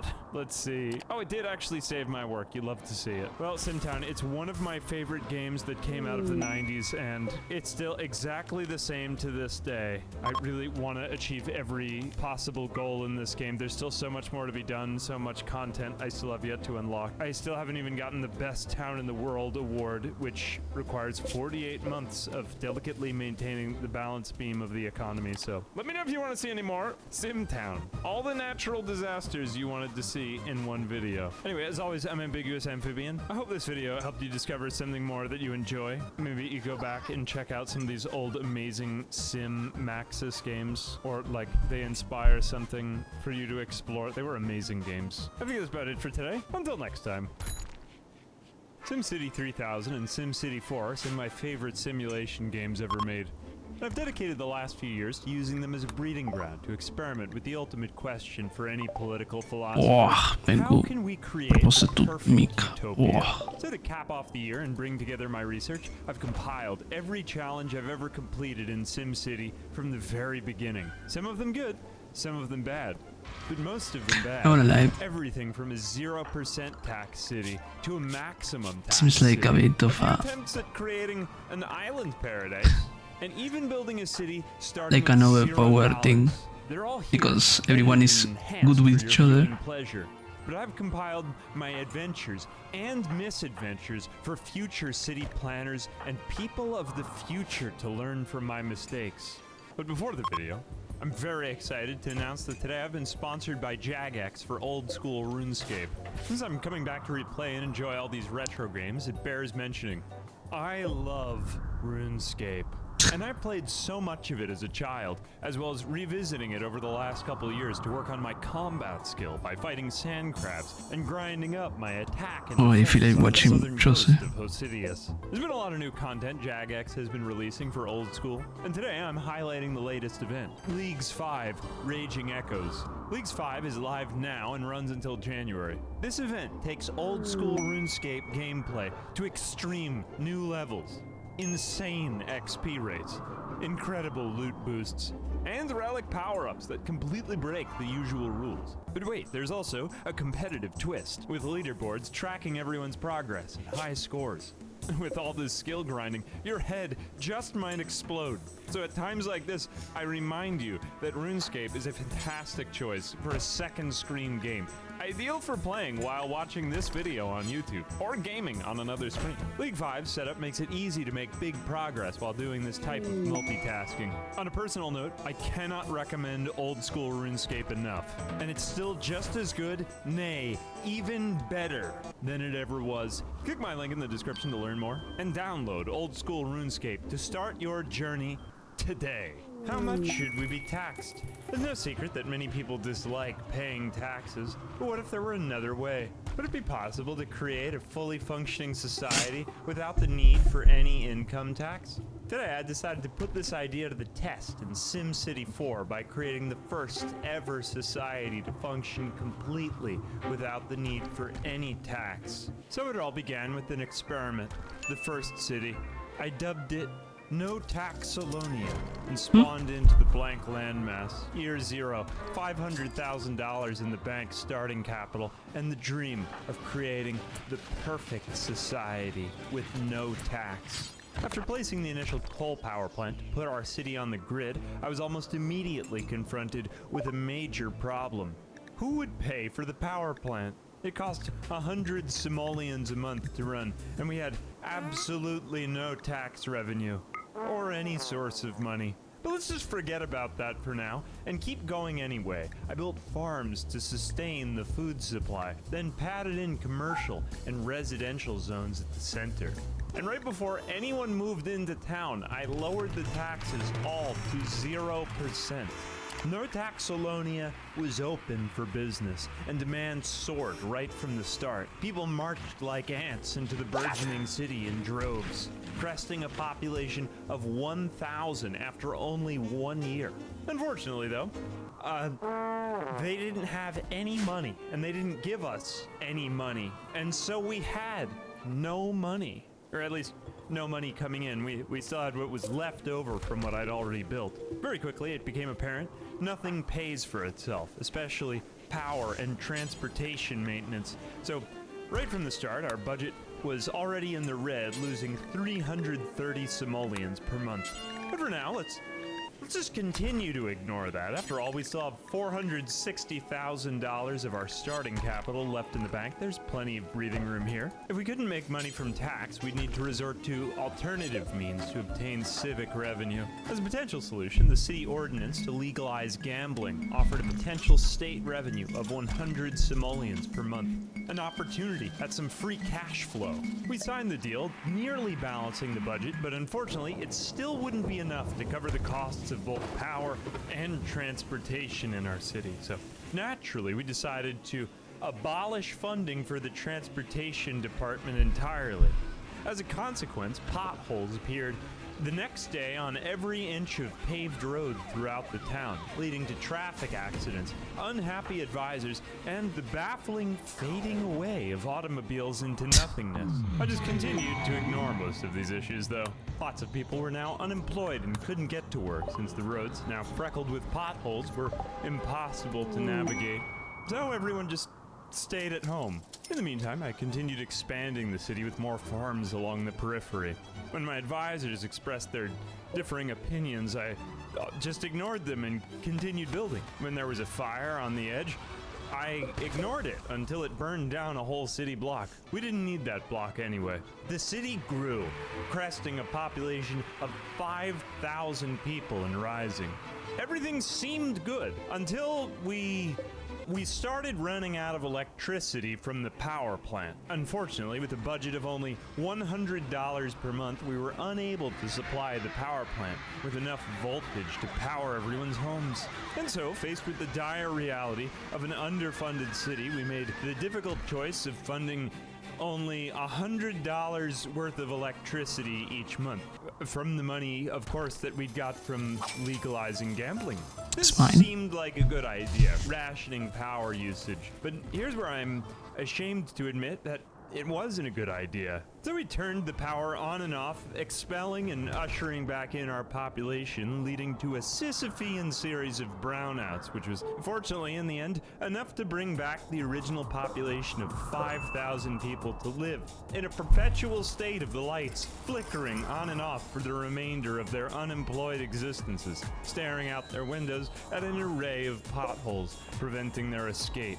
And so, relatively satisfied, but also now stagnant in our town's growth, I decided to put city number 1, No Taxalonia, on the shelf for a while I pondered the lessons from my time as mayor to set out on a new embarkment, on an improved version of my utopian society. So I began again and dubbed its neighbor City Number 2, Freedonia, the better version of our tax-free city. A clean slate and starting fresh again at year 0 with all the lessons from my first city in mind, I embarked on the construction of Freedonia. If No Taxalonia had failed because it had no plan for making money, well, Freedonia would rise like a phoenix reborn out of its ashes. We started off Freedonia with wind instead of coal power, which we were now actually able to fund.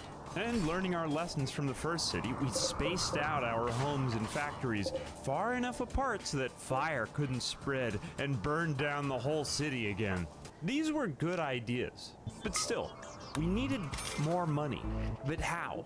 Well, with a little critical thinking, if we can't tax our people, we can put them to work. So I zoned in the center of our town a massive landfill for the storage of garbage. Freedonia, come dump your crap here. That is to say, since we had nothing else to offer, we volunteered our land to storing away other people's garbage from nearby towns, including, of course, our neighboring city of No Taxalonia, which still had a lot of issues. So, seizing opportunity, we struck cash deals with our neighbors to take their garbage off their hands and pile it into our dump for a monthly payment. And so, seemingly overnight, with our business plan hatched, we had a mountain of crap all in our midst, lending us a lucrative new income stream of over $500 a month. It was brilliant. The only flaw in the plan was now we had a massive mountain of trash located directly in the middle of our city. Generally speaking, people don't like living next to the dump. What to do?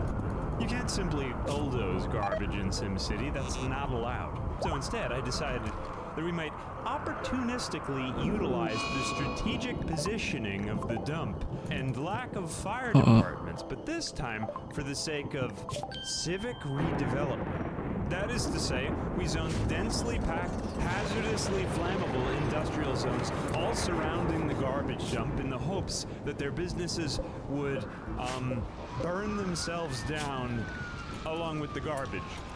It was foolproof, if a bit immoral. But, you know, in the end, we did it for the greater good of the town, and I think that's all that matters. With the new money and development, we erected even more wind turbines for power. Everything was going swimmingly, all according to plan. Of course, That is, until an actual fire broke out and, well, it failed to burn down the garbage. That's when I realized it. As it turns out, in SimCity 4, garbage is unfortunately fireproof, impervious to flames, which ultimately is too bad because that was my whole plan, and it would have been a pretty awesome exploit to pull off. City number 3. After a brief attempt to salvage and even gentrify city number 2 with an exciting bus stop, I ultimately abandoned Fredonia to the winds of time alongside its misfit neighbor, Notaxalonia. So, with all the tuition paid from these first 2 tax-free cities, I set out once again with renewed resolve and determination. They say the third time's the charm, and I was determined that this would be the greatest city of them all. The result of all my lessons and failures poured into the ultimate town, perfect in every way. The third city. We learned so many lessons from the first 2 failures that this town had to work. It all began, of course, with the construction of wind turbines for affordable power. And then, of course, residential, commercial, and industrial zones, all spaced so that fires couldn't spread between them in the unplanned event of a conflagration. Check and check. All are valuable lessons imported from past city failures. But this time, we also added in toll booths to nickel and dime our residents on their way to work. It's not taxation because they choose to go to work instead of staying at home. Not that the roads were very good. I mean, we'd made maybe a couple dollars every month on the tolls too. But it all adds up. Line it in with a huge trash dump once again to start taking garbage off our neighbors' hands for a small cash sum each month. And before you know it, we've got a whole lineup of money-making schemes implemented. The only problem with the garbage collection this time was that since our neighboring cities were just so full of crap from the last few 100 years, we were overwhelmed by a large, unsightly, and above all, more expensive pile of garbage than it was worth taking on. That is to say, the trash neighbor deal was trash. It not only lost us thousands of dollars, but also buried our city in a mountain of crap. So to make it look like we were still trying, we shut down funding for our own sanitation department. Overall, netting $1 a month for agreeing to pick up our neighbor's garbage, but then never actually showing up to pick it up every day. Profit. From here, the city expanded. More zoning, more toll booths. When someone's house went on fire accidentally, we destroyed their neighbors' homes. But we did it for the greater good of the town. And if you're that dumb, you probably just don't deserve to live here anyway. Next, we tried gentrifying the town with bus stops, but that didn't work either. Ultimately, the way things were going, I could see that everything was beginning to roll along at a very slow trickle financially. The truth was that if we wanted access to the real moneymakers, we'd have to put a big hole in our budget. And so, in an effort to spur federal investment, I built a ton of power plants and wasted all of our money to anger the city accountant and strike up a deal with nuclear to allow the building of a hazardous missile experimentation silo in the middle of our town, right next to the dump. Naturally, we welcomed the $450 a month payments with open arms. This was, in fact, more money than any of our elaborate Ponzi business ventures had earned us to date. Which, of course, naturally got me thinking again. You know, maybe if people aren't willing to pay for a city, maybe they don't deserve a city.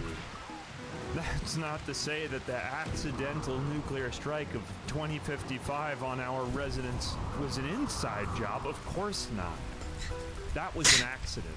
I would never, ever intentionally launch a nuclear missile at innocent people's homes in order to oust them from our 0% tax paradise and make way for an array of state-sponsored lobbyist corporations to open doors on nuclear testing and toxic waste dumps.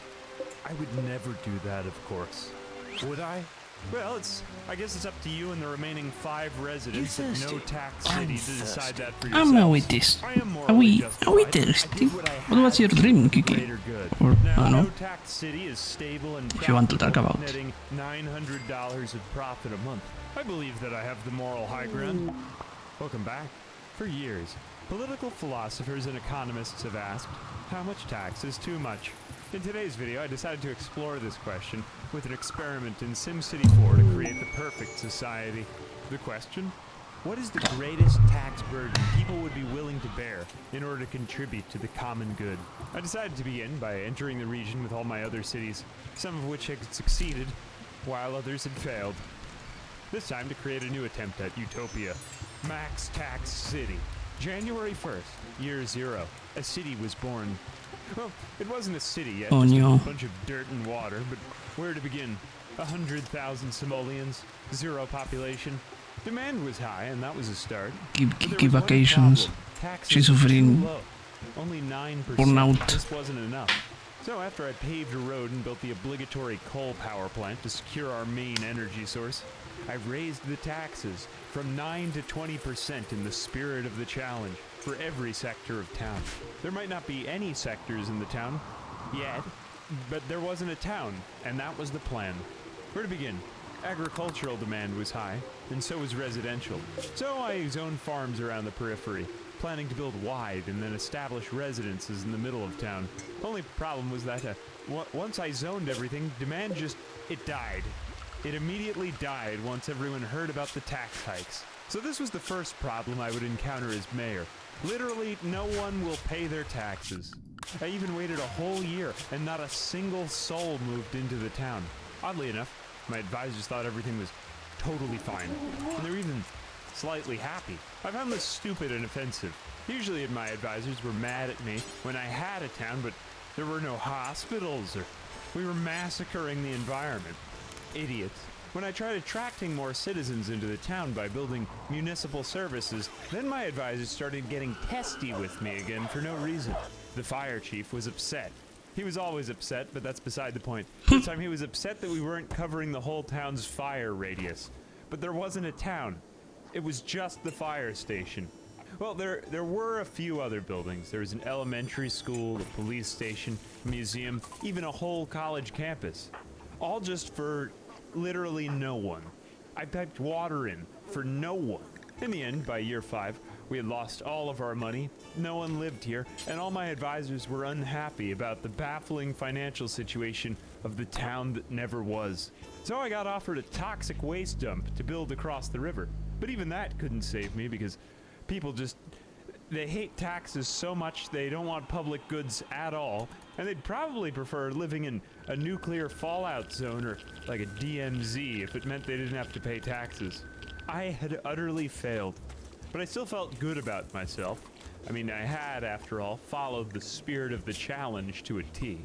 The taxes were maximized, but it was time to try again and maybe alter the parameters at first. Sure, maybe we couldn't start out the city with maximum tax, but what if there was some other way?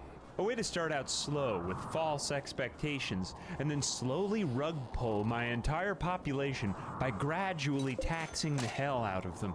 And so I hatched my next set of plans. Seemingly overnight, the whole city was reborn from the ground up. Max Tax City, attempt number 2. Okay, so if 20% tax didn't work, then what about 19% tax? A first attempt, it didn't look like it would work. Negative 6,000 demand, across the board. But I tried it anyway, legalizing gambling, except that I wasn't allowed to legalize gambling until I had built a single road, presumably for people to gamble on. $100 of income per month. Progress. Gambling and a road. This town was already profitable. But how could I induce demand somehow? A profitable city where no one lives maybe isn't all that exciting. What about 18% tax? No. 17? No. 16. Nothing really was working. So I kept trying smaller and smaller numbers, but still nothing worked. And just no one wanted to live here. I want to see it. The I want to default see it. tax percentage is 9, so I moved my way I love down. the Nina photo using 14, 13, 12, her face 11, of and 10. what Counting by would whole know. numbers, at last at number 9, demand Slowly. returned, and fast. Oh, look 6,000 at baby. But like I said, 9% So cute. is the default tax, so This isn't really much of a max tax city. This is just a normal tax city now. Could we start it out at a higher number? What would they think of 9.1%? Such a handsome boy. Outrageous success. And so I conducted a binary search algorithm. Could we go all the way up to 9.5%?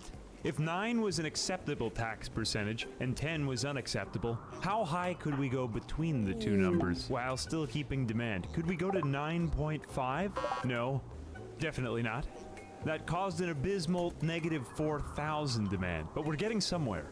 So finally, after trying 9.2 and 9.4%, I arrived at the Goldilocks tax number, 9.3%. The highest possible tax number where people would still agree to live here without complaining and pay the taxes.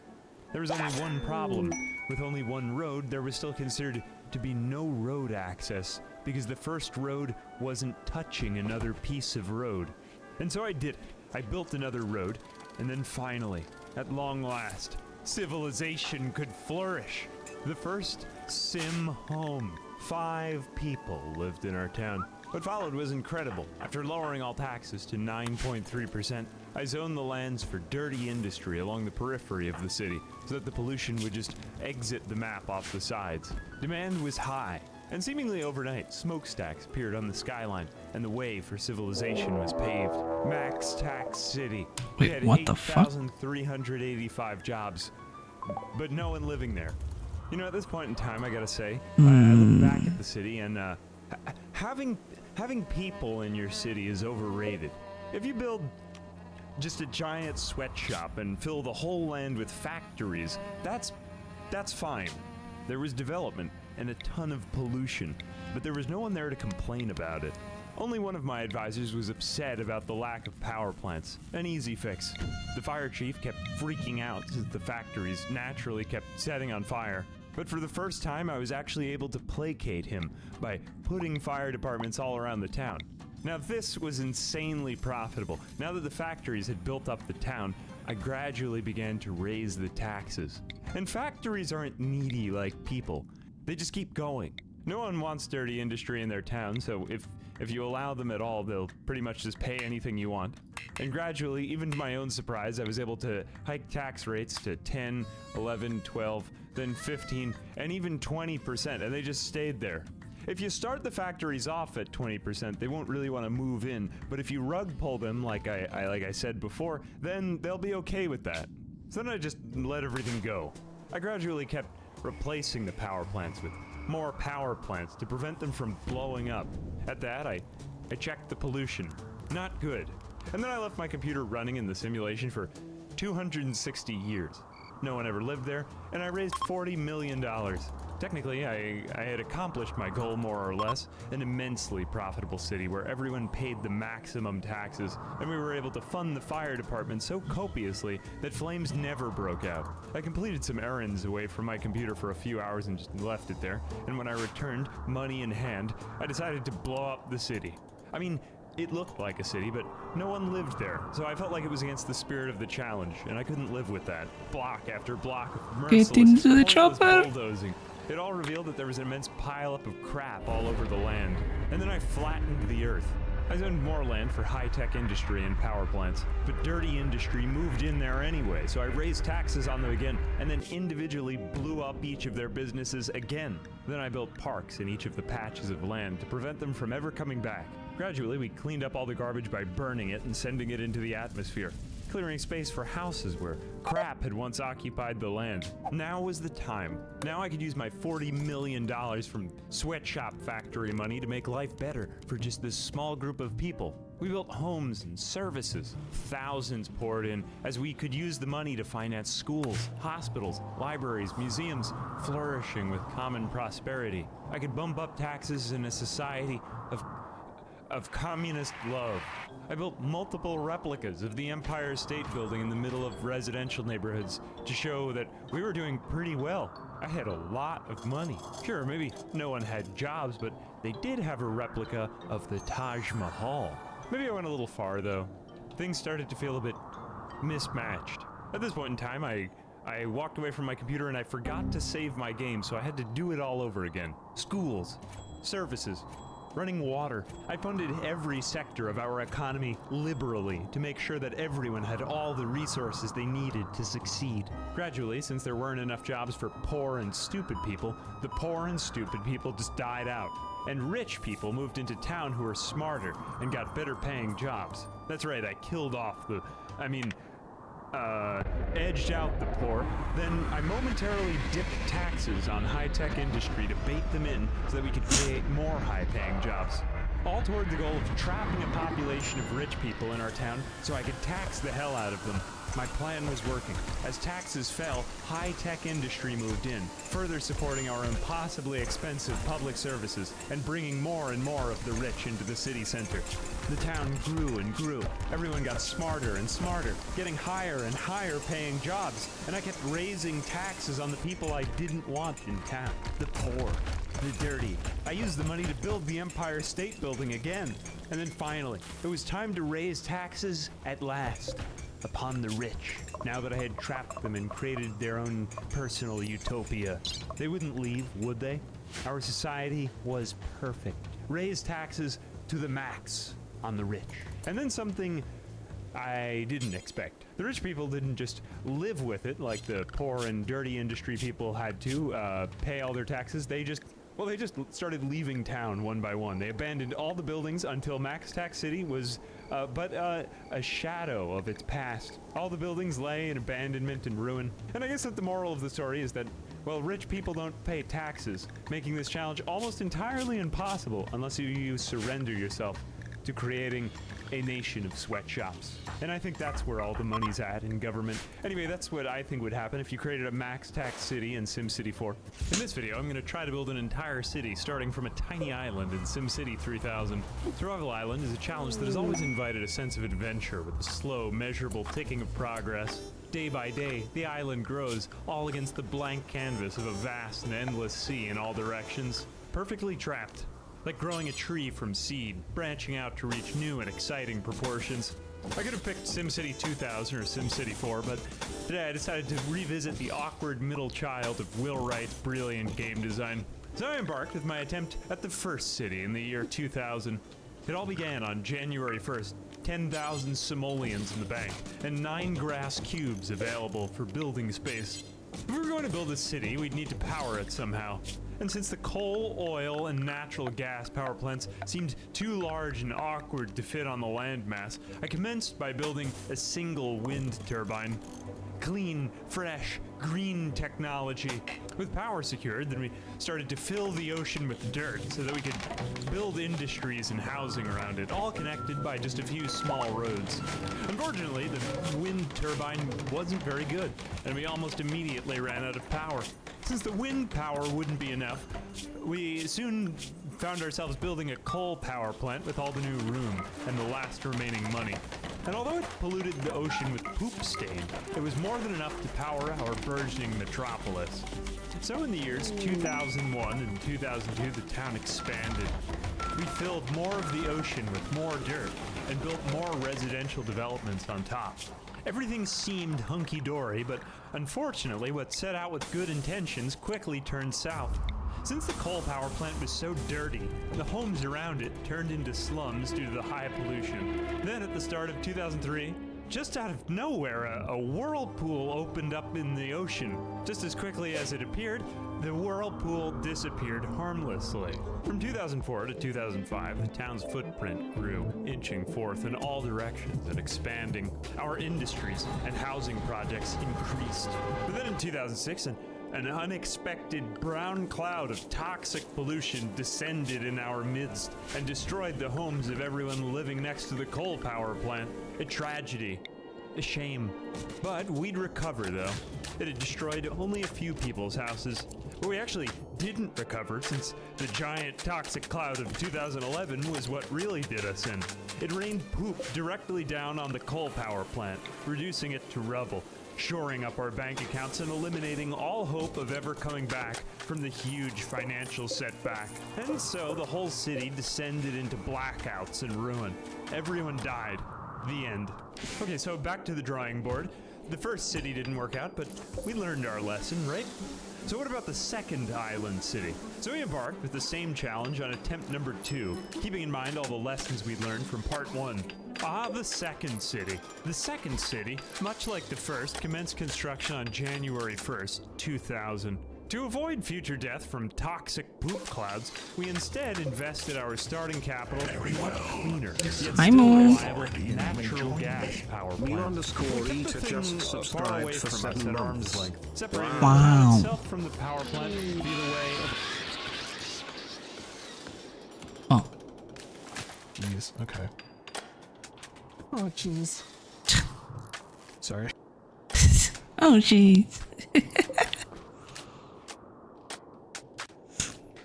Oh, just because of that, I'm going to make more next. Can we? I'm not sure if we can even.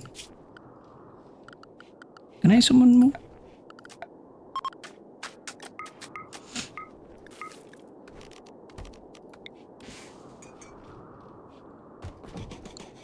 If I put this here.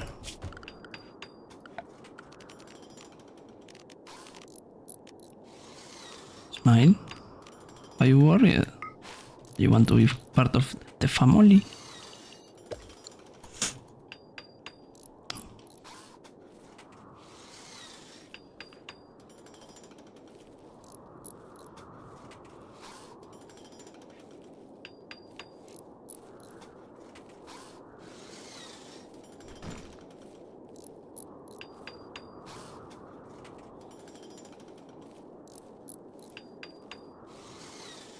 Don't worry, we don't have a base, we have a ship.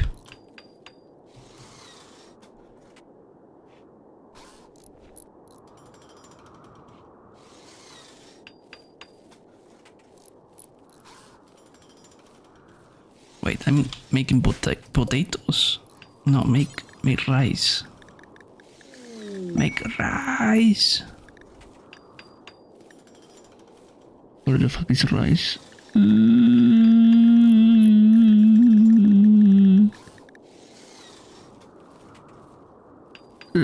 What is rice? You know what? Fuck it.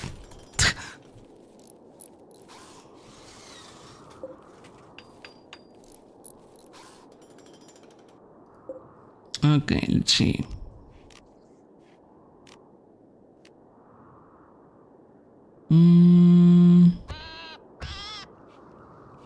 Something that close by.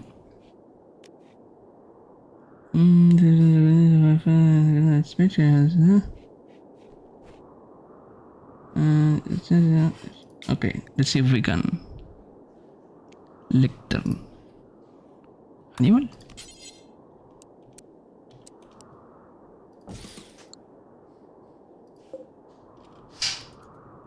Hi Kima, what are you doing?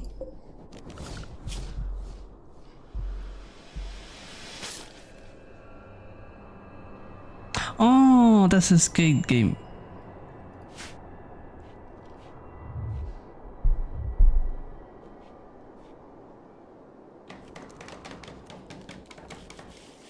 Nope, we're dead. Oh, baby fella's just sitting on a paper bag. Just loafing. Wired Cyber OS Professional. And that's the end of the game.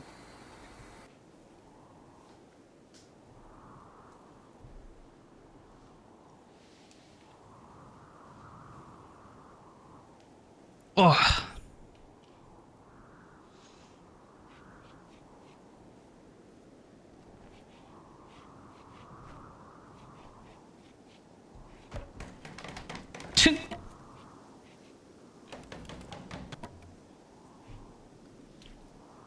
Remember, here is the coffee for you to pay up.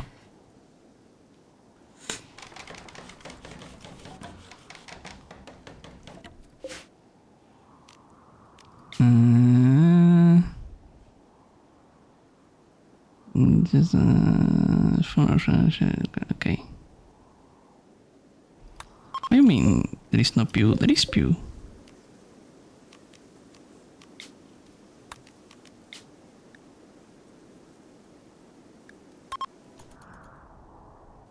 Let's see if we can summon Moo. Ruby, move your ass over here. Will you?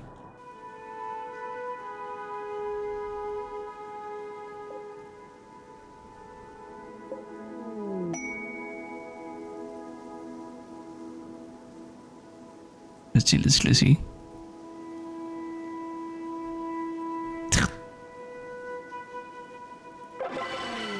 Oh! Advent was fun. A wonder has arrived. Accept. Okay. Here is Moo. But worry not. For I had the ability of changing whatever I want. And let's make Moo the first. Okay.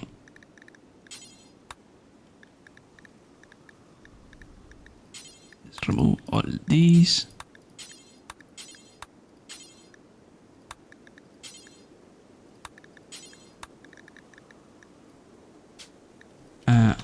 Is there Android?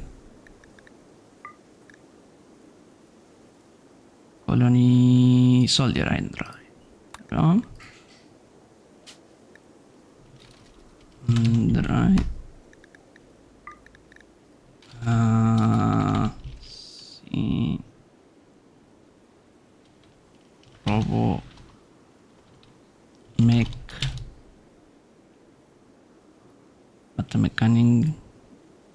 Mechanistics engineer. Works for me. There we go. Okay. Moo. Demel. Moo. Eta. We have to give you the standard that everyone has. Bisexual. And welcome with Moo. Something about mechas. Robot. Mech.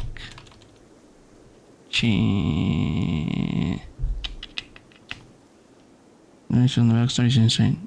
Another mechanical engineer. No.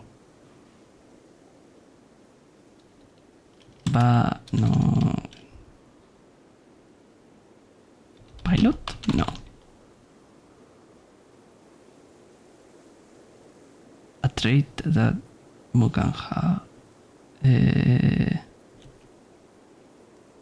Feeble, perfectionist, affectionate. Let's give you affectionate delay. Think a better one. Okay. Let's give you the magical number of 20 and 69. And let's change this. We are going to say a pre-made that I have. Basic Android. Mind the border. As a normal human being, Animal king. Ticketing the star shard. Initiating for life among the star.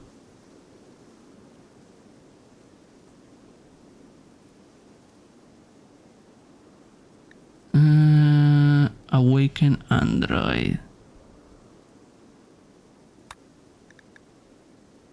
We can start with this. Hit well, tolerant, synthetic body, neutral circulation, stinting immunity, component freezing, component overheating, power, memory processing. You wanna pet the dog?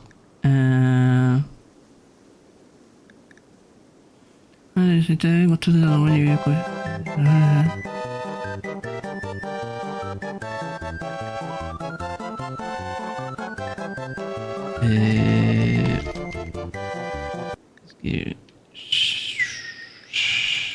Four. Wait.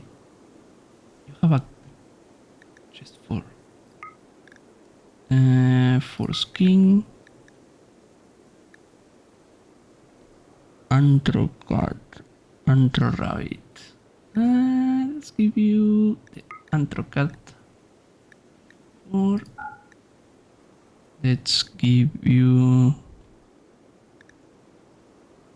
Okie dokie, have fun. Thank you for the pants. Let me. Bunny. Bunny ears. Cat.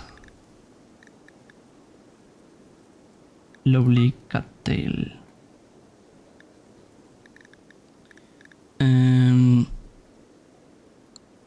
Skin. Deep black skin. Why is ink black? There we are.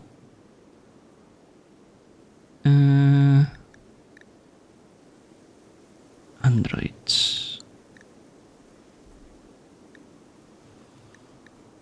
Where are the Android ones?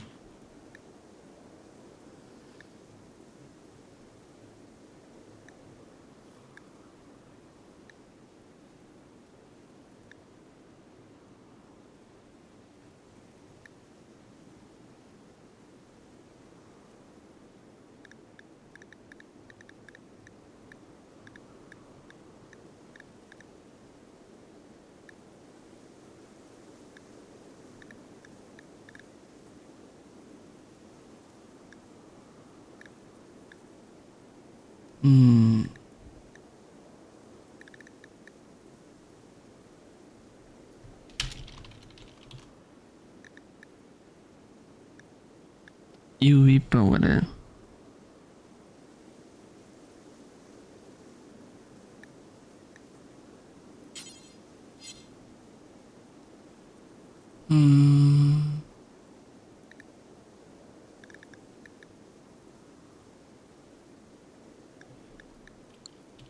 Oh, totally.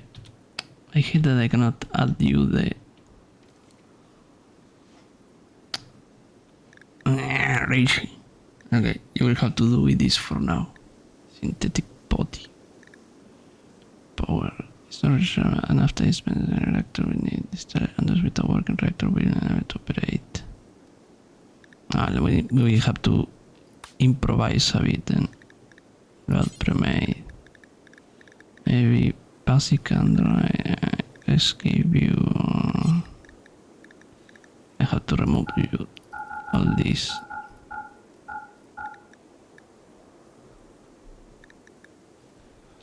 Hunger.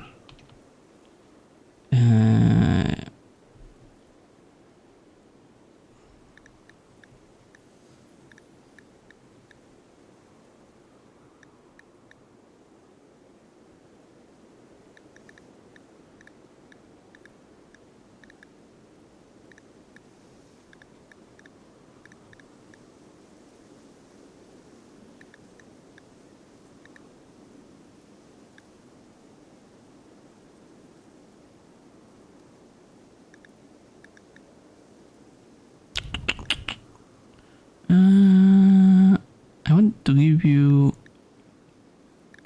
like less hunger.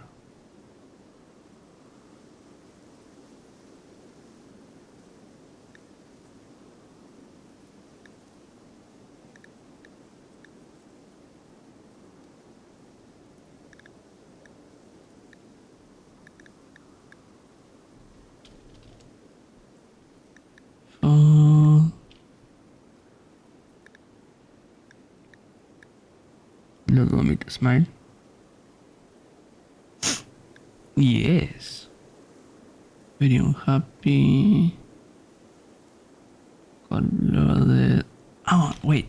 Champ. Long jump. C'est sur a wabbit.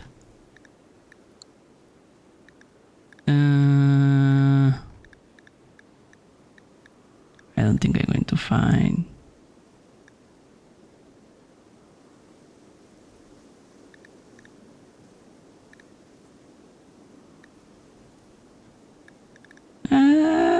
Let's roll with this. if any, I'm going to add you through the other thing. So, Eta. Save and apply. Fuck off.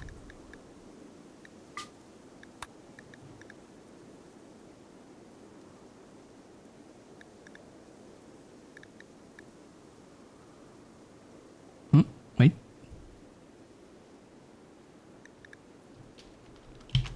Never mind.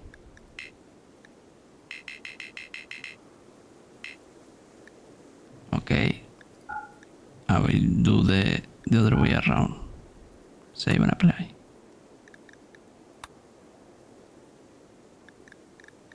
Okay.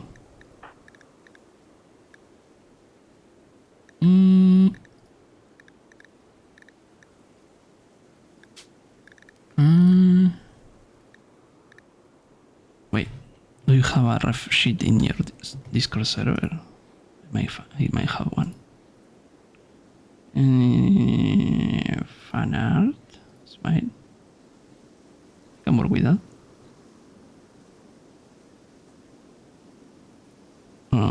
What? What happened, you? She's in the pins. In which channel?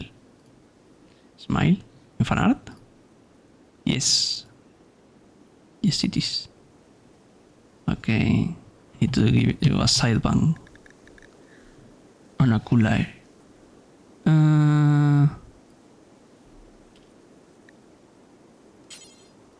Bang.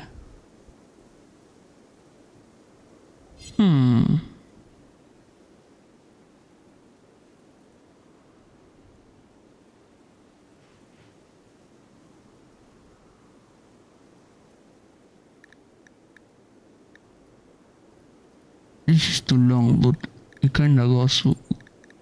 The front one kinda goes well. 20 bangs? Nah. Side cut. Side spikes. You know what? Side core. Like it. A bit more dark grayish. Close. Let me copy the color just in case. No. Yeah.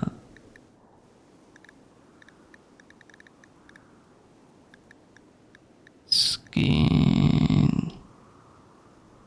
What happened you? That you are...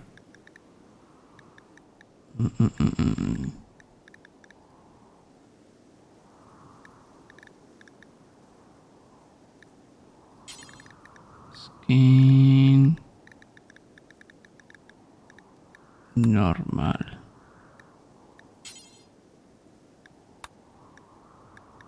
Let me change your torso to the normal.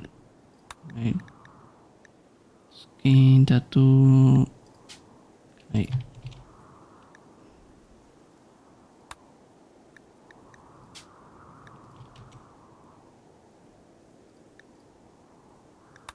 I love how that didn't change.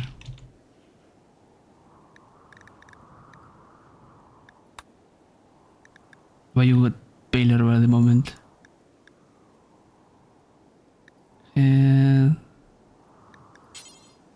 For covering. Oh.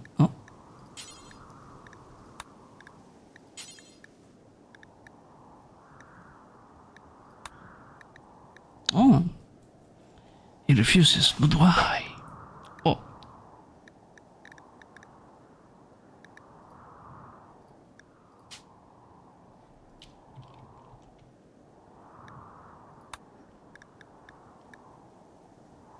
Maybe the...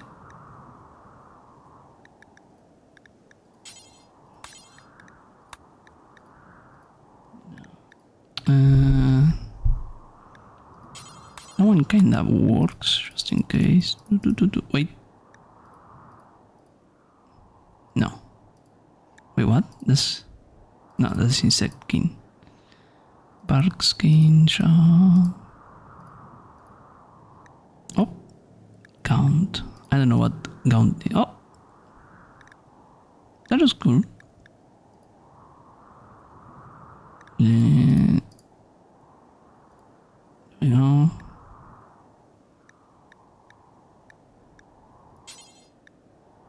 Skin food.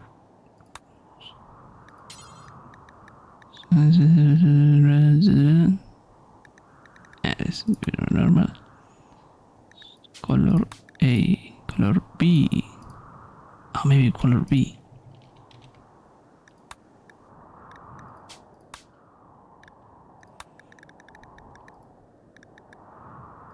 Ooh, what? Oh, you have wood in your hands.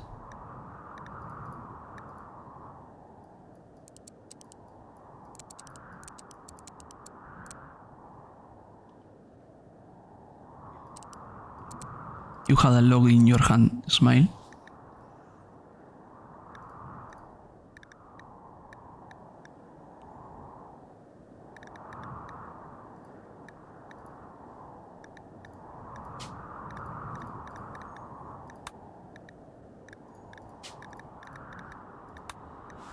Nothing changed here.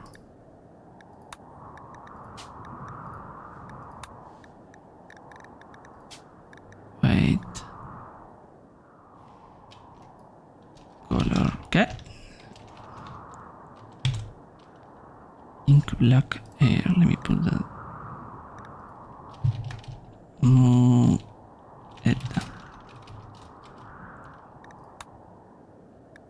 I love how. Why are you so white?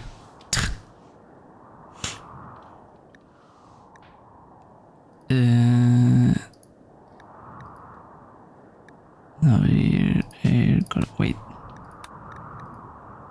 Color B. Color A. And we say side. No, side color. Why are you so white?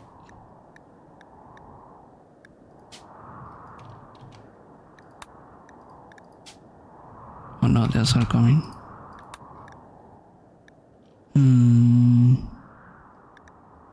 Could be the foreskin for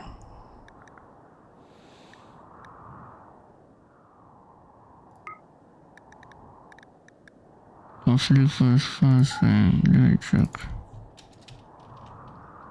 No, foreskin. Now we and the what the fuck. Okay, now we're cooking. Okay.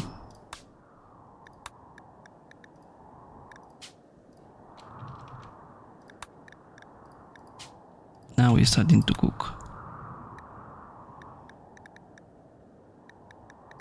Skin.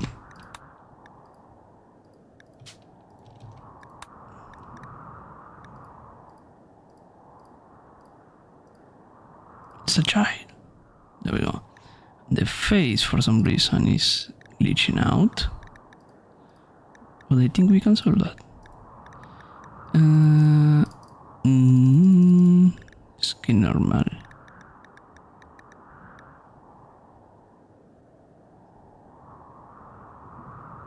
Maybe.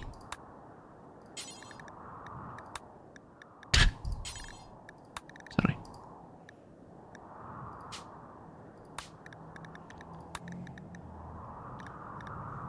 Why you?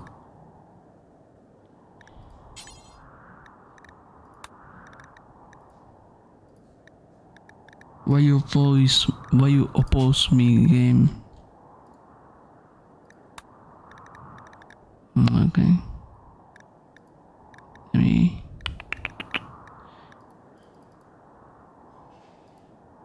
Tattoo none. Eye color.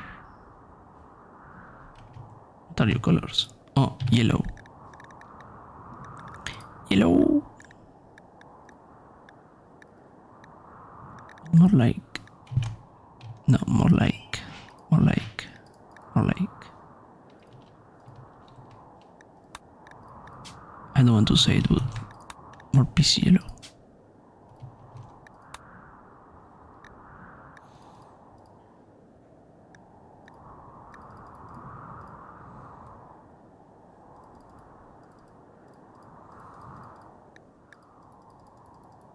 Oh no, I know what it is. I know what it is. I know what it is.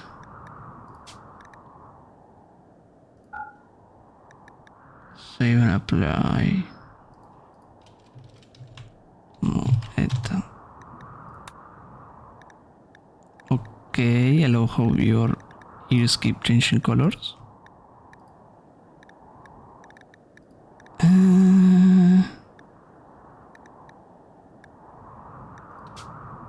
No, I lost your.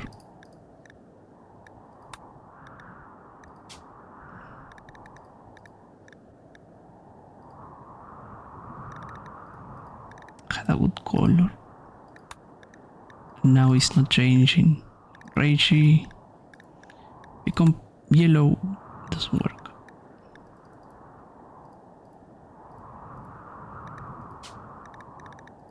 I can milk you.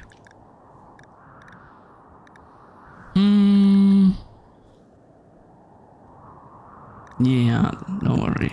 That's part of the show.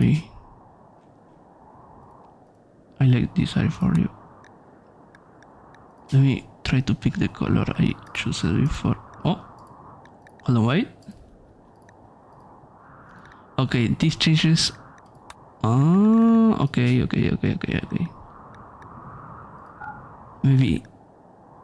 Maybe it's that.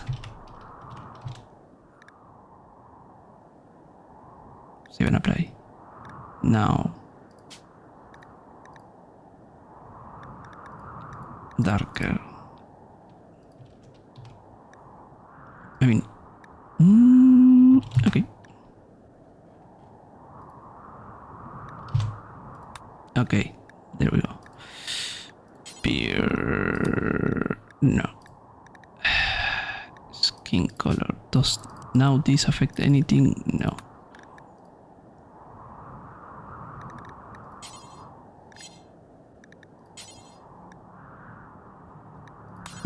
Forgotten.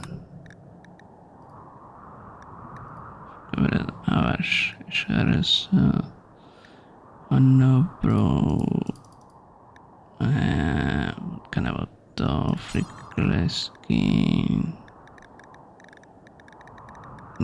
Normal. I would love to be able to see your face, but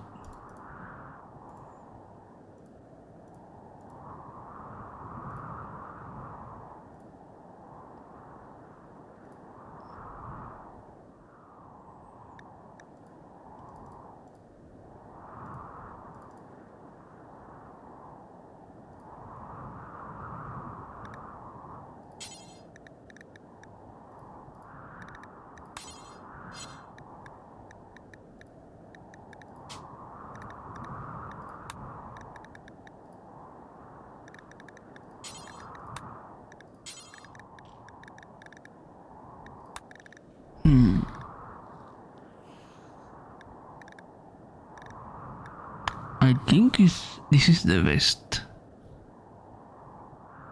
I can make you.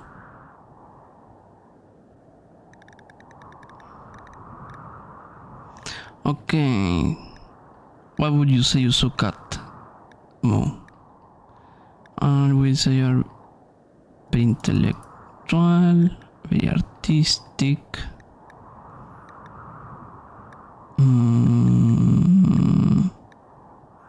Probably, you know what? I'm going to give you zero melee. Medical for sure. Okay.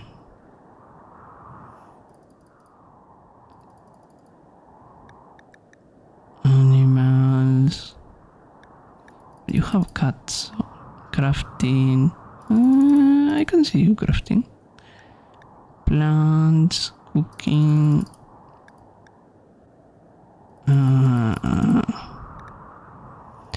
mining. You know what? Mining and construction. Oh. There we go. It's kind of alright. Alright. Now I make you drop. Add to destroy. There we go.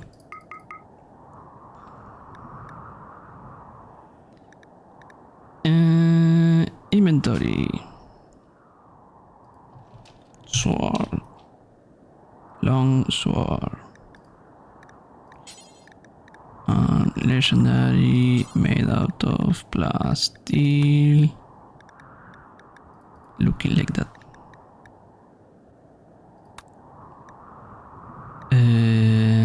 Equipment. Pistol. I think lightweight pistol is the one I give everyone. Yes. Yes, with this look. There's my legendary. Okay, and inventory. Oh, I love. You're right. It had to be short sword. No. Pero. Short sword.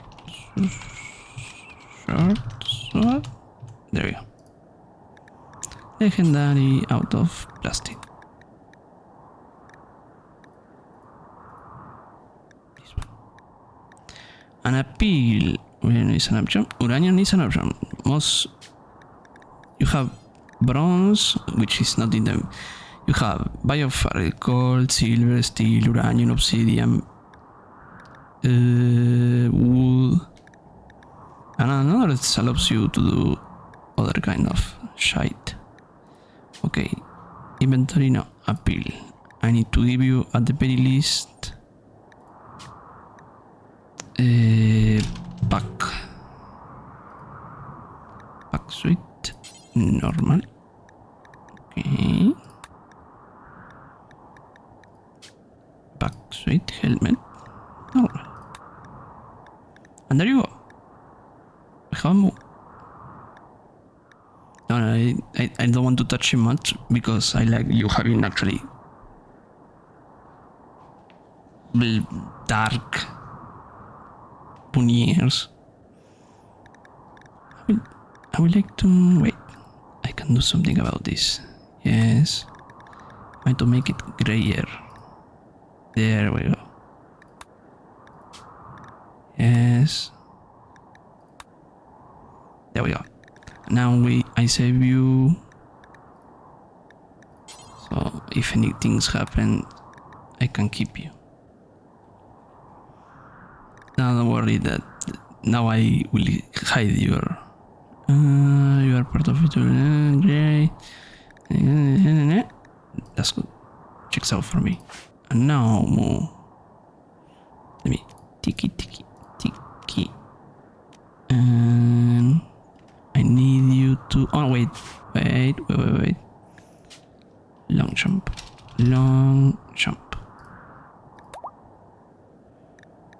There we go.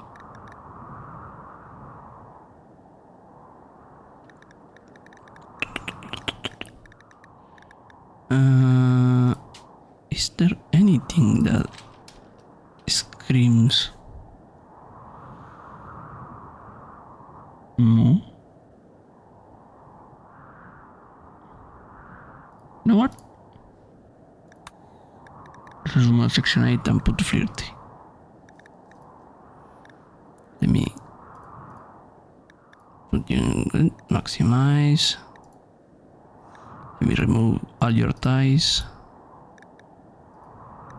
Now, welcome to the family, son.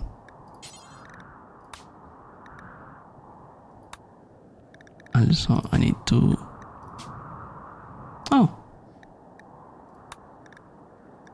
there we go. We have. Oh, and I have the need to make another bed. Oh no.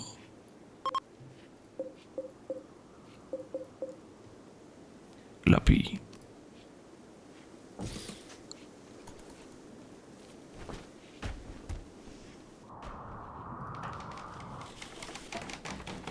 Welcome to the family zone.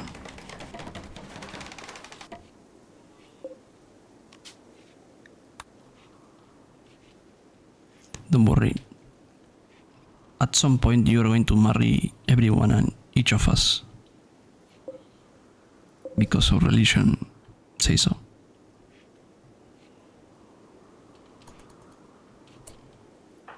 Where is Ruby? Yes.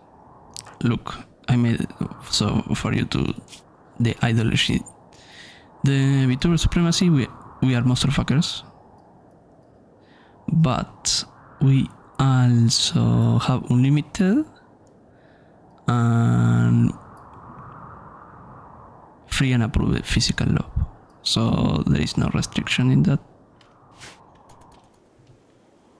Because if not, it's a telenovela smile. So you're starving? No, who is starving? Mika. Mika's starving.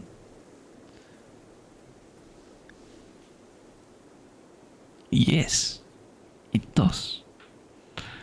Show wire to television component. You don't sell anything. You know what? I could use the advanced components just in case.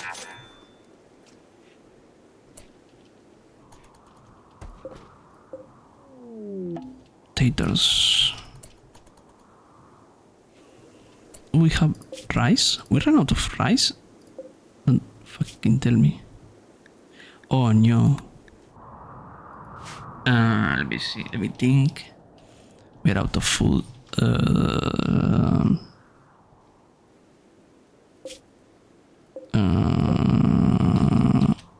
Is anything harvest?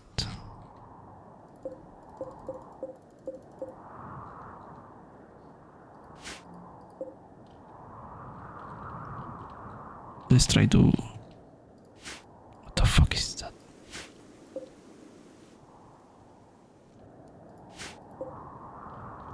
Okay, let's try to harvest everything we can. For the sake of survival. Harvest.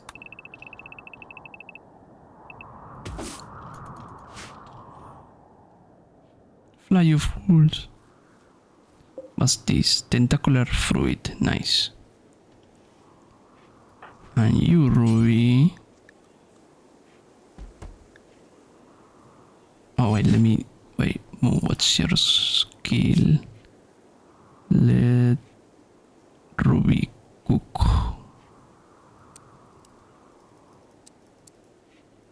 Let her cook.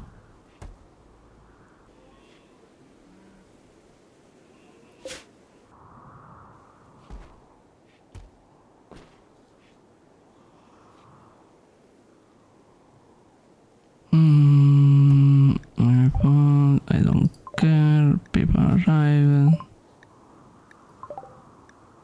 Crown Emperor of Coal. I don't care.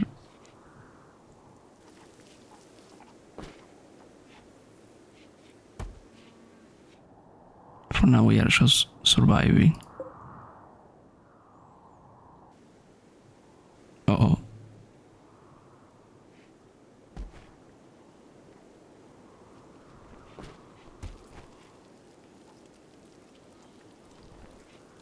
I think we can survive the night. Maybe?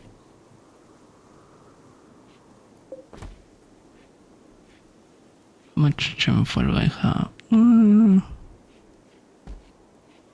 We are not going to stay here much, but we need food, so might as well. Welcome back. Oh yeah, let me put back Amorphous Amphibian. Of a long, straight land bridge to keep the people safe from any potential poop interference. You know the drill. Residential, commercial, and industrial zones. The town grew again. From 2000 to 2001, we collected 98 simoleons in tax from our residents. We reinvested those tax funds into filling the ocean with more dirt and paving way for new residential zones to make way for yet more taxpayers. Year by year, we collected more and more money and expanded our island's footprint. So from 2002 to 2010, that was our grind set. I wanted to remove your helmet. And zone land for new housing. Thus we rose on an upward trend. This all despite the unnerving miss from the bizarre water tornado of 2011, which just remained off the coast innocuously. It seemed we had circumvented the disasters that had destroyed the first city. But eventually, however, a new disaster struck. It was the Great Fire. Fuck, it doesn't work. Maybe with me, we didn't man. have a fire department. We couldn't afford a fire department. Unfortunately, fire is hot. Everyone died again. Now we had no money left. Not even enough to demolish buildings in the fire's path before it spread. So everyone burned. But we recovered. Thanks to the brilliant strategy of keeping the power plant separate from the town, it took only a few years to clear all the debris back out, and by 2015, we were back on our feet. But still, we would need more money if we were going to grow the city. So in 2016, a toxic waste disposal plant offered us 400 simoleons a month to build their site in our city. And despite our previous bad experiences with toxic waste destroying the power plant in the town, this seemed like a pretty good offer. And so I agreed to build the site, but only far off away to the other side of the power plant this time, separate from the town. And after a little preparation, in 2021, at last we opened the doors to the toxic waste plant. There we go. Finally, a steady source of income. Yeah, Actually, the bonnie suit only wasn't works a steady with source of income female since they bodies. That's decided why to just not pay us. the back suite looks They had different on lied. Ruby look. Then there was an earthquake, and then there was another toxic cloud over the town. No matter, But it didn't destroy our power mess up. plant. I know. Well, that is, it didn't destroy our power plant until the UFO alien invasion of 2026. The whole town was powerless. Maybe we could survive fires, earthquakes, pollution clouds, and even scammy toxic waste companies. Oh, Alien invasions were Pengu. something for which we simply hadn't Oh, prepared. I don't know if you're still there, Pengu. But I remember how I called the ship the fat fuck.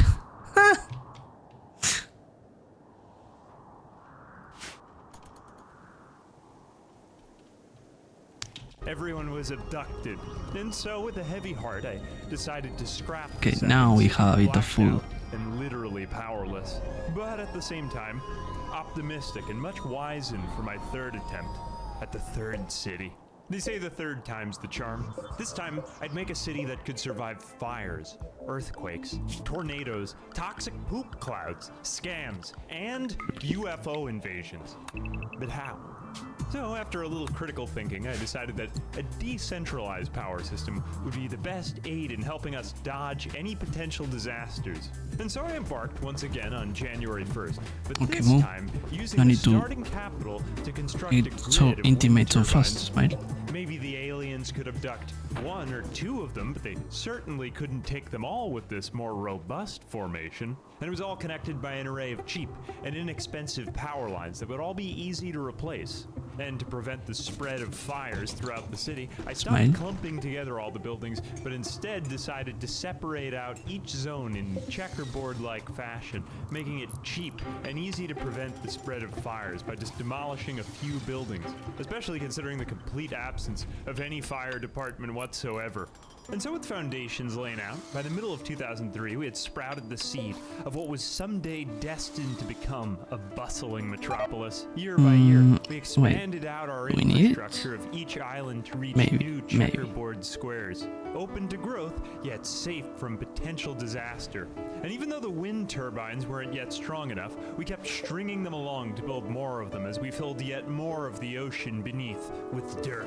All this as the population rose, cresting 2,000 people in the year 2006. And so Coño, at last, in the year Mika needs 2010, blood. the first fire broke out and tested our infrastructure. But sure enough, with the timely demolition of every building in a 4-tile radius, we to feed prevented Mika. the spread of the flames to the rest of the city. What's that? You might be asking A yourself, hair. is this a moral infringement of individual rights? Maybe. but we did it for the greater good. And The greater that's good. that. The greater And good. so, with a rush of confidence in our robust new civil engineering protocols, we continued to Jokas mi cagó. expand the town, evading the pitfalls Sneak from attack. even new and completely unexpected disasters. Only 4. Like Okay, the we meteor need shower of maybe 2012, which a bigger passed us animal. by innocuously. The city enlarged, and disasters were unable to spread beyond 1 square block of development, helping us to avoid what would have otherwise been certain doom. And sure enough, we even made it through the second flying saucer invasion of 2028, when the aliens abducted only 2 of our wind turbines, leaving the rest of the town largely unscathed. And so the city grew, square by square, with residential, commercial, and industrial islands as the power grid expanded to accommodate the new development. All up until eventually, in the year 2040, we'd at last raised enough taxpayer money to undertake the construction of a long, narrow land bridge from the center of the town to the upper edge of the map. This would grant us our first major opportunity at industrial expansion. The edge of the map is key here, since it's the best place to build your dirty factories in SimCity.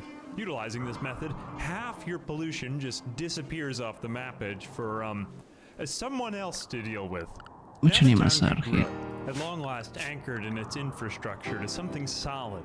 Red And nothing could shark, shake rats. us. Not even the meteor shower of 2048, nor the sea Maybe a Fennec tornado Fox. of 2051. And as we continued to survive and thrive, we stretched out more of our factories along the map edge to create more jobs, but also keep pollution out of our homes. As the century marched on, we continued developing the town, establishing civic services to attract people in, and then getting rid of them when we realized they were too expensive to maintain. So the city grew to massive new proportions, and whatever it took to grow. Whenever there was a fire, we kept just destroying all the buildings around it. A fire department, after all, would be too expensive. After a while, though, it became apparent that no one wanted to move into our town anymore. So be it.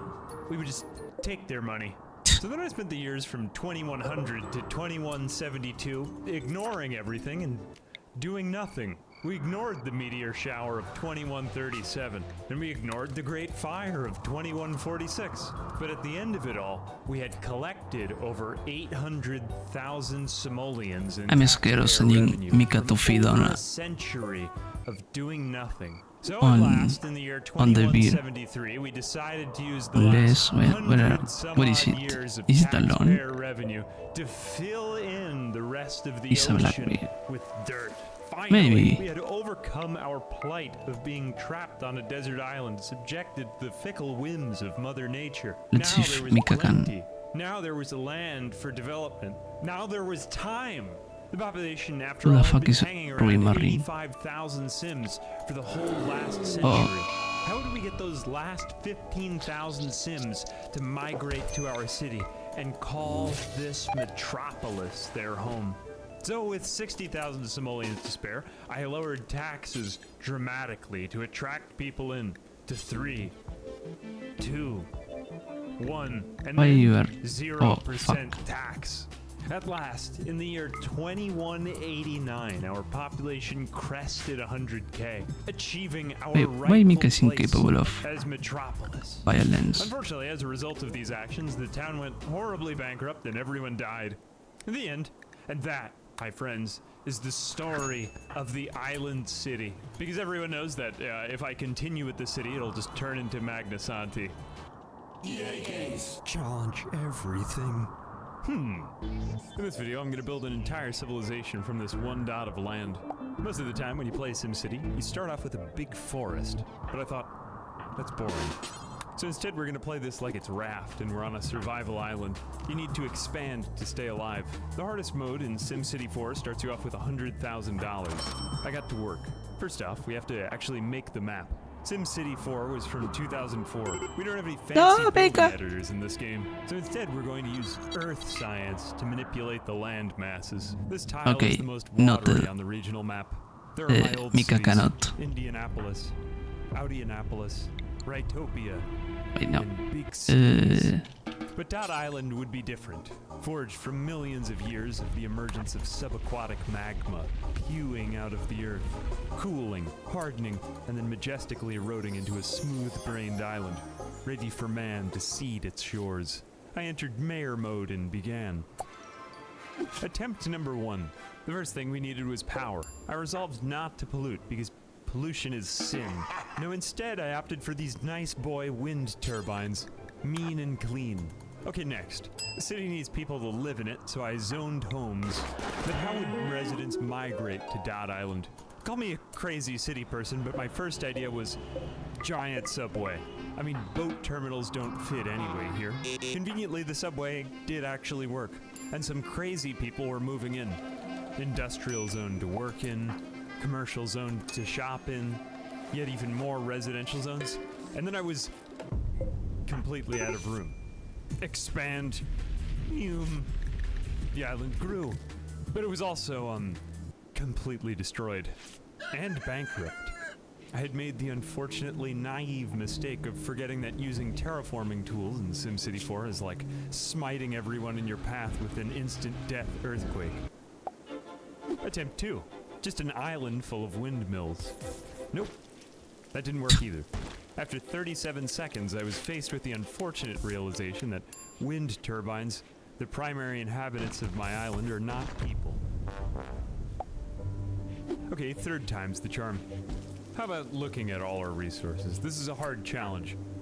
We have almost no land, a bit of money, but also infinite time ahead of us, and lots of space. What about, instead of just taking Dot Island as face value, how about we prepare our canvas a bit more before we start painting? That can never hurt. So I grew out the edges of Dot Island enough so that when I expanded, I wouldn't destroy civilization.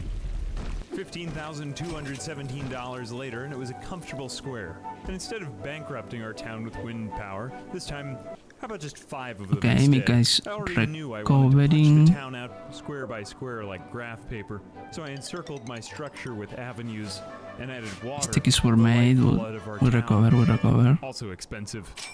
But as it turns out, terraforming is just a bit cheaper than expected. And if you're not accidentally destroying the entire town every 5 minutes, you have ample room to stay organized. No more of these hills and sandbars, rather than just a collection of huts, a residential square, a commercial row, an industry lane. I watered and piped everything, but then made the unfortunate realization that my town was again doomed to fail right from the start. Our people were dumb as a box of rocks, and they weren't even covering the city expenditures with taxes. How can I describe this? At the beginning, you're basically running down the budget, trying to generate a profit. It's like trying to land a crashing plane. What could I do for positive cash flow? Elementary school? Maybe it would bring in smarter brains. Not enough time. I had to balance the budget fast, or after only 1 year we'd be in a world of doo-doo. So I opened my Excel spreadsheets and began performing fiscal policy. We raised taxes on the poor and the dirty, since they couldn't pay as much as everyone else. Now we were back in the positive cash flows it was only 6 or 7 simoleons a month, but it's something. What about when disaster struck? When a fire broke out? Defund the fire department? It became a rallying political cry. Or the less popular but more effective, destroy the fire department. Or equally effective, just let the whole block burn down. That worked too. People weren't getting educated fast enough to make a difference, so I deceptively baited manufacturing industries to settle in our town by first lowering the tax rate, coercing them in, and then raising it back up again once they were all inside. Once they were trapped, then it would be financial suicide to leave. I smackledorfed them. We cut back on expenditures. Can't make me pay for burst pipes if there aren't any pipes to burst. And we force everyone to just drink the mysterious groundwater. I'm not saying that I'm proud, but I did what was necessary to get that city out of poverty. Even if that meant 84 years of squirreling away about $100 a month. That explains a lot. All just to save the 67,000 needed to turn our back on our previous clean energy founding principles. That's right, forsake the wind turbines for cheaper coal power, and pour enough dirt into the ocean to establish farming on what used to be water. And so that's what we became. A community of stupid, uneducated farm people, barely raising enough taxes each year to continue filling the ocean around our island with dirt. All just to make more farms and keep filling up even more of the ocean. I pull out I'm not bragging about it. I'm saying that are you for the next working? 200 years, the local government I forget collected more to money plug to it. keep doing this. In the year 431, we'd finally filled in just about the entire ocean with dirt. Yep, that was it. My god, it took long, but we were technically still an island. I mean, just look at it. That's an island. Never to betray our spiritual beginnings. Strangely, we had become skilled at sucking money out of farmers, and honestly, it only made sense to let the simulation keep running for another 200 years, because I knew what was coming next would be very, very expensive, and I would have one good shot at it. That's right, one clean execution. So I passed Cooking, the time, frenzy, another 200 years, until the planting. year You're not 600, touching and plants, maybe Ruby. 600, when I finally began making moves at the metropolis of my dreams. With over 4 million simoleons, we had filled our coffers. 600 years of ad hoc fire departments. 600 years of garbage lying in the streets. Air pollution. Homeschooling. But it was highly profitable. My first act in the new plan was to destroy the entire town. Formulate an elaborate Venn diagram of schools, elementary and high, a robust system of water pipage, and replan the entire town. Are we bit by investigating bit anything? with residential No. and commercial Fuck. zones. Those made the juicy core. On the outskirts, I situated all the pollution so that it would be other people's problems and not ours. Things were going splendidly, and the smooth-brained citizens were gaining wealth and getting smarter and smarter. But as is the law with all progress, anytime you want to build something nice, someone's rights need to be taken away. I'm not saying I make the rules, I just understand them. The fact was that the town was spending too much money, and we still had space for denser housing, but there was too much air pollution to build skyscrapers on the outskirts of the city. So I destroyed all the factories where people were working while they were inside, and raised taxes to prevent them from ever coming back. In a phrase, it worked. Pretty soon we had only clean high-tech and manufacturing jobs. 5-head, wrinkly-brained people working in our industries, living in high-rise apartments and buying lavish, expensive dinners to support the commercial industry. We privatized education, because ain't nobody got time for that. But by the year 641, I had admittedly a small existential crisis. We'd come all this way, but were we really still an island? After all, generation upon generation had seen nothing but dirt underfoot. So I came to the decision that I had to return to our spiritual island roots. We had done enough to the ocean by filling it with dirt. It was time to atone for my crimes by reconciling the edges. A decision which is notoriously the last one you'll ever make if you play SimCity 4. How could this happen? Whenever I play SimCity, I feel torn between two competing, often divergent goals. The first one, doing a genuinely good job, building a city that's actually profitable and sustainable, usually just flat land. I took a hard left into this one this time. And 2, building a city that makes geographic sense with the surrounding regions. Maybe it was all doomed from the start. Reconciling the edges to make physical sense with neighboring grid squares is something I do that deeply pleases something in my soul. But it also causes catastrophic loss of human life to placate the ocean. I don't know why I did it. Maybe I did it just to say I did it. But I think in the end, I did it for you. Because I wanted to please you. And because I love you. I love you very much. Are you pleased now? Are you pleased with the screaming? With their unexpiated tears of agony falling down toward the underworld? I bet you are, you sick son of a bitch. Anyway, this has been a fun little experiment. EA Sports. Big. Greetings, fellow gamers. In today's video, I'm going to build a city for $0 in SimCity. Traditionally, in SimCity 4, you have money to start. Invest in roads and houses, collect taxpayer money, and invest in more roads and houses. Instead, today we're going to explore the seamy underbelly of the many exploits and loopholes built into this amazing game to make a city from literally nothing. So grab your popcorn and hold onto your hat, because here we begin at year 0. The hardest difficulty started me off on day one with the minimum $100,000 starting money. The first step toward beginning the challenge was to get rid of the money, since it's against the spirit of a $0 challenge to have money. Done. Now that we were really starting from zero, the next step was to figure out how to get money again. But how the heck do you make money when you don't have any? We're not playing hot dog stand tycoon after all. Normally in SimCity, tax revenue is collected from residents. But what if we can't build residences in the first place since we don't have any money to start? Without taking out a loan, which I honestly think is against the spirit of this challenge, that leaves us with a few other income strategies. We can't charge for transportation since we just don't have any. How is Mika Make any doing? deals with our neighbors since we have no municipal services to offer them brothers. whatsoever. That leaves us with business deals, which we'll get to in a second, but really, the one I want to focus in on is city ordinances, where our strategy of minting money out of thin air really begins. Ordinances, after all, are city-wide policies which create either monthly income or expenses. Policies like a smoke detector program to help prevent disastrous fires in our city. A small expense, to be sure, but hopefully helpful in preventing tears later on. Now, the simplest solution to this challenge would be to just Wait, this a legalize bulk or a... gambling. Ah, For it's a some bulk. reason, you can make $100 a month extra by just Break ticking up. this box in the settings. Yes, a forest and a river where gambling is Motor legal. ruidaus. Highly Ah. profitable. But I think that would be a stupid way to start. So instead, we're going even deeper into the red. So we enacted every single policy for our non-existent city. Carpool incentives. There weren't even cars. Tire recycling. Paper waste reduction. Need I say any more? It was all very expensive and completely unnecessary. My advisors were livid with my fiscal policy decision-making. Broke and penniless. It seemed that Loser City was doomed right from the start. My disapproving accountant lady appeared, this time with an offer.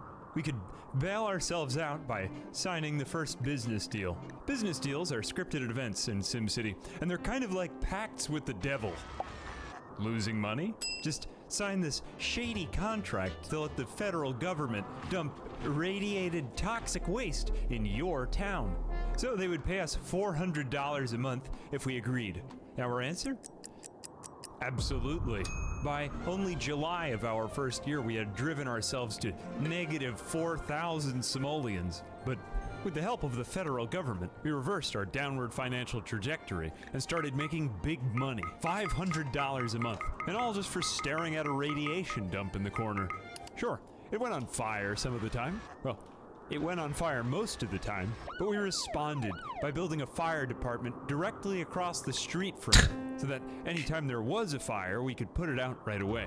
Of course, the fire department was actually very expensive to run, at $125 a month, which cut into our profits. So in an act of financial brilliance, I decided to just stop I can't funding believe it. you Naturally, the broke up firemen with- protested.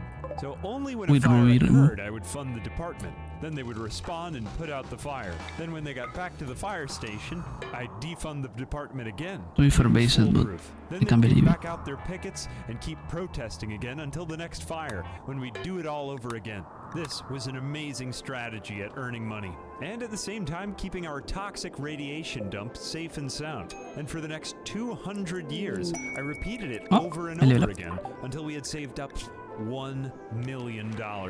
At which point, I decided it was time to start building our I city. don't like that song. Honestly, very exciting. So I started Oh planning the foundation, shit! but I didn't Oh really put fuck! much effort into it. To tell you the truth, I'm going to destroy this city to make more money, so don't get too attached here. But in the meantime, I built up the farms. I built up the residences. I even built up the water and the stupid infrastructure. When the citizens started rioting, I lowered taxes to 7.2%. People loved it, and our population skyrocketed from 0 to over 25,000 within just a few years of getting started. And for now, we could lean on all the money we had produced from our toxic waste dump to build up our city. My whole strategy revolves around getting our cash flows in the negative. So unfortunately, we started making money again by collecting too much in taxpayer money. I mean, I don't even think this is very fair in a $0 challenge, so I decided to just start lowering taxes again to 2%. You see, the true goal of my strategy was to get our cash flows into the red, because if you do this with enough population like I did, your accountant lady returns with more offers. Casino is an amazing attraction that freely generates 300 simoleons of tax revenue per month for $0 upkeep. We accepted, and we built it across the river, directly beside the toxic waste. We built safe, sustainable wind turbines to power radiation toward the gamblers.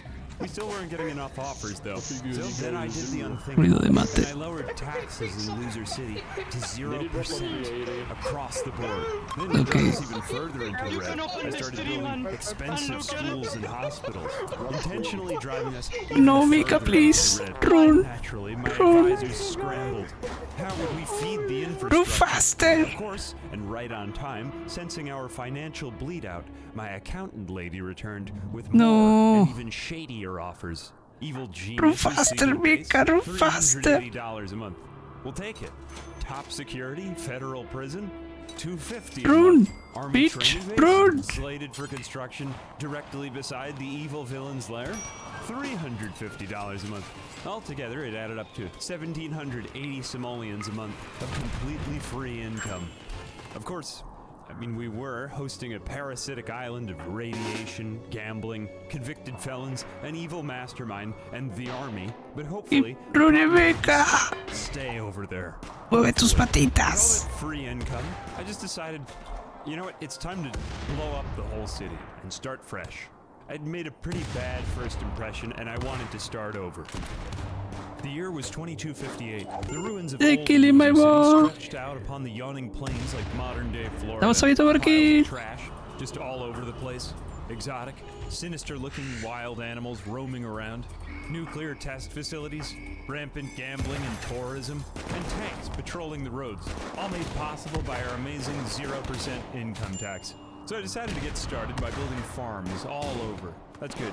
Build wide, then we'll build tall. Okay, check.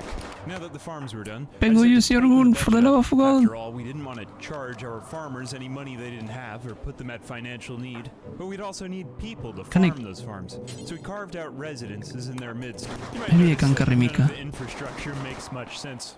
Maybe. The roads look like crap, but that's just what you get for $0. Fortunately, it was cheap and affordable for our I got him. residents, which is important because they were all unemployed. No taxes, no road maintenance. I cannot. You might have to climb out of your neighbor's yard just to I get to the road. cannot The one skip. thing we did start investing was our fire department now. Gone were the days of picketing, protesting firemen. But only because fires were breaking out in the Por streets Mika, almost every cacho. single day. We kept it cheap enough to maintain that we were still making money. Though when people moved to Loser City, they usually didn't stay for long. After an unprecedented start full of rampant construction, almost everyone abandoned their homes, leaving only about 1,688 people living in the city. But at the very least, I can say that those people must have really liked it here. I decided that the few remaining citizens had a right to know how their unfortunate civic existences were being funded, so I constructed an expensive bridge across to the terrible island on the other side of the river. And upon further examination of the bad roads, I learned that almost all of the residents worked in the neighboring city, which is literally the tutorial. Embarrassing. So in an act of economic sovereignty and patriotism, I started constructing dirty factories for all the dirty residents of Loser City to work at. Commercial zones. They opened 40 copies of exactly the same place called Bennett Music Corp. And then they just abandoned all of them. This town sucks. Some people's houses are in other people's backyards. The fire department is crashing into the building with the fire and running people down on the way to extinguish it. We even had to open up another fire department across the street to just clean up the mess. Look, I don't like taxes as much as the next person, but I want to live. You know, I tried. I tried building a city with $0. I funded it by alternate means, and I tried to keep it cheap and affordable for the residents. But sometimes you just try to fly too high and too close to the sun. And that is why you should give up and accept yourself. I think that's about it. I wanted to end on a positive note, so... Anyway, On August 27th, 2014, a YouTuber named Peter Ritchie posted a video of the largest SimCity ever created, the Mega City, totaling 107,658,254 residents in the span of one very, very large map, totaling 81 regions on a 9x9 grid. Colossal in its magnitude, and honestly, a work of art unto itself, all meticulously planned and sustained by over 16,000 miles of road, 324 hydrogen power plants, and 486 waste-to-energy plants. Each subcity is divided into 144 megablocks, 48 residential, 48 commercial, and 48 industrial, all arranged into what appears to be a plus sign centered by a massive commercial district. And this city is dense. To put it into perspective, if New York City is around 11,300 people per square kilometer, then the mega city is around 7 times more dense, coming in at around 80,000 people per square kilometer. Not even including planning and testing, the video details around 6 months worth of construction poured into this vast and elaborate mega city. I wanted to figure out how to create such a huge city for myself in SimCity, but without taking out 6 months of my life, so I decided to just figure it out this weekend by reconstructing one singular tile off the grid and see if I could manage it. If you divide the total regional population of 107 million by 81 for each tile, then you should come out with an average population of around 1.3 million for each tile. But there's still a lot more that goes into it. And so I got cracking by trying to follow along with Peter Ritchie's video series about how to construct a mega city. January 1st, year zero, $500,000 in the bank, and a blank slate of grassland in the background. I commenced with the city in the far corner of the region, a little square tile on the southeast edge of the map. I sketched out my blueprints for the town with roads along the edges, and began, like every good Sim City, with industry in the corner to poop out all the dirty fumes off the map edges from the power plant situated as far southeast as possible. The first grid block. Thence, roads extended north and west to guide the rest of the city's plans. Blocked. The foundation was laid. After that, I gridded out the rest of the city with major roads and avenues, crisscrossing at vital intersections like a large piece of graph paper. And then I began to zone the zones: industrial, commercial, and of course, residential. For this first experiment, I placed everything out in a diagonal checkerboard fashion, which seemed like a good idea, but unfortunately, it wasn't a good idea. Oh well. The city grew anyway.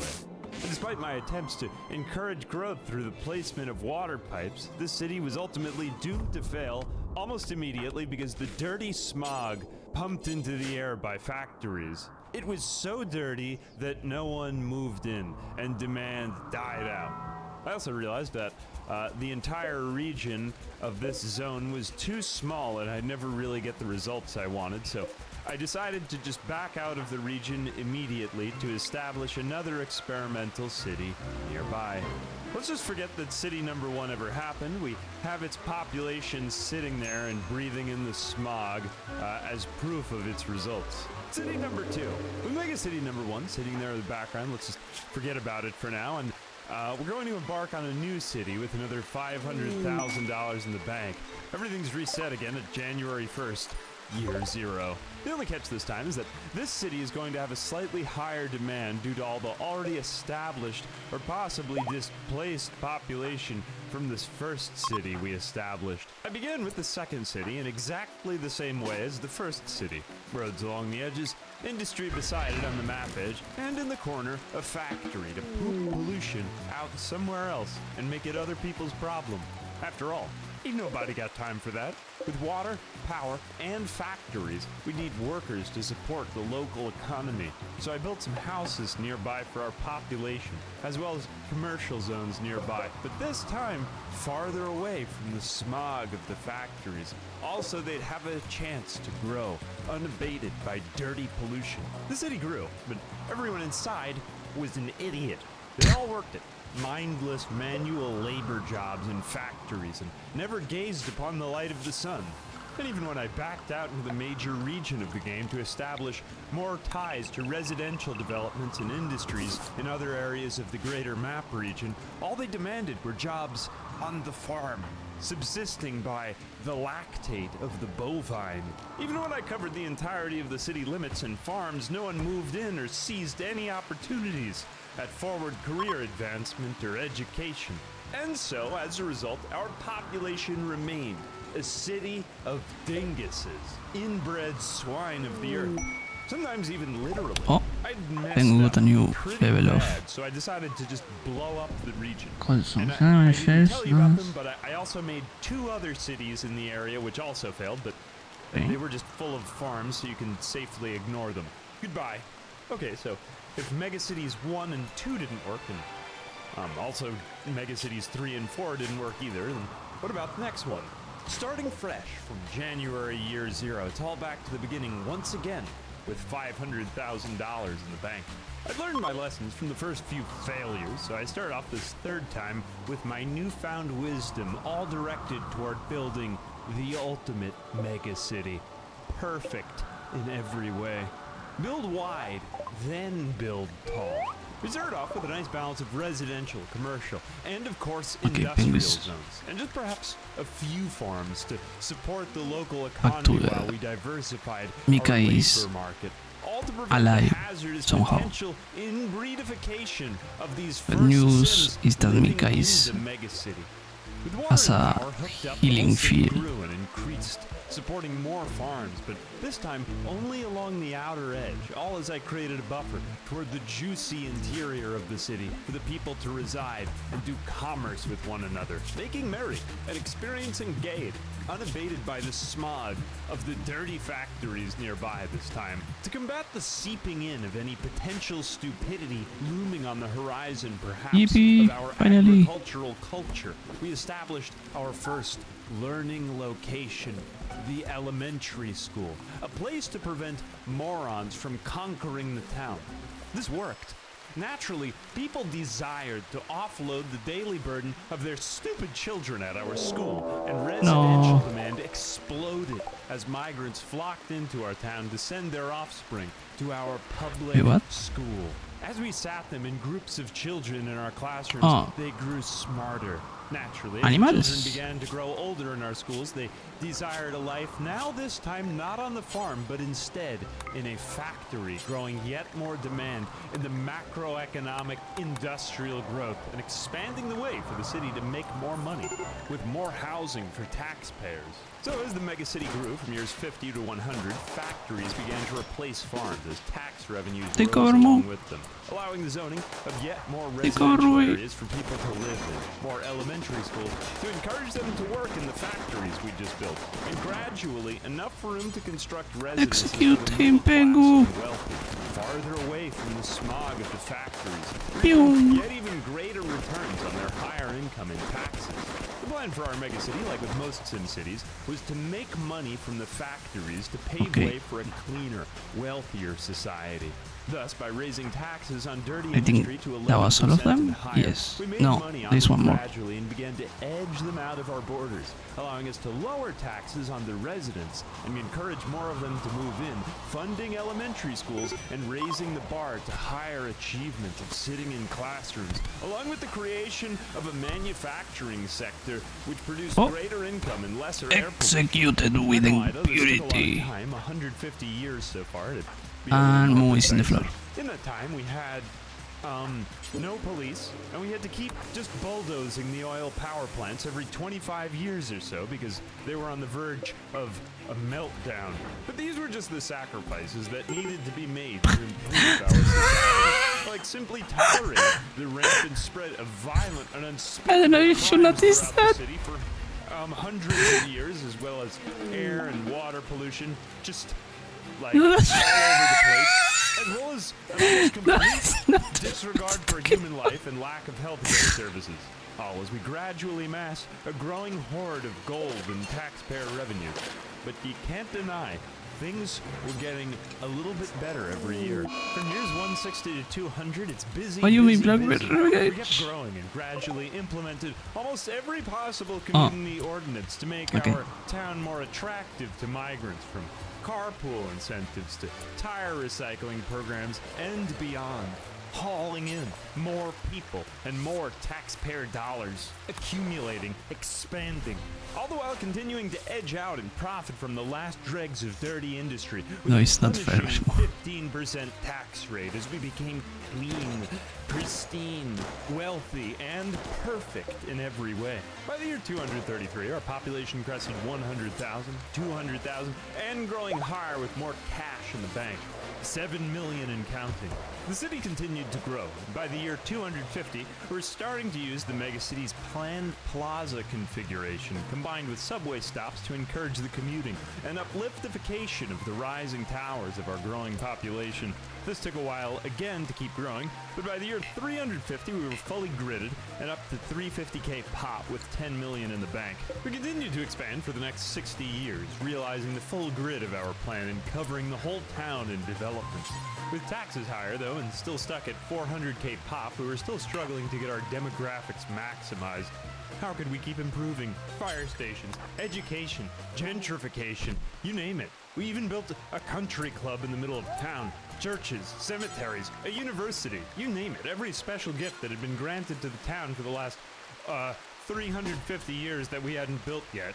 I bulldozed the oil power plants and replaced them with hydrogen power plants. I even schnizzled the schnong. Still not good enough, but improving. 450k pop and rising. Though around the year 400 with all the traditional means of civic governance proving unreliable and running out of options in the traditional toolbox for addressing the threats of crime and dirty industry still stifling the growth of our town, I turned to martial law and just blew up every dirty industry in the town. If you're dirty, you're gone. One by one, they fell to our bulldozers, and to prevent them from returning, I raised their tax rate to 20% to make way for cleaner, wealthier, high-tech industries to move in and take their place. Be gone, peasants! Taking another look at the map, though, I realized I hadn't actually set up the zones correctly, so it took a total redevelopment of the city's zones until year 405 to actually get everything set up the right way. Wait, no, you don't have medical skills. Complete. Sure, maybe we're down 100,000 people or so, and maybe we had a negative $40,000 per month net cash flow, but, oh well, let's just ignore that and lower taxes. And although we'd lost money and people in the short term, like a business primed with startup capital, I'm happy to say that from around We are the year having 400 a time. onwards, people flocked in droves to the megacity, attracted by lower taxes, better civil services, and the start to a blossoming high-tech industrial sector. At this point in the playthrough commenced one of those most magical moments in any SimCity playthrough, that epiphany when you finally solve the equation of the perfect civic enterprise. The zones are perfect. The fire departments, the police stations, and all the services are in place, and you can just click 3 times speed and kick back as you watch the towers rise and materialize. The result of all those meticulous hours spent planning, shaping into a bustling civilization before your very eyes. And that's, this time that's actually what happened. The tax revenues went from deep in the red to well into the black as our population rose need to go along to with it. steadily. So I'm going to put another video. Creepcast?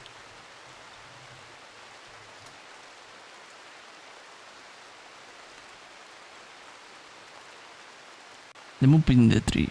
Why not? I mean, fucking Opera used to be a good browser. Now it falls apart.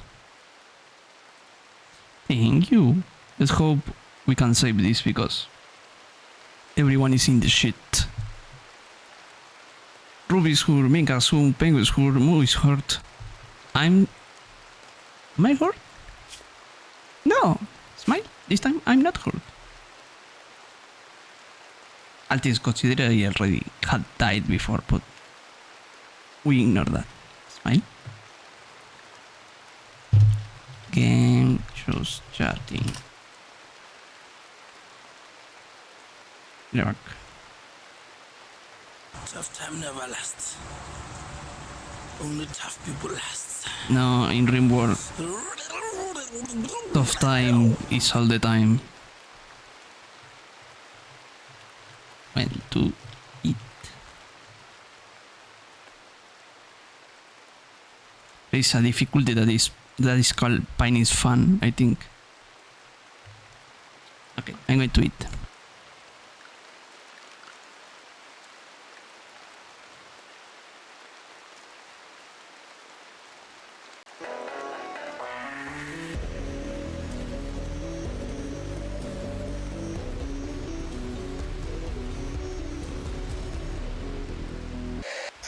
Welcome back to Creepcast. Another week of scary stories. Today we're going to be reading a story called The Puppet in the Tree, which is, yeah. Oh, hold on. Where the fuck is my mouse? Yeah, The Puppet in the Tree by Dopamine, who did the, is it The Dead Girl in My Yard, right?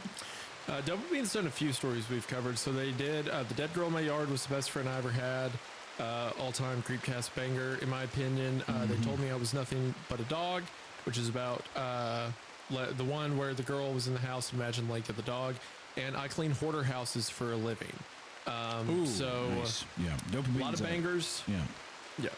Dopamine is the name that they write with online. Their actual pin name is RC Bowman, and RC Bowman has a bunch of different stories you can check out, as well as multiple books that you can get on Amazon, either paperback or for Kindle, such as the Monsters We Forgot series or What Monsters Do for Love.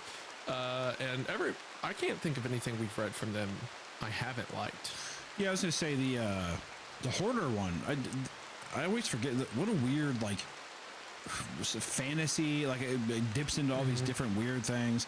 And then I still think that the best thing that we've read from them so far, at least I should say, is the Dead Girl in My Yard. The Dead Girl in the Yard, yeah. That one was just so good. It was like a macabre bridge to Terabithia. Yeah, no, it does feel like that. Yeah, like a demented bridge to Terabithia, which bridge to Terabithia is already kind of demented. Still can't believe the little girl in that dies. Falls in the drowns. Just straight up drowns. She does. I remember like, and you never see it. It's so traumatic. You never see it. It's just like she's gone now for the best. Forever. That's probably for the best in a children's movie. If they saw a full 8-minute scene of a girl, I'm not saying you show her dead body. Oh, okay. I'm saying he's not with her when it happens. There's oh, it's a big tragic event. It's just he comes home one day. It's like your friend's she's dead. You're like, what? Yeah. Well, Bridge to Terabithia, truly the most horrifying thing we've discussed on this podcast. The scariest thing we've ever covered. Yeah, it really is. But check out RC Bowman's stuff. We'll have it linked in the description. They're always a banger. And I should also mention that their account Dopamine got banned off Reddit. I know we talked about this the last time we covered them. It got banned because of some stupid rule or something rather. But you can still see stories that get posted by them to their subreddit, the North American Pantheon, because they have that huge series. It's like a collective lore of supernatural things in the United States. And they also have a Twitter, a Facebook, and Instagram, stuff like that. We'll have linked in the description. So be sure to show them some love. They certainly deserve it. Well, without further ado as well, be sure to check us out on audio platforms like Spotify and Apple Podcasts and give us a nice rating there. It really does help us. And also just want to give a quick shout out to our patrons who are listening and getting some extra content on the side. Isaiah, are you ready? I'm ready. I do want to mention while I'm continuing to shout out the author. Most of their stories are now posted to their Substack. I forgot about that. Yes, we'll have the Substack linked in the description as well. Correct. Okay. Anyway, I'm ready to get into it. The Puppet in the Tree. Let us begin. Every elementary school has a ridiculous urban legend. My school had Muppet Man, and I hated him. Muppet Man was deformed. Ill-fated plastic surgery left him with the ghastly proportions of a marionette puppet, so he stole a rainbow animal costume from the school theater and wore it everywhere. He lived in an ancient oak tree in the recess yard. Some kids claimed he lived in the branches, watching us play from camouflaged hideouts of leaves and twigs. Well, immediately. Okay, off the jump. I want to say, I have no idea the age. I'm guessing it's a child, but I will say it seems like a full-fledged. I thought it was a teacher at first. I was like, my God. Oh no, it is an adult. It has to be because it says ill-fated plastic surgery. No, right? Well, yeah, but you never know. It's not Muppet Boy. It's the Muppet Man. you ain't kidding either. It ain't no Muppet boy, it's a Muppet man. Yeah. So there's just also jumping into the deep end. No introduction. Oh, my name is. It's just like, yeah. There's a guy dressed as a rainbow animal, and he like watches the kids play from the trees. Which also outside. don't like that. By the way, grown a man with a rainbow. With like a rainbow cape or whatever, and then he's just watching people play in the trees. I'm trying to think if there was anything in my middle school where there was, or elementary school that was, like not in that vein, but like, you know, like a folklore, like a legend or something. And I can't think of any. The only thing I remember was that there was people that would, they said like, I don't know, like this there's like an old well near our school, and they said that was haunted, but nothing ever, you know, nothing ever struck me as a kid to be like, oh my god, you know. So I don't know. Yeah. We I remember one time in middle school, which I'm trying to think elementary school, we used to, I remember running through the empty classrooms and saying like, oh, there's ghosts or whatever, but I don't think there was any specific story. It was just kids being goofy. But I remember in middle school one day, some guy apparently walked onto the school parking lot with a shotgun. And all the teachers are like, there's a guy in the parking lot with a gun. So it's like a big lockdown. Everyone freaked out. But then it turns out he like just lived next to the school, and he's like, oh, hey, I'm carrying this from my truck or whatever. Just like kept going. So it wasn't really a ghost story, but we used to joke that he would come back and kill us when it's not Jesus really a Christ. story. You know, kids are pretty cruel though, huh? Kids are pretty. Well, I mean, yeah, kids will say stuff like that, and it means nothing to them. It's like, what if someone showed up with a shotgun and killed all of us? This teacher we had in second grade, or he was a teacher at my school in second grade. I didn't have him, but his leg had to get amputated. He was in like this horrible car crash, which to a second grader means, I mean, absolutely nothing. So everyone kept calling him like Blackbeard and stuff, and people kept like drawing him parrots and shit, and like all kinds of like stuff that was like all pirate related. And he was like, "I'm not a pirate," and he would like have his prosthetic leg, and he'd walk off. People were so rude. Jesus, kids are so mean. I remember my friend was like, he was like, he doesn't even drive a car. He drives a pirate ship to school every day. This is second grader. This is just finding new ways to be evil that no one would think of. God, I mean, just unnecessarily rude.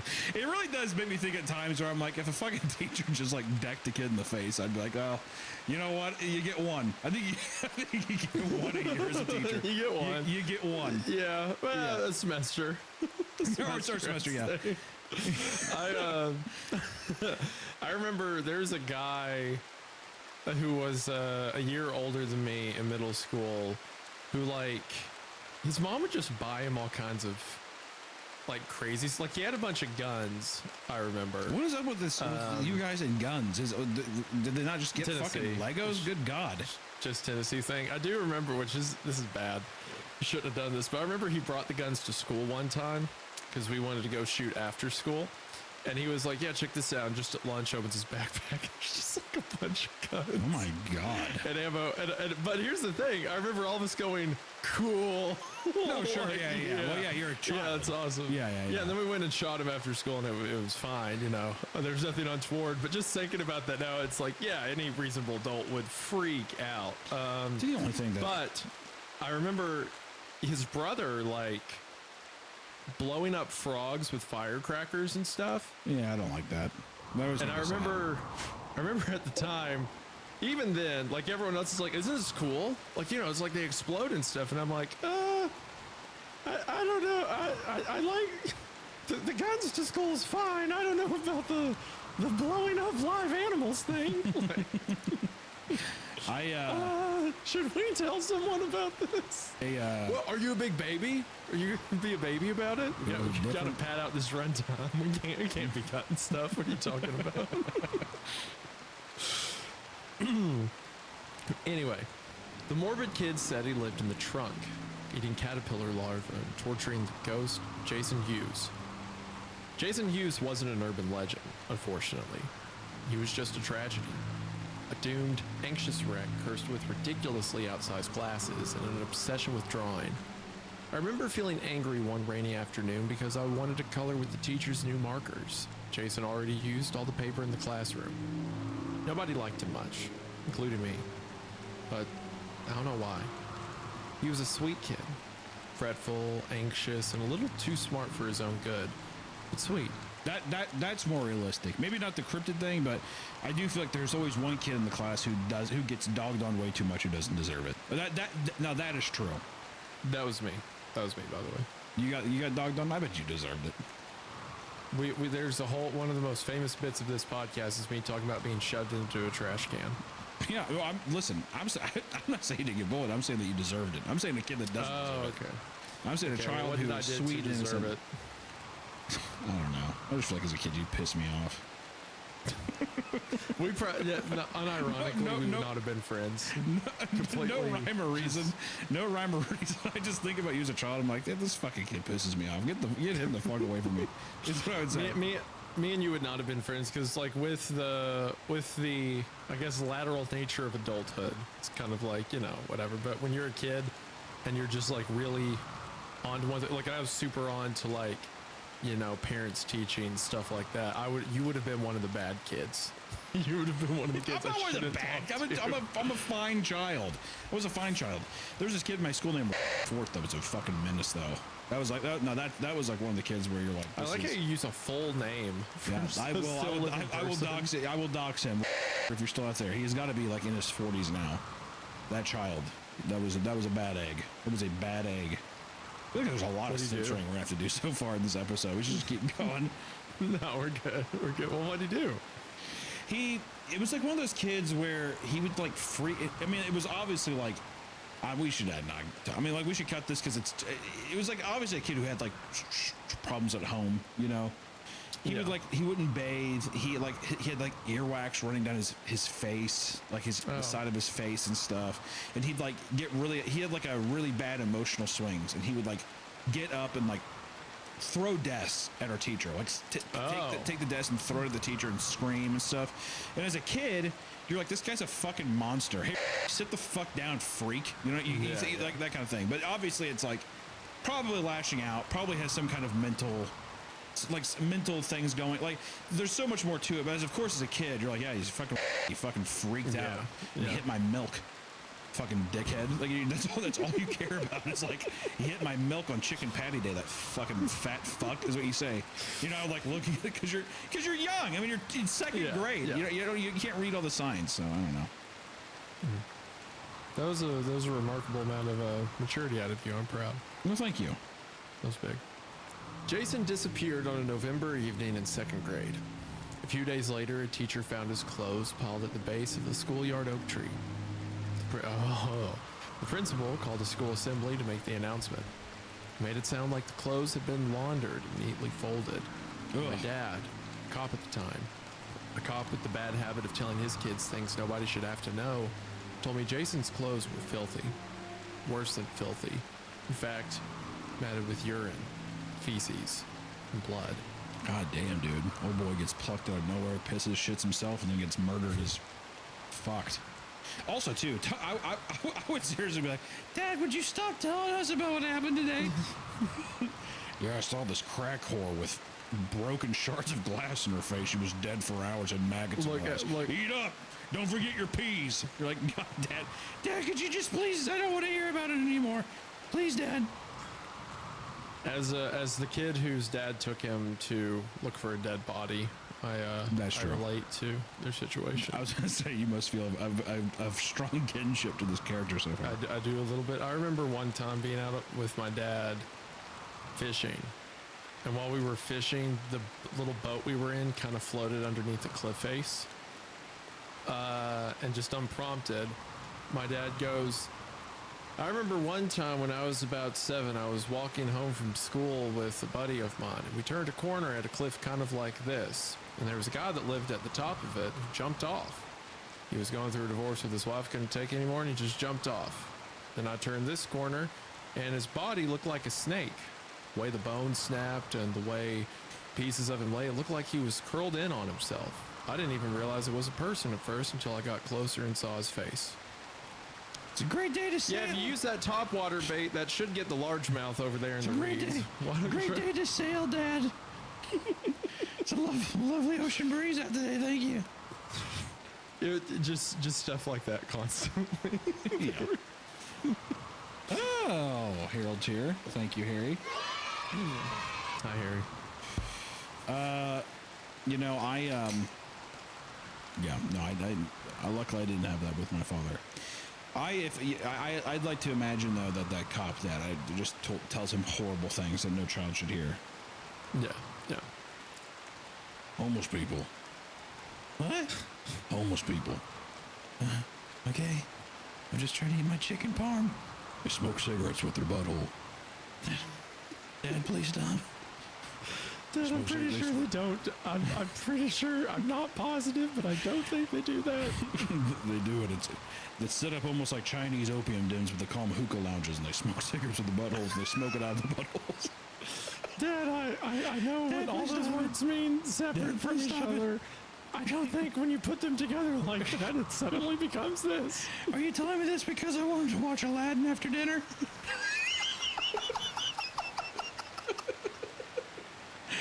Eat up, champ. Prince Ali, obviously.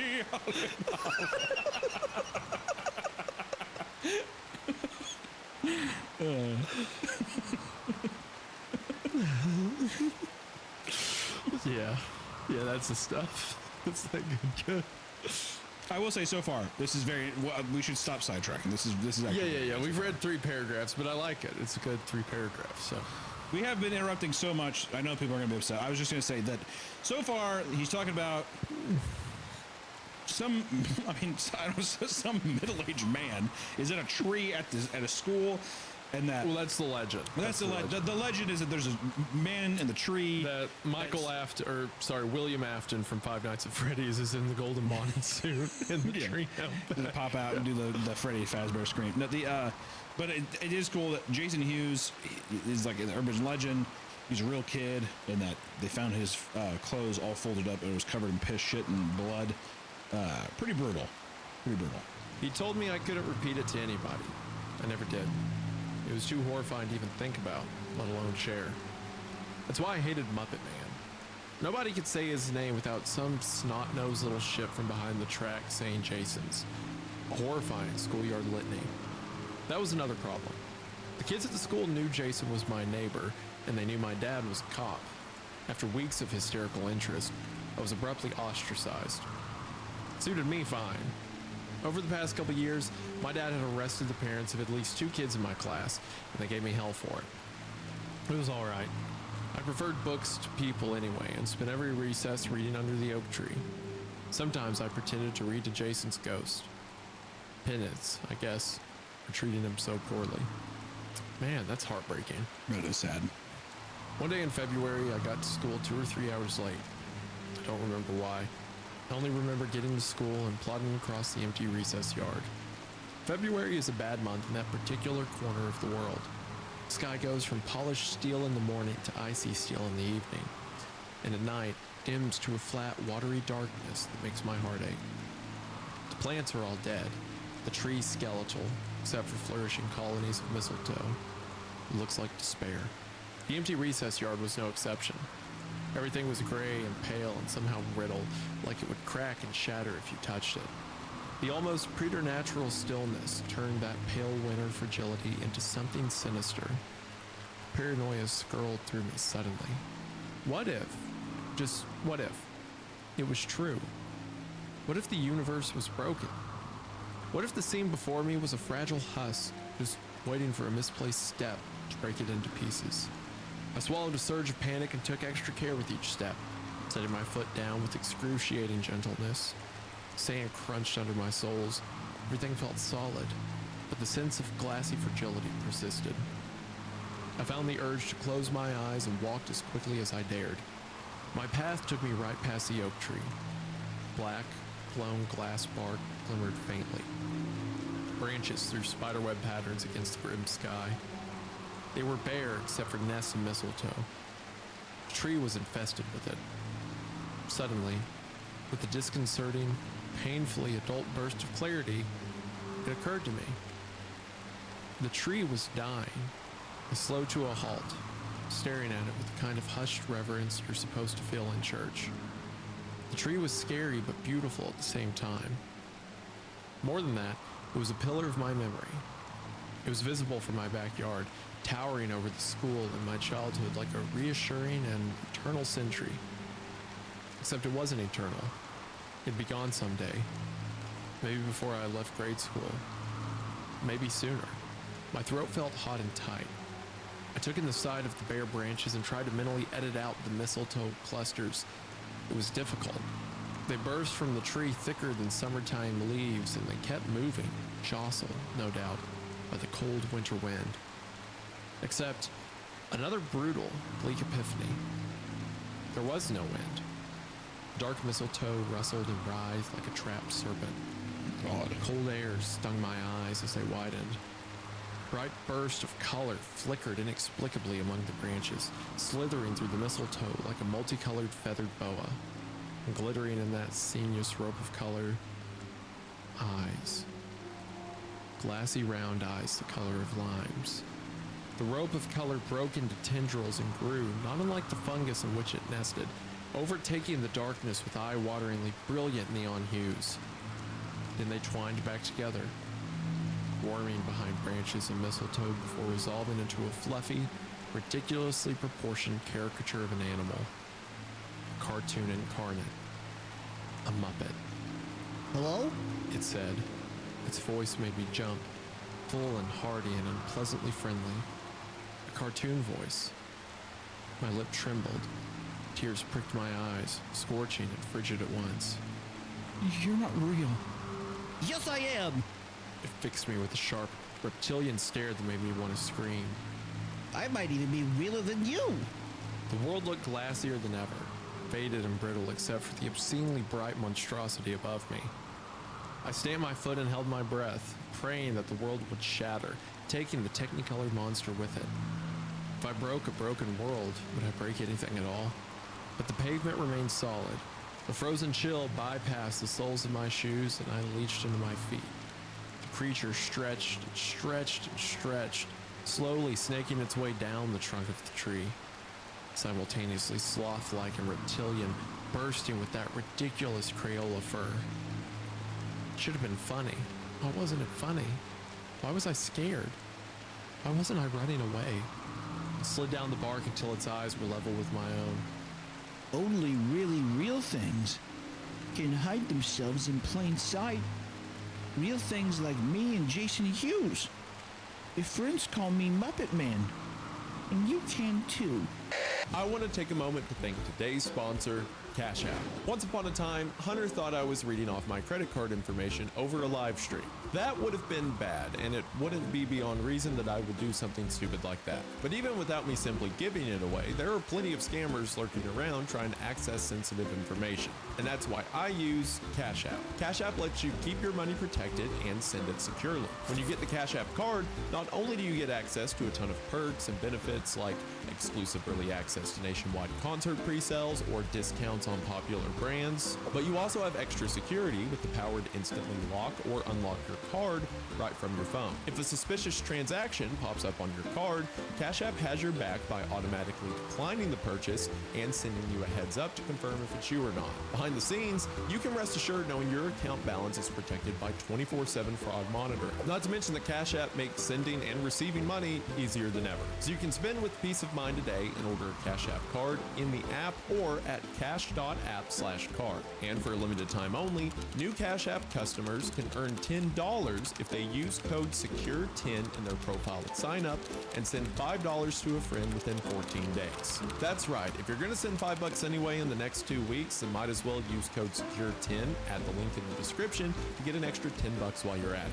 So use our exclusive code to earn some additional cash for real. Cash App is a financial services platform, not a bank. Banking services provided by Cash App's bank partners. Prepaid debit cards issued by Sutton Bank, member FDIC. Promotions provided by Cash App, blocking the brand. Visit cash.app/legal/podcast for full disclosures. Thank you to Cash App for sponsoring the show. Their link will be in the description, and we are now back to the episode. Today's episode is brought to you by Square. the business toolkit that helps you sell, manage, and grow without the chaos. Whether you're just getting started or already running something great, Square gives you the tools to take payments, track sales, manage your team, and keep everything organized. I love using Square when boothing at cons. It makes everything simple and streamlined, letting me focus on interacting with fans and getting the product in their hands. Plus, with Square, you get a real-time reports on what you're selling easily to track growth and identify when you need to restock on fan favorites. With Square, there's 3 clear plans and never any hidden fees. Choose between free, plus, and premium for the best options that's right for your business. Square helps you run your business with confidence, clarity, and less chaos. And now, it's easier than ever to get started. So why wait? Right now, you can get up to $200 off Square hardware at square.com/go/creepcast. That's SQARE.com/GO/creepcast. Run your business smarter with Square. Get started today. Back to the episode.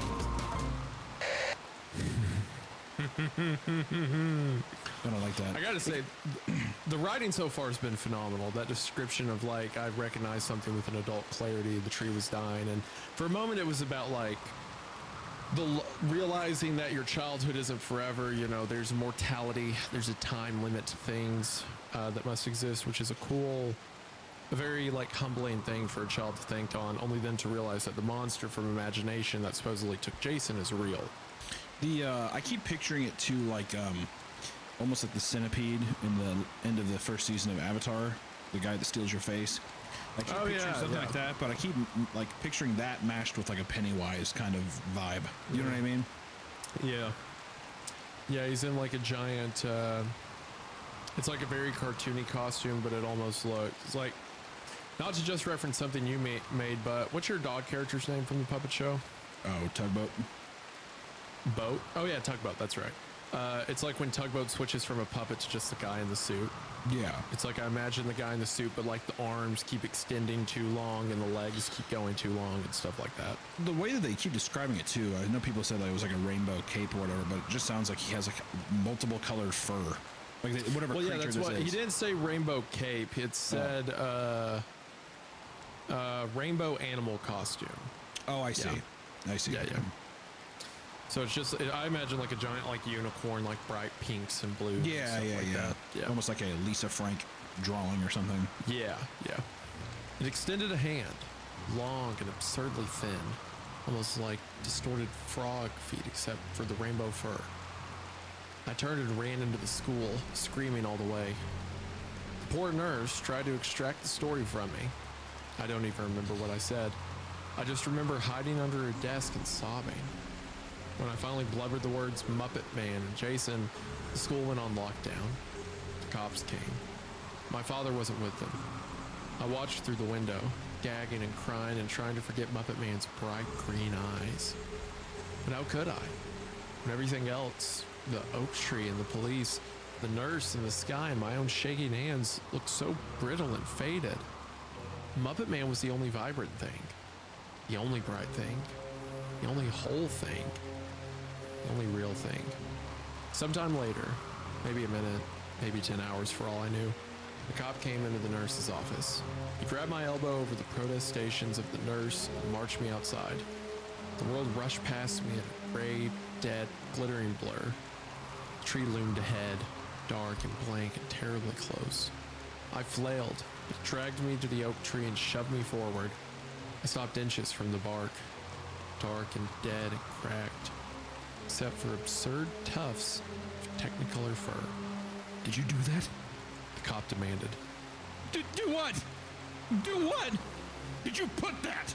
He pointed to a particularly obscene knot of neon pink fur. On this tree! I told him no. I told him it was Muppet Man, that I'd seen Muppet Man, that Muppet Man knew Jason, and now he knew me. The nurse sent me home shortly thereafter, and my parents packed me off to my grandparents' house in San Diego that very night. I stayed for 3 weeks.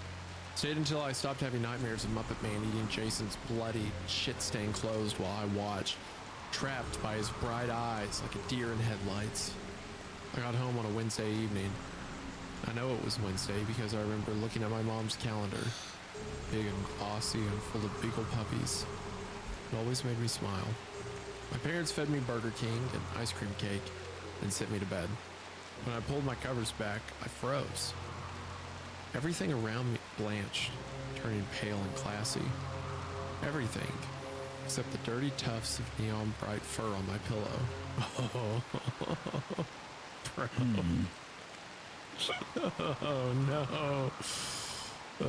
My parents assumed I did it and yelled at me for almost an hour, but they let me sleep in their bed anyway. It's almost like spraying like an infection or something, right? What? Just like it seems like whatever he's like coming in contact with is like, now it seems like the Muppet Man is either after him or it's like he's like infected and now things that he's like touching or interacting with, right? Or what? I think the Muppet Man's just like stalking him. Oh, okay. So you're saying that he took the form of like his pillow or whatever? Yeah. Oh, okay. Yeah. I see. Or like, well, maybe not the pillow. It's just a tuft of fur, so it's like Muppet Man's been in his room. Oh, okay. So you're saying that it's just like it's been where he's slept and okay. Yeah. And the tuft of fur there is like he left the tree before the other people got there. Yeah. Yeah, I see. School was a nightmare. I spent the entire morning dreading recess. When the bell rang, I thought about throwing a tantrum just to stay in the classroom, but I'd get in trouble. My parents would be angry. I'd go to the principal's office. Besides, there'd be other kids on the playground. Vibrant, living, colorful, noisy kids. All that noise and brightness might be too much for Muppet Man. I told myself these things, but still ran to the bathroom when the bell rang. I threw up and sat in the stall until a teacher, summoned no doubt by a tattletale, came and told me I had to go outside. I dithered in the corner by the tetherball court, as far from the oak tree as I could get. Even from a distance, I thought I caught glimpses of bright fur slithering through the branches. I decided I was seeing things. When the days finally got warmer, still skies softening a rich blue in the daytime and Easter egg colors at night. Larlac asked me, "Computer, why my colonist always dies so quickly when I play RimWorld?" Oh, joy. Another twit struggling with RimWorld. Your colonists probably die at the speed of light because you're mistaking the game for a petting zoo. You need to manage their needs. Food, shelter, and a safe environment. If you're sending them out to fight a pack of angry squirrels with nothing but a butter knife, well, that's just natural selection at work. Maybe try a little less chaos and a bit more strategy. Something pulled me out of my book. I didn't know what it was at first. Maybe the kids screaming on the jungle gym. Maybe the 5th grade girls gossiping a few yards away. Maybe the warm breeze rustling the leaves. I looked down and gasped. Larvae crawled along my arms. Yellow-white caterpillar worms that lived in the bark. The kind all the kids said Muppet Man loved to eat.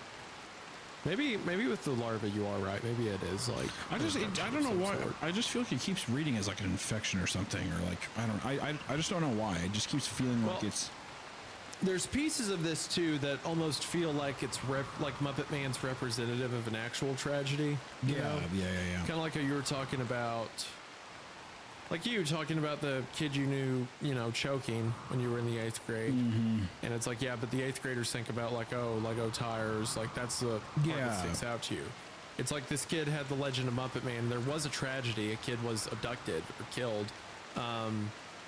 And it's almost like they're rationalized, especially the part where they said that they were mean to them. So now they read almost as a penance. I mean, it does feel like almost like a folklore kind of legend. It almost feels like an anti-bullying kind of like tale. You know what I mean? Yeah. It's almost like this person is rationalizing the bad thing that happened because it was Muppet Man that did it. Yeah. Actually putting like a monster, like manifesting a monster for bad actions. Yeah.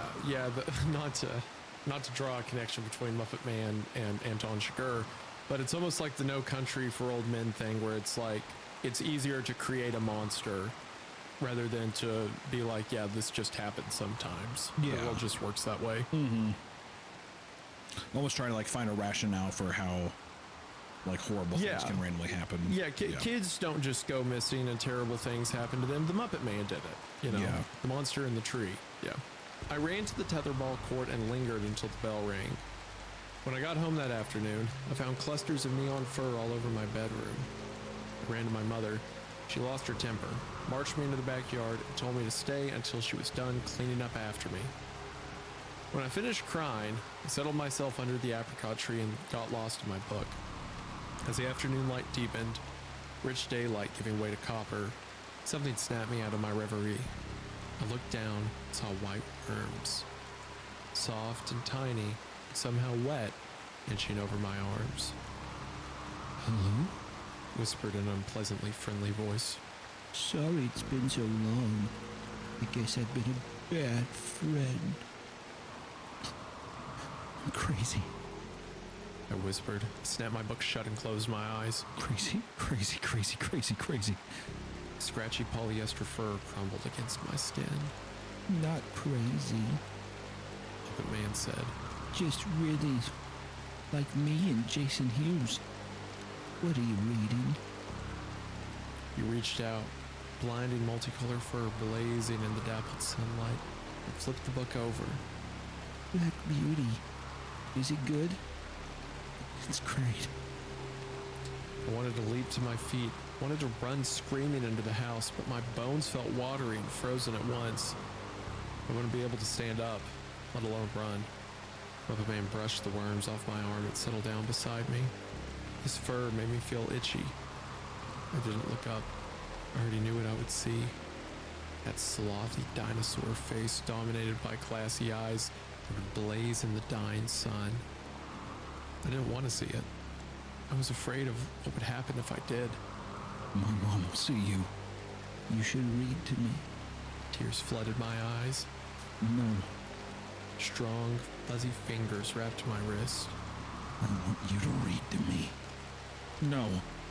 If you read to me, I'll take you to Jason Hughes. I almost scoffed. Jason Hughes with the giant glasses and the keening voice. Anxious Jason Hughes who stole all the art paper in the classroom just to draw stupid fish and stupid beetles. Jason Hughes had been reduced to bloody, shit-stained clothes at the base of the schoolyard tree. Why? Because we're lonely. Glanced at the house, praying my mother would look out and see us. If he's lonely, he should go home. He can't. His mom doesn't like him. I pondered this briefly. I thought of my dad. My poor dad who worked himself to death with overtime. My poor dad who couldn't catch a break at work. But what if I could help him? What if I could find Jason Hughes? Give my dad all the credit. When will I see Jason? It depends on how well you read. Oh, gosh. I mean, the pedophilia undertones are very present, right? Like, I'm not imagining that.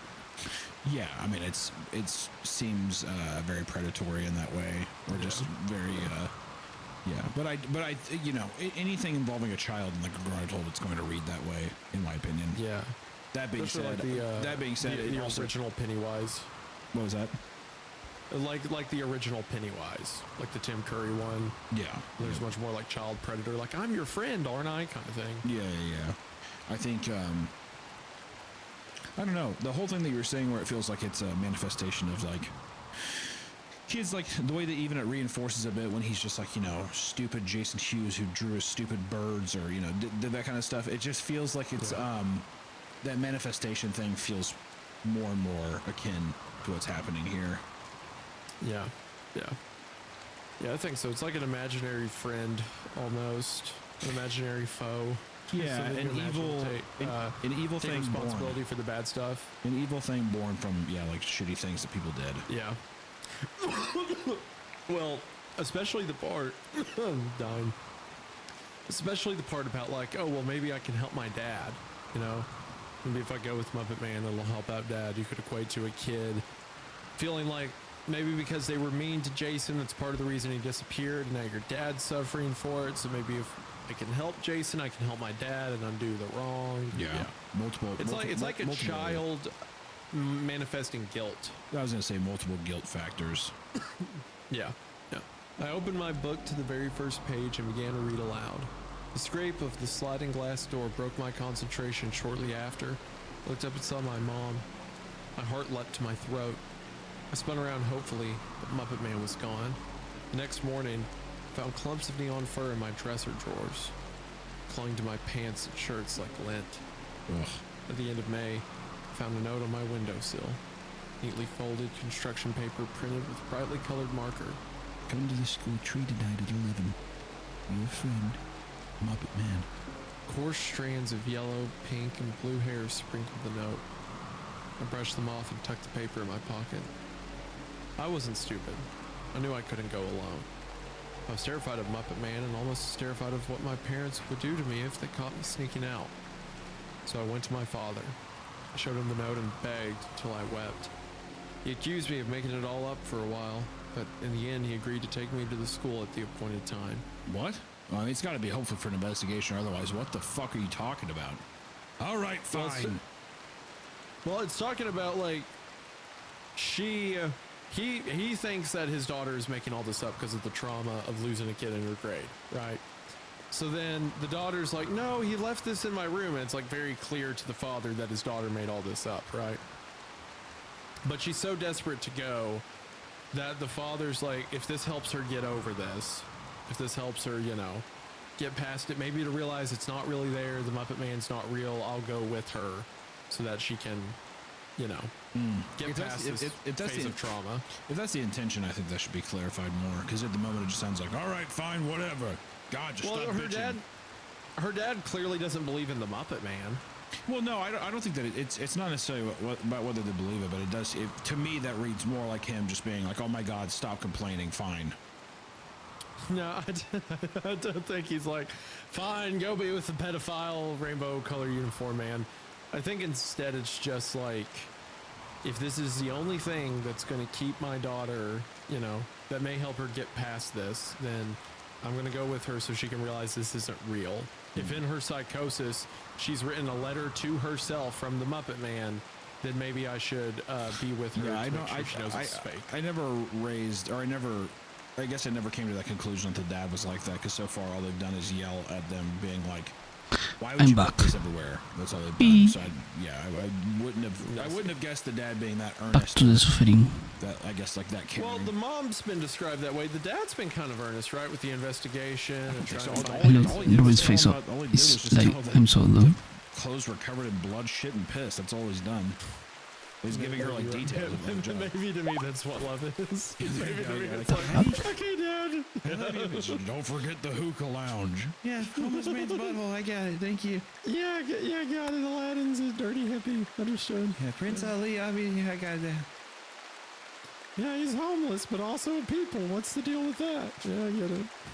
I want to take a moment to thank today's sponsor, Harry's Razors. Life is too short to let dull razors rule your life. And if your razors give up midway through a shave, you end up irritating your neck more than you're trimming it. Thankfully, Harry's is here to help.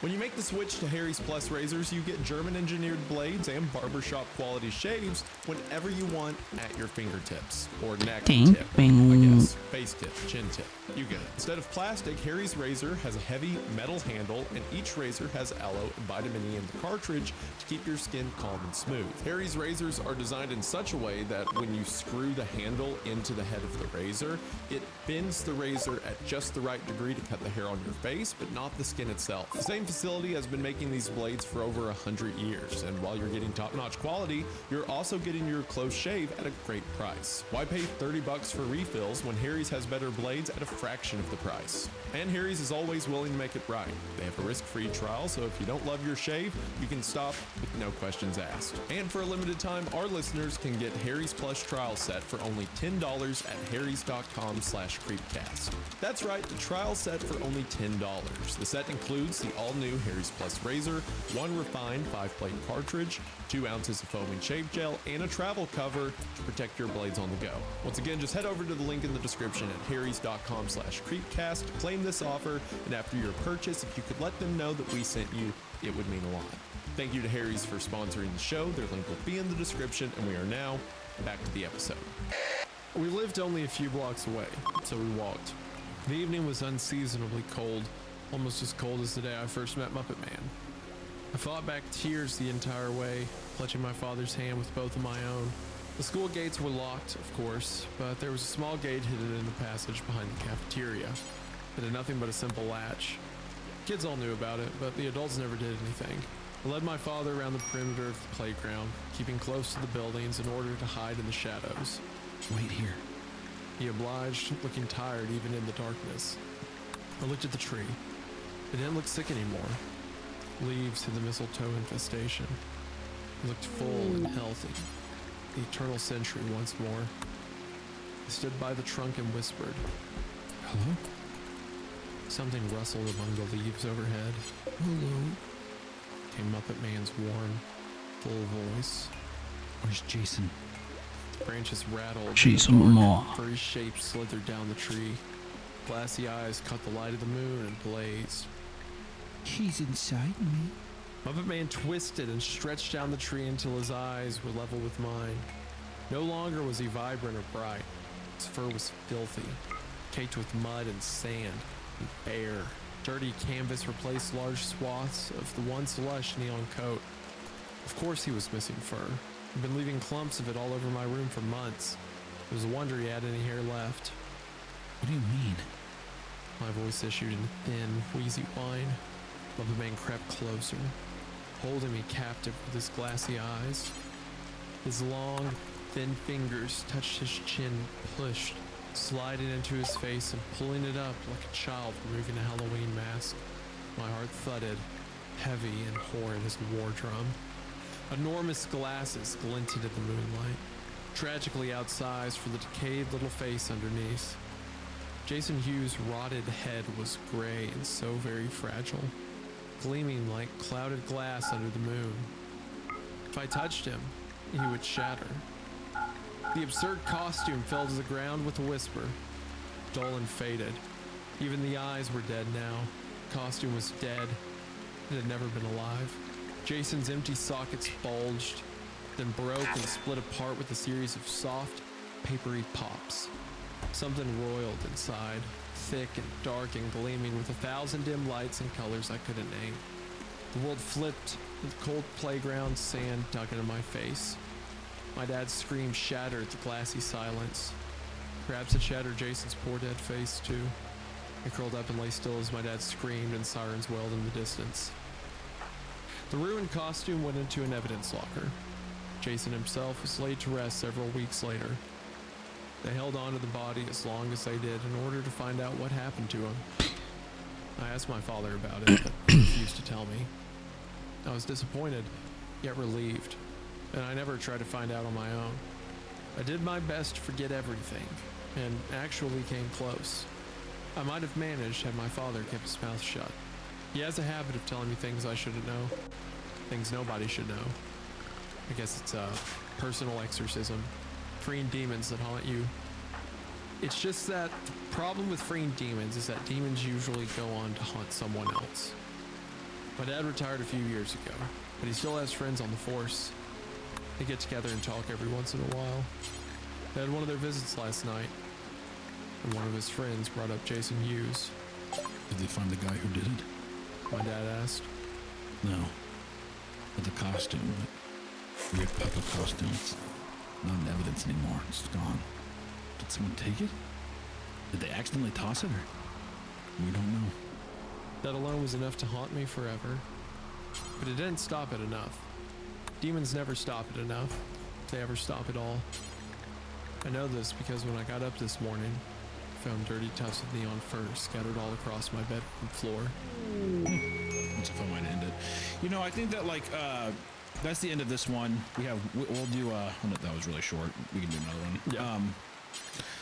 I think that this is one of those stories where it's like, I like ambiguity in stories, but I do wish that there was a bit more of like, why do you think, let me ask you this then, why do you think that the monster chose our protagonist?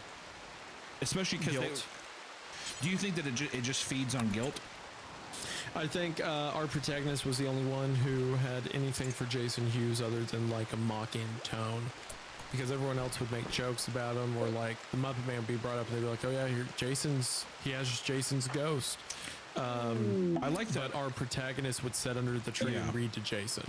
Yeah, I mean, I like that idea of a monster that like feeds on guilt or is drawn in or almost seduced by guilt, and like playing into that idea that literally by showing compassion for Jason and like reading to him was a literal calling card for this thing to come and like target the main protagonist. Yeah. So I thought that was pretty Some interesting. people leave. What do you think of the creature as a whole? I think the Muppet Man's interesting. To me, it works best as kind of the metaphor thing. I think especially at the end where it's like he goes to, or our protagonist goes to meet the Muppet Man, and then the Muppet Man shows him the body of Jason that crumbles. So all everyone else sees is just the suit with the body in it, right? Yeah. It's almost like if you wanted to make it literal, you could imagine like maybe Jason is the one who stole the costume and ran into the woods, and then both these legends came off each other, and then they just found the body one day. You know, maybe Jason took off his clothes. Yeah, I was in there. You know, whatever. Yeah. I was kind of wondering if the tree's life had anything to indicate that, like, at first I thought it was when Jason. So at first I was reading it that like, oh, Jason got abducted, right? Mm-hmm.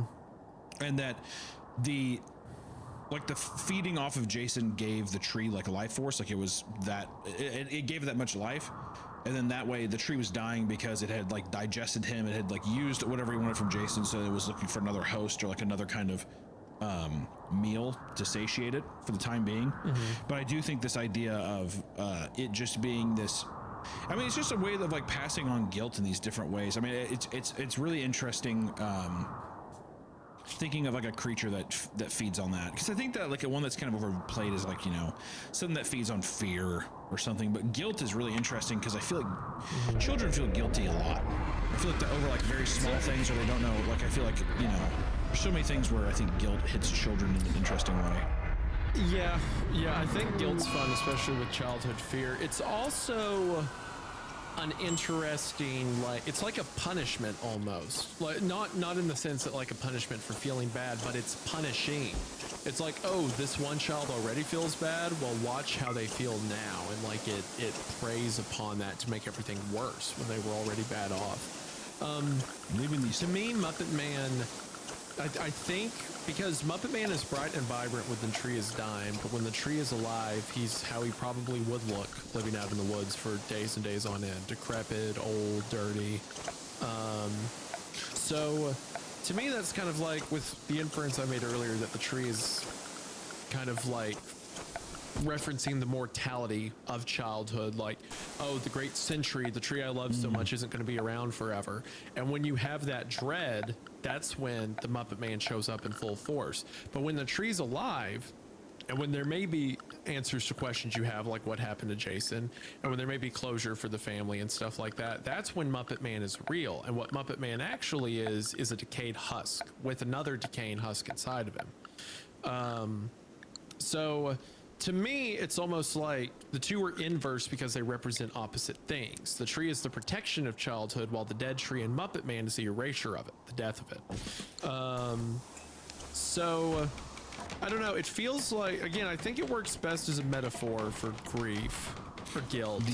The element of just in terms of like guilt, of harboring guilt or shame or something, having something. I thought one thing that was kind of interesting too is the having bright rainbow colored fur everywhere is just like a giant sign for something you're trying to hide, or something that feels like it's obvious, you know what I mean? Like it's so abundantly clear that like it's so noticeable, I guess. It feels like when you're holding on to guilt, shame, or like a secret or something, that it feels like everyone knows that they can like read it, like they can easily see it past you when they can see it. And having these bundles of fur or something, and like having to explain that to other people, and you know, these things, these remnants left over that are kind of being left, and you're being blamed for it as well, as I just thought that was kind of cool. Like that's an interesting visual. Yeah, it's similar. I mean, we made the Bridge to Terabithia reference earlier, but whereas Terabithia was kind of reminiscent of his childhood wanderlust, and then when the girl dies, he starts to see like monsters over there and scary things because now the world's soured. I feel like this is kind of similar to that, right? The tree was the safe place, you know, the century of the playground, but then when James Hughes goes missing, or Jason Hughes goes missing, well, now it's scary. Now it holds the mystery of the monster, the Muppet Man in the suit. But then you grow up a little bit, some time goes by, and then it's just a skeleton and it's just a tree. You know? Do you think that the adults know about this kind of? Well. Do you think the adults know about this creature? Do you think it's a known secret? Well, they know about the suit. No. Well, I mean, if you want to view the story literally, like it is a monster in a tree, and then it goes into police lockup, and the suit's kind of alive, like the suit itself is a creature. Yeah. Then I would say some adults probably know about it, or there's some legend behind it. But for the sake of the metaphor that I'm into, I think that a lot of this is just kind of within the mind of a child, right? Like a lot of it's the way you view things. Like, you remember, did you, that 4chan post I sent you the other night about the dog eating cereal? Did you? So that kind of thing always freaks me out, which we may cover in an episode eventually. But that kind of thing always freaks me out, like the way dogs perceive, the way children perceive things that they shouldn't be able to grasp yet. Yeah. You know, like traumatic things. Like trauma, yeah, like a kid your age dying. It's like, that's a lot for a lot of concepts, a lot of grief, a lot of heavy stuff for a kid to put up with. So it's like the way their brains make sense of it is odd. Well, that's why I think there's some really good stories that prey on that, and I think this is part of it. Like, it's easier to think the Muppet Man did it, right? Yeah, I mean, I think that children will find, I think a lot of people will find any way to rationalize or be able to articulate it so they can process it through their brain, which is either through, sometimes it's through joking about it, sometimes it's like literally manifesting something that like might be similar to something that like you're, like a show or something, right? Like if you watch horror films or something, you might manifest this idea that it's like, oh, it's a creature. So I think that you, just however your brain is able to articulate these things that are so uncommon, I think is but there was a this is super graphic, so like you know, trigger warning, whatever. It's a scary story podcast. There's a story I read about one time. I can't remember. I'm pretty sure it was posted as if it was real. If it's real or not, I don't know. But I remember reading about a mother who was at home when someone broke into the house, and she shot. He came into the bedroom and she shot him in the head with a shotgun. It's, you know, pretty brutal, right? And then she had like a 5 or 6 year old son who walked into the room as she was calling the police and looked at the guy that was shot, and then looked at her, his mom, and said, "Are you going to finish that?" The mom didn't know what he was talking about or what's going on. Well, later the police are talking to the boy, and they're like, "What did you see happen?" And the boy's like, "I heard a loud noise, and I walked into mom's room, and she was with the guy who threw spaghetti at the wall." Oh man, wow. Like the kid has no process, no concept of what's happened, but he can use the pieces of what he does know. You know, that looks like spaghetti, as gross as it is. So it's like here, that's a lot to talk about a kid being abducted, you know, someone your age being abducted by the kind of person who would keep them for days, and they would soil themselves over and over, and then all their clothes are found. It's easier if the Muppet Man who lives in the tree is the one that did it. Yeah. You know? No, I think that makes sense. Very quick story too. It was like definitely like a rip of the Band-Aid kind of story. Like, damn, kind of in and out. Like, I mean, like started off with such a crazy. Starting your story off with being like, yeah, there's a middle-aged man in the tree, is quite the bold move, and I think it it definitely fucking hooked us pretty good. I think we got time for another one, like another short one. There's another short one. I think we do. There's another short one we got recommended called "If You Meet Me, Please Kill Me." I thought that was an interesting title. Yeah, and it's also by someone who I think has made some bangers that we've covered on the show before, but we only covered them in one multi-episode, and we haven't given them a look again, so I'd like to give them a look again. The author, her name's Gabby, but she goes by EAPATBP, and I think I remember what that stands for. It's like anyway. They wrote the stories about, hold on, I got the list pulled up. They wrote the Sugar Daddy story. My sugar daddy asked me for weird favors. The one about every month there's a parade in our town, which is a part of their Point Pine story series. And The Man Who Follows Me Around and Narrates My Life. Which all three of those I thought were great. Do you remember those, Hunter? Yeah, no. Also, too, the Sugar Daddy one, I'm pretty sure that's the most upvoted story ever on r/No Sleep, right? Yes. Yeah. It's, at least when we covered it when we covered it, it was. Yeah, it was the #1 voted story of all time. I'm pretty sure it still is. Yeah. Yep. And then, oh yeah, I remember we went through this list. And then the second most upvoted one is My Wife's Been Peeking at Me from Around Corners. Yeah. A banger as well.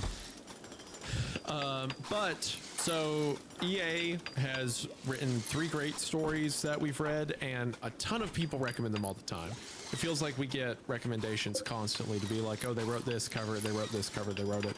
And we enjoyed it the first time, and then EA actually came to the subreddit a few months ago when people were discussing the Sugar Daddy story, and she seemed super cool with it and was glad that it was covered. So, you know, why not check her out again? Yeah. And Harry recommended this story to read with the previous one.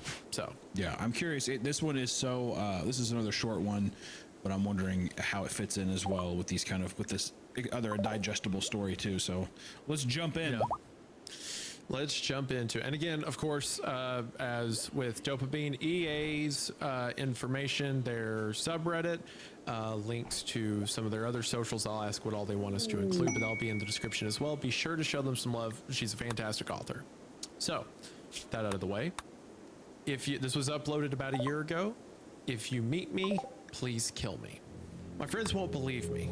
My family thinks I'm crazy, and if I keep trying to convince them, they're probably just gonna lock me up. But I need help, and I think that strangers online are my last hope. So I'm begging. If you meet me, if you see me walking down the street and I say hello, if you meet me in a bar and feel inclined to buy me a drink, or if you match with me on a dating app and make plans, kill me. End it. I don't care how it's done. I prefer it to be as painful as possible, but I know that's probably a lot to ask. It's already a lot to ask someone who doesn't know me to commit murder on my behalf, and I'm sorry to put such a burden on you, but I truly can't do this any longer. Let me provide you with some context. I might have gotten ahead of myself, but I came on too strong. Don't leave yet, please. Please let me explain to you what's been going on. Maybe, hopefully, once you hear this, you'll be on my side. Maybe you'll believe me. Hell, maybe you've experienced this too. I can't be the only one who's experienced this. It started 2 months ago at Mitch's. Mitch's is a small bar that my friends and I used to go to every Friday night. They had a karaoke night, and everyone got free nachos with the purchase of a drink. It was a routine we had been sticking to for almost a year now, ever since Melly moved into the apartment complex down the street and found the place. Anyway, it was a Friday night, probably around 10 p.m. because I remember that Jonas had just arrived and he got off his shift at the hospital at 9 on those days. Melly and I had just performed a tipsy version of Fleetwood Mac's Rhiannon, and we were giggling and stumbling back to our booth when he intercepted our path. He said his name was Tony, short for Antonio. He said he was new in the city and had just moved here from Idaho or Iowa. I don't really remember. He wanted to talk to me. He said I had a nice voice, and he enjoyed my performance, and he would like to get to know me a bit better. I agreed because he was my type.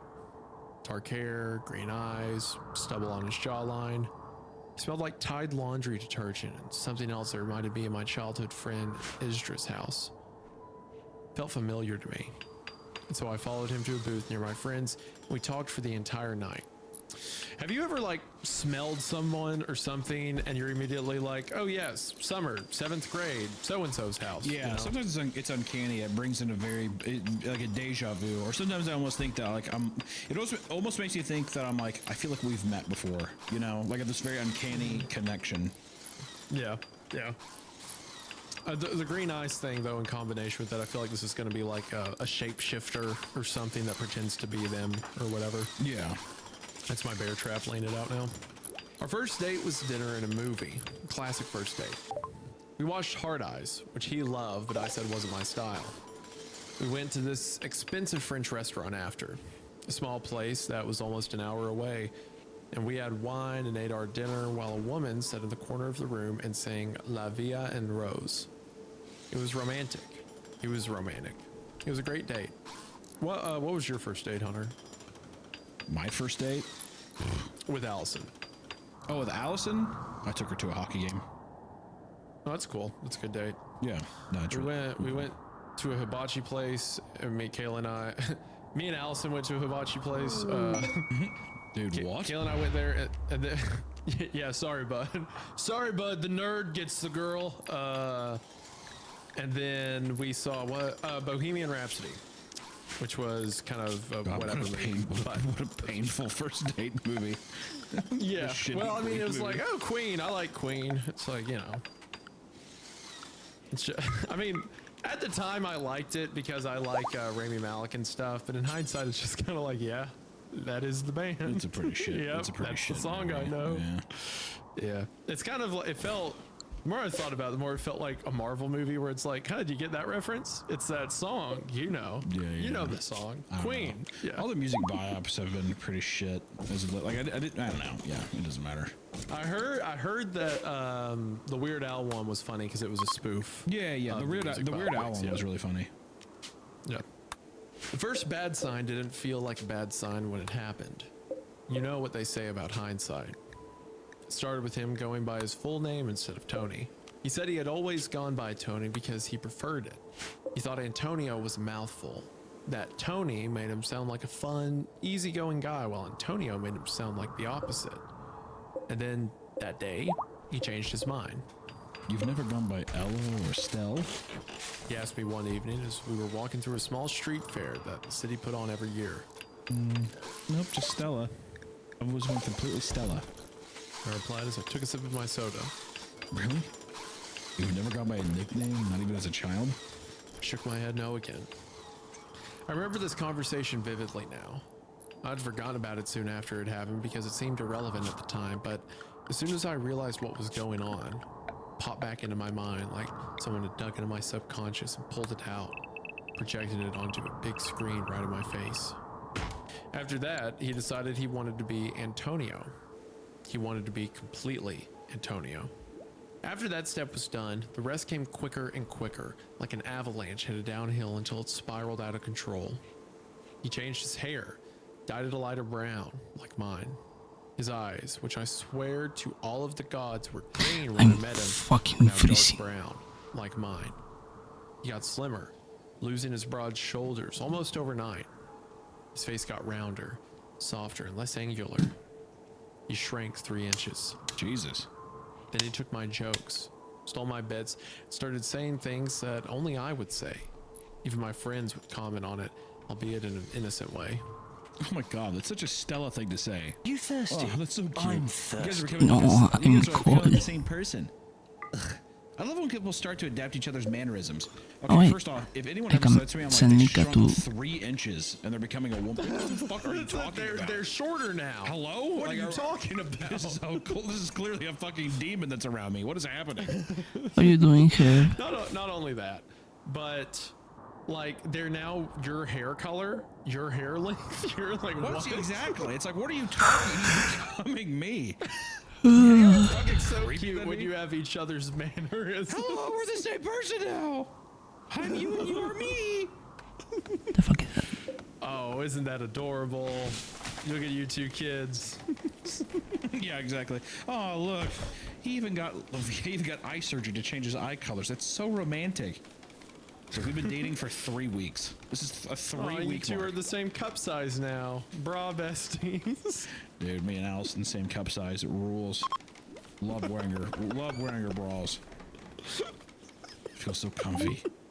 I feel so secure. You know, one time we were. This is a embarrassing story to say. We Well, should it's not go really 'cause it was a joke, starting but to take. Kayla and I were Oh. walking through Knoxville. You're lactose one night, intolerant. And And you did the I thing. had left my gun at That the one thing house, you shouldn't do. And Kayla was like, "Here, just carry mine." So I put her gun in my pocket. Consume And I lactose. we were driving her car, and I couldn't find A wee wee. t-shirt. I accidentally grabbed her t-shirt. Fair enough. So we get out of the car and we go. She's like, "Look at us." To be fair, I feel like I will be like the people that. My shirt. Nah, solar flare. Wearing your underwear. The people that An old Chinese man who was on the phone stepped say out fuck my it and buy ice creams and eat ice creams anyway. going, yeah, I'm wearing your underwear. And he puts the phone down and just makes I don't know if I'm eye contact milkshake, with me and watches me the whole way around the corner. Well, Isaiah, were you wearing your underwear? No, it was. Yes, was Joe, I will do it with ice cream. Chinese guy did not get. No. I'm definitively on the record. No, that would not happen. That was a joke. It was a funny like haha and what if. I'll tell you this. Thing. I'll tell you this and much. then I'll tell you this much. That guy and you were taking it too seriously. What? If I tell you this much, if my wife came to me and she said, "Hunter, I want you to wear one of my thongs," I would do it in a heartbeat. No, in a it's too weird. It's too weird. In an absolute heartbeat, I would It's too weird. start And flossing. it's also weird because it feels like you're trying to get me on board right now. No. I don't give a shit what you do. I'm saying that if I was approached, I'm putting it on record. I'm setting the record straight. If someone said, "Here, wear my thong," I would say absolutely. Someone, not even your wife, just anyone. You know what? Fuck it, anyone. Be like That's Moses, weird. I would split That's the Red too Sea. weird. I would never wear underwear. I'd pop one of the boys out on each side, and I'd have it curl up like a little garden snake. Okay. And I'd start flossing. Okay. No. We don't need, look. I could all that description you gave. I figured that's where that would be going. We don't need it. Maybe I want to be one of the Victoria's Secret dudes, man. Why don't I even tell this story? I should have known that passing this off to you was too close. Maybe I'm jealous that girls get to go to Victoria's Secret and they get to dig through all those drawers full of fucking different colored panties. All I have is something for you and Allison and maybe a pastor or therapist to discuss. This is not for me. I am your business partner. It's boring. This is a joint business endeavor. We do not need. I'm gonna start wearing thongs. In this. Oh, really up. Next time you see, I'm not even joking, and I want you to keep this on record because we're meeting again soon. When you literally see me, I'm going to be wearing a thong, and I'm going to show you. Okay, I'm going to mentally block that, and I'm not going to think about it. I don't know how you're going to mentally block it. It's going to be, it's going to be a flashbang. You are going to see it. All right, you give our audience too much to work with. They say the most obscene things about this podcast anyway. You don't need to make it easier for them. Anyway, what the important thing I need to make note of is Bear Trap. By the way, I was right. I said he's gonna start chameleoning her and Lizard Man mimic or whatever. So I was correct. So support it. Except we weren't doing that. He was stealing all of my jokes. He was taking all of my catchphrases. He would use my references that he didn't even know previously. He stole my style, swapping out his Vans, jeans, and button-up shirts for thrifted boots and band tees. He got glasses even though he didn't need them, and he went vegetarian. The worst part about this, the part that pissed me off the Chicken most horse stallion, chicken wolf hen, acted like chicken I was wolf insane. hoster. They acted Okay. like he had always been like that. He never went by Oh, Tony, Stella. they are What are going you to attack talking the. about? Oh, his eyes were never green. I think you're misremembering. Maybe it was the lighting in the bar. Oh, shite. Oh, he's always been the exact same height as you. It's impossible for someone to just shrink. It was such bullshit. It's making me mad all over again to think about it now. Nobody believed me. I tried showing them photos where you could clearly see the differences, and it was like they didn't notice them. Like I was the only one who could see the photo as is. I need to calm down. I'm not finished telling you my story, and I worry about you getting bored. I need you to believe me. So, would you believe me when I tell you that about 2 weeks ago, he became me? I mean, he literally became me. He morphed into a clone of me. He goes by my name. He wears my face and hangs out with my friends. I almost had a heart attack when I saw it the first time. It was like I was looking in a mirror. A screwed up mirror who had taken over my life. My friends acted like nothing was wrong, like he had always looked like that. They didn't think we looked alike at all. They didn't think it was weird that we had the same name. Everything was just a big, fat, stupid coincidence to them. It's so infuriating, it almost makes me laugh. So that's where we are now. He or I don't know, it can't be human, can it? Whatever it is has become me, and it's ruining my life. He picks up my medications, takes my esthetician appointments, takes my Pilates classes, hangs out with my family, everything. I need you to kill him. Me. Something needs to die. Please. His name is Stella Kobe. I'm 5 feet 5 inches. Short brown hair, curly, collarbone length. Brown eyes, big glasses with thick red frames. I've got a tattoo of a skull on the inside of my right wrist and a 4-inch long scar that runs down the back of my right arm, down my elbow. It's from when I fell off a horse as a child. I'm 156 pounds, and I'm a big fan of rock music, specifically Blondie. I love action movies, and I'm allergic to cinnamon. You might meet me out in public, in the produce section of your local supermarket, maybe on Bumble or Hinge or Grindr. I'm in thrift stores a lot. Maybe watch out for me there. You'll know it's not the real me because I haven't left my apartment in over a week, and I have no plans of doing so. I want that thing gone. I want it gone from this world before I ever step foot outside again. I don't know how it picks its victims, but it's quite charming. Just be careful. You can try to avoid it if you want, but your best bet's to just kill it and put an end to this thing.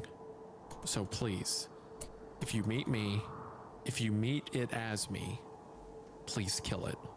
And that's the end. I will say that I don't know why, but I don't know why, but at the end it started. This is fucked up because I feel like I'm doing what she's complaining about. Why does it feel? I don't. It feels like almost like a schizophrenic person being like there's someone that's pretending to be me out there walking around. Yeah, babe, you're just crazy.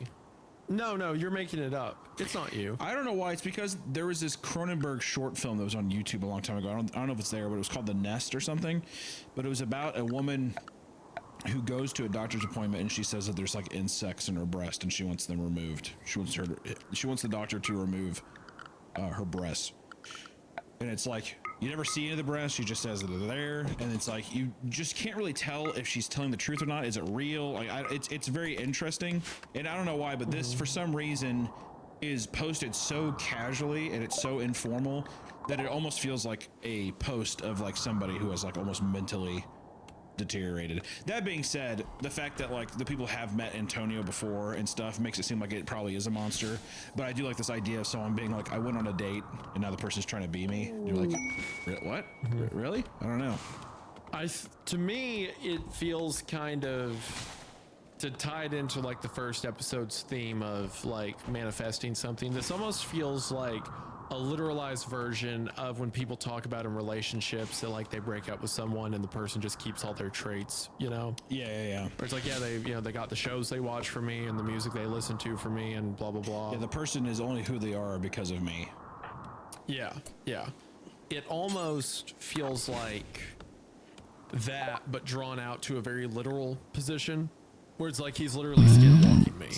And I'm left over here, almost again like a breakup. I'm over here, shamble, hide in my apartment, and they're still out there doing things that I taught them, learning things that I showed them, and stuff like that. Which is a fun. That's a fun. Feels like it taken to a extreme degree. Yeah, well, a mimic. That's a fun horror story concept of like a breakup that leads to being like the person that they are has been transformed because of me. Like I do actually like that, and then people like, and it is funny of people being like siding against her and being like, "What are you talking about? He's always been that way." And you're like, what the fuck are you talking about? Because because you have the actual intimate relationship with that person, and the other people can't see, you know, what's on the inside. So I do like that as like a fun comparison. I think that's a good read that you had. Yeah, because it feels like there's so many times like that where after a breakup someone's like, oh well, no, well, I mean, they got some stuff from you, but it's like they always did that. They were like, it's like people gaslight you as if you weren't the one in the relationship. Friend groups have a phenomenal way of doing that. Yeah, it's like, oh, it's not that bad. Oh, you're being dramatic or whatever. Yeah, it feels like that, but literal. Yeah, especially whenever your friends become their friends too. The worst. The worst. Yeah, then it's like, okay, well now we have a civil war of sorts.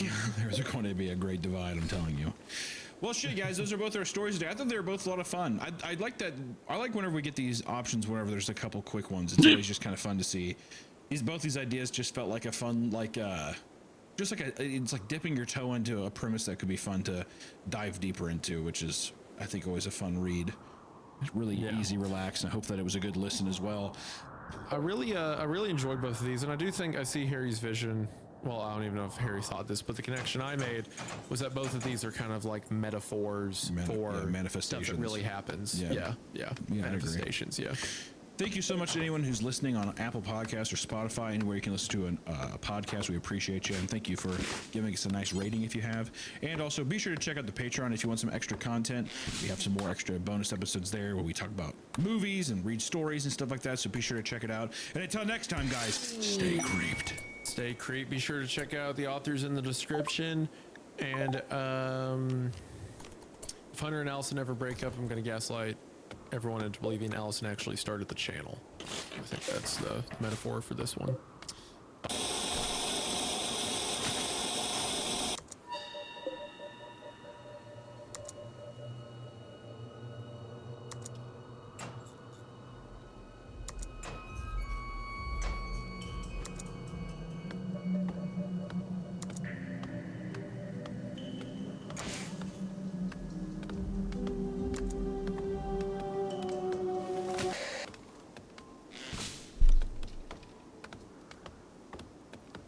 See, no. Wait, what? Wendigoon is a bozo. His friends are bozos, and if you like him, you're a bozo too.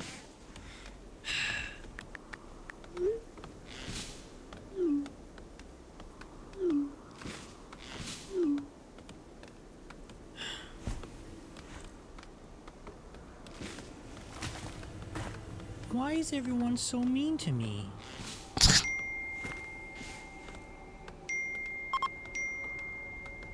That's it. I'm done with the internet. I'll just burn all my technology and disappear into the woods. No one will even know I'm gone.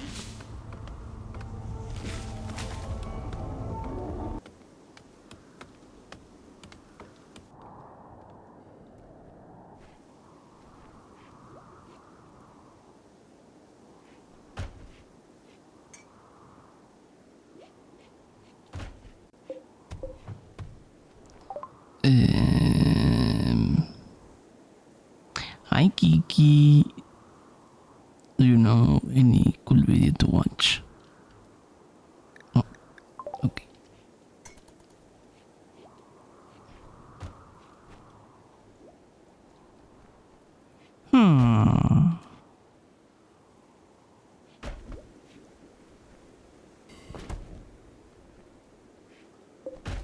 I think that's enough of hydrogen fuel. Anything over there you want to listen to?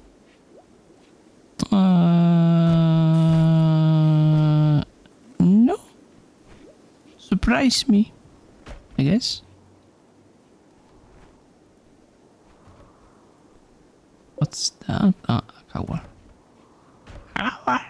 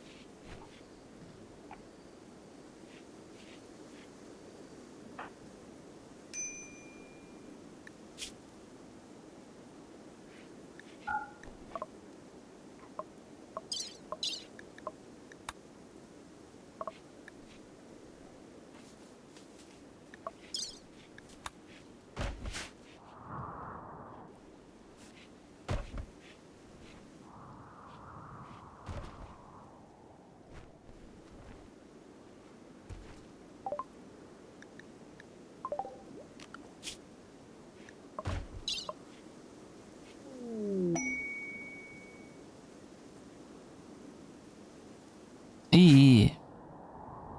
I mean,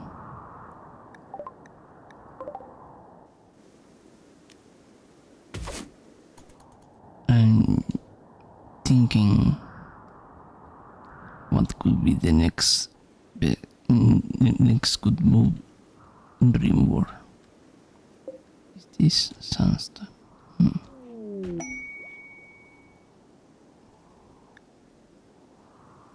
Wow.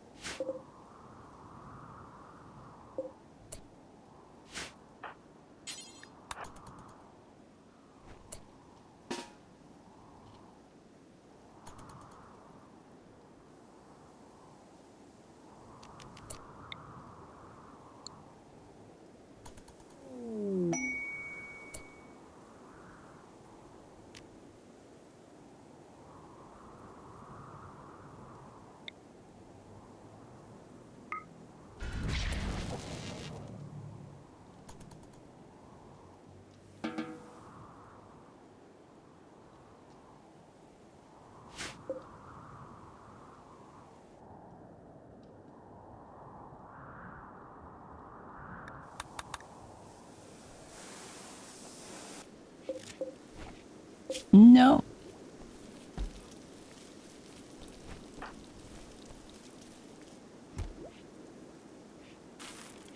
Wait. Oh, you. Oh, you're ready. Never mind.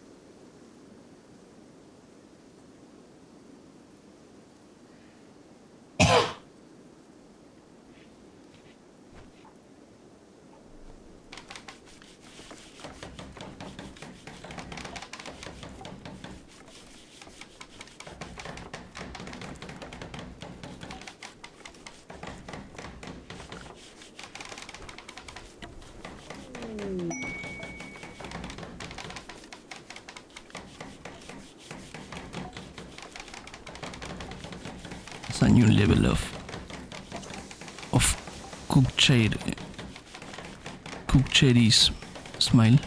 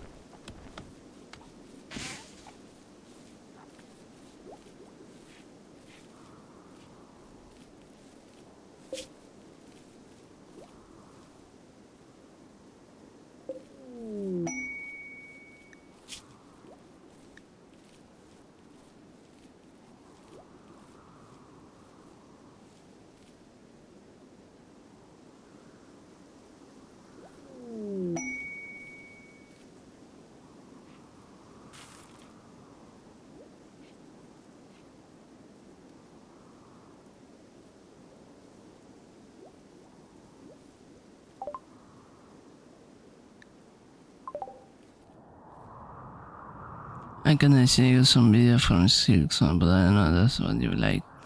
Show me any video of any of your hyperfixations. Kiki. Do it. I don't care if it's FNAF. Blech. What are those? What the hell? Sure, why not? Let's accept the quest.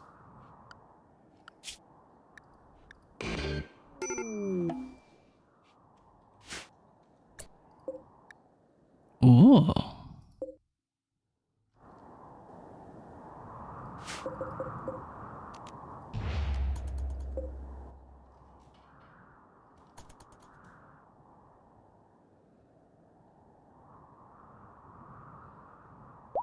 Shows all my videos on HK Hollow Knight and sees a different trend. Oh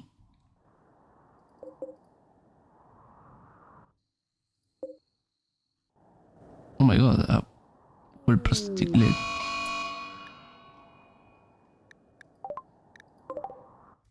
Oh no. I'm a duck.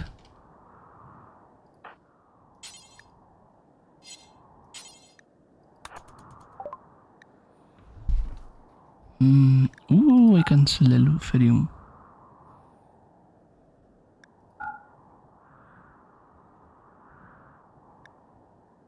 Do they have anything I want?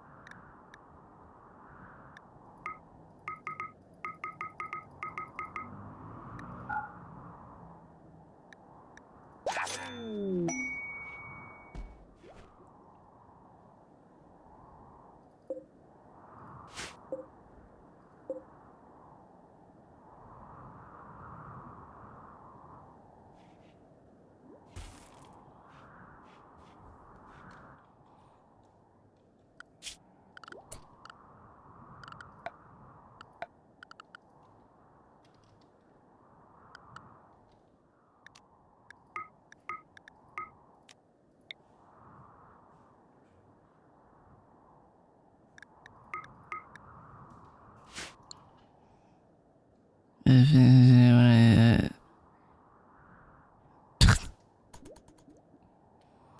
think it's in the only moment I will like cigarettes.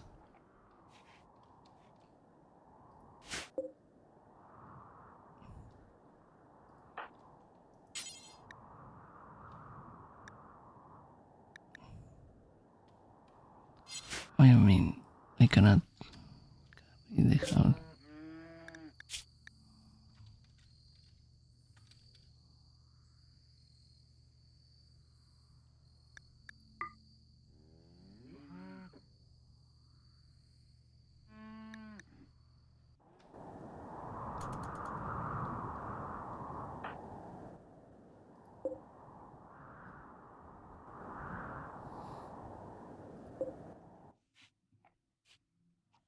Oh wow. The snow is slowly.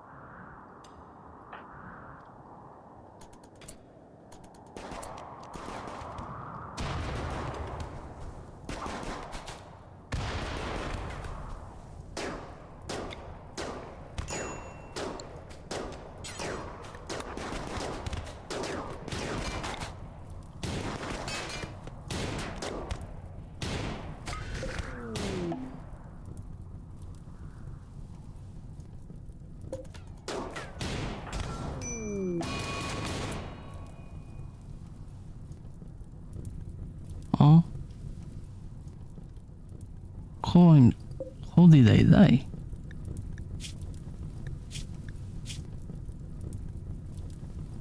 Oh.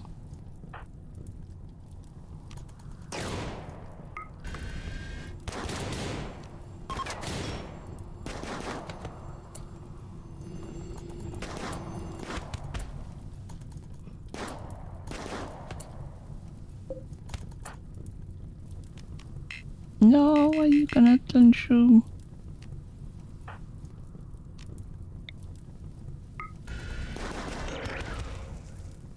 Boom.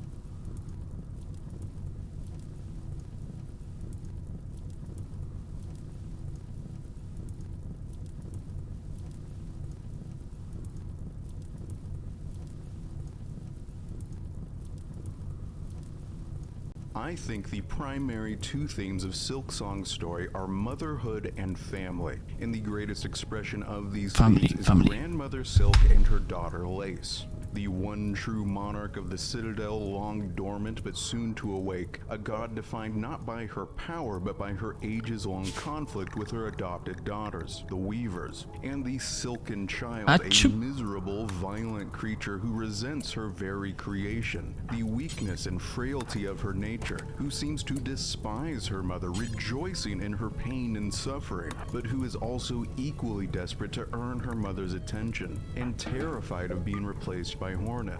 Grandmother Silk's greatest flaw, the thing that makes her a villain, is her failure to understand what it means to be a mother.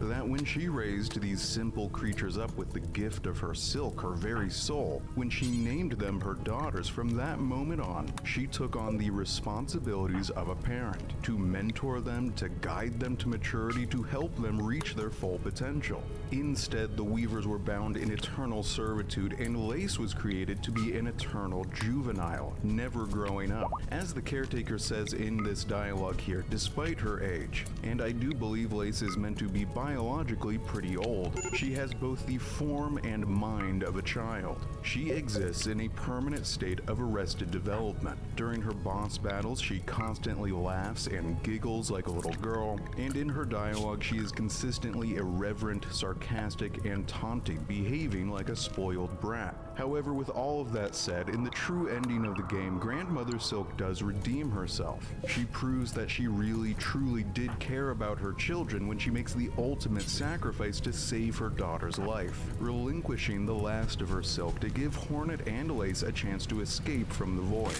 As a result, Lace is finally given the chance to grow up, to leave home, to forge a new life of her own choosing.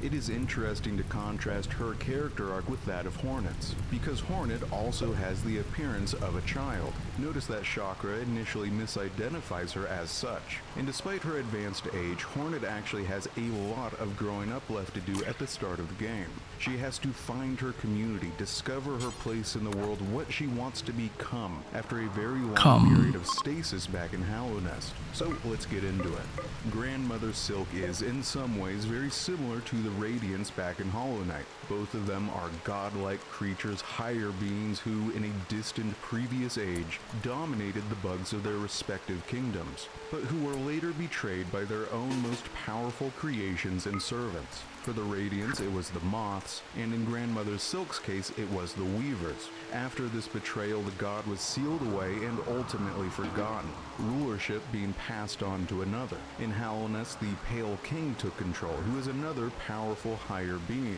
In Farloom, rule first passed to the Weavers, who you could describe as demigods, and then from then on to the ordinary bugs of the Citadel, and in particular the Conductors.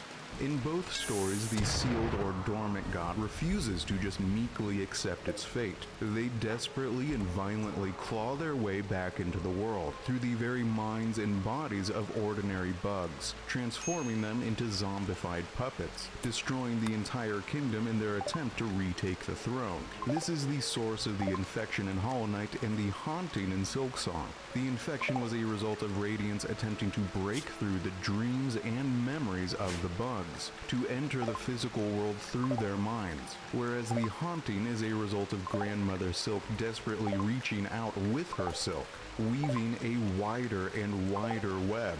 I think she might actually be catching most of these bugs almost by accident. They just happen to be in the path of her strands of silk. In the end, both of these higher beings are consumed by the void, this terrible abyssal nothingness which ferociously devours all life within reach of its black tendrils. However, there is one huge difference between Radiance and Grandmother Silk, and that is their emotions. Radiance was defined by rage and fury. It was totally pissed off over what had been done to it. You can see this for yourself if you dream nail this character, Mila, while she is in the process of losing herself to the infection. Radiance's thoughts are literally breaking into her own. They are the words in all caps here, and just look at how angry and violent they are. Kill it. Dangerous. Kill. Kill the empty one. Radiance has gone insane with rage. Okay, so what emotion defines Grandmother Silk? Well, about midway through Hornet's adventure in Farloom, you will arrive in Bellheart, a settlement at the center of the kingdom. All of the residents have been strung up by Silk, and as Widow reveals in her dialogue, joined in union with Grandmother Silk. Their minds are directly connected with that of the sealed-away deity. After freeing these bugs, Hornet can ask Pavo, the Goofy Town representative, what he experienced during that union of minds, and this is what he says, quote, "It is difficult, upsetting even to think. Strange, sad memories not my own, and my own thoughts smothered amidst the tangle. If one could choose to connect themselves to something grander, that curse may seem a wonder. For myself, it now seems a horror." He does not describe any anger at all, but sadness. It appears that Grandmother Silk, unlike her furious counterpart, feels only sorrow and heartache.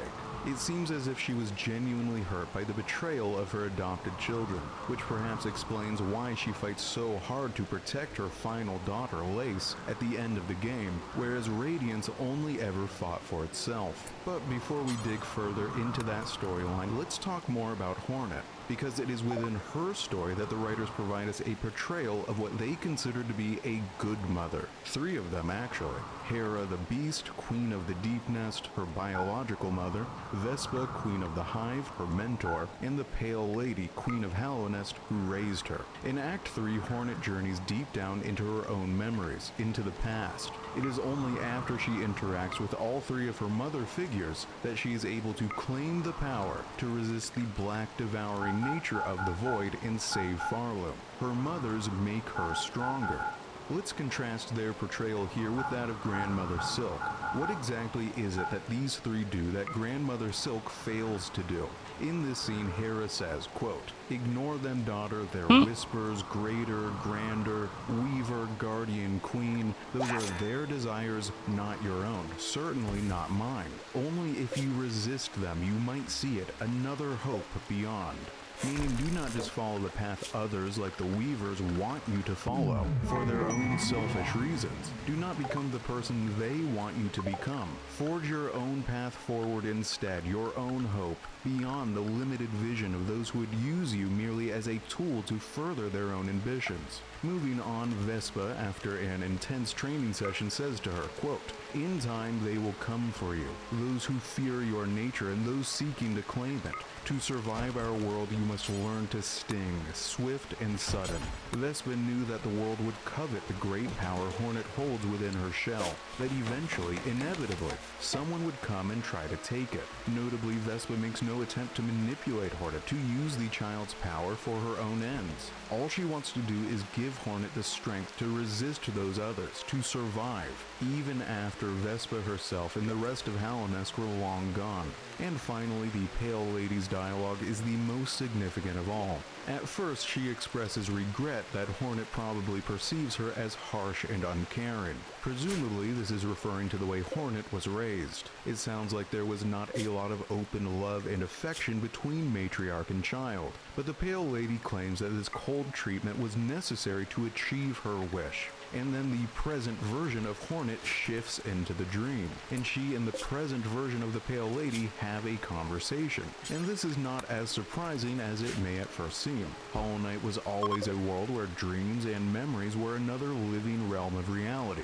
It seems to me that this scene is not just some hallucination. She and the Pale Lady are having the equivalent of a dream world phone call. Anyway, Hornet says that she holds no resentment towards her because she understood that wish then, and she understands it even better now. All three of her mothers wished that she would have, quote, strength in mind, in care, in claw. Strength enough that I may live to see a world better than my own, or to craft a world as I desire. And the most interesting of those three to me is the strength in care. That is emotional strength, empathy, to care about the suffering of others, the strength to stand up for what is right, to not just blindly dominate and destroy the way so many other higher beings with similar power do in this story. The Pale Lady's final words are, quote, burn yourself free from our sad fate. The Pale Lady wants her daughter to have a better life than her own, to build a better world, to break free from her own tragic destiny. And this is Grandmother Silk's great failure. She did not wish for her daughters, the Weavers or Lace, to grow up, to break free, to build a better life for themselves. She wanted to hold them close to her, in bondage, in servitude, in childhood, forever, for eternity, not for their sake, but for her own.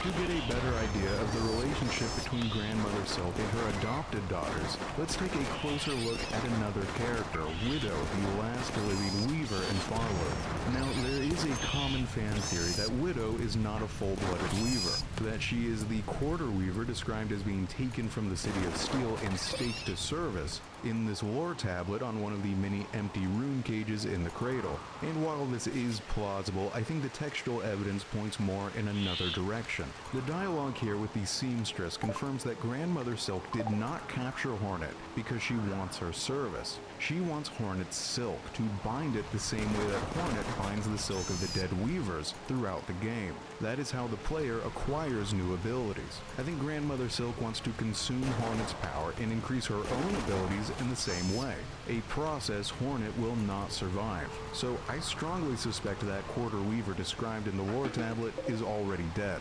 devoured by Grandmother Silk. And I'm getting lost in a tangent here, but this leads to another discussion about the theme of motherhood.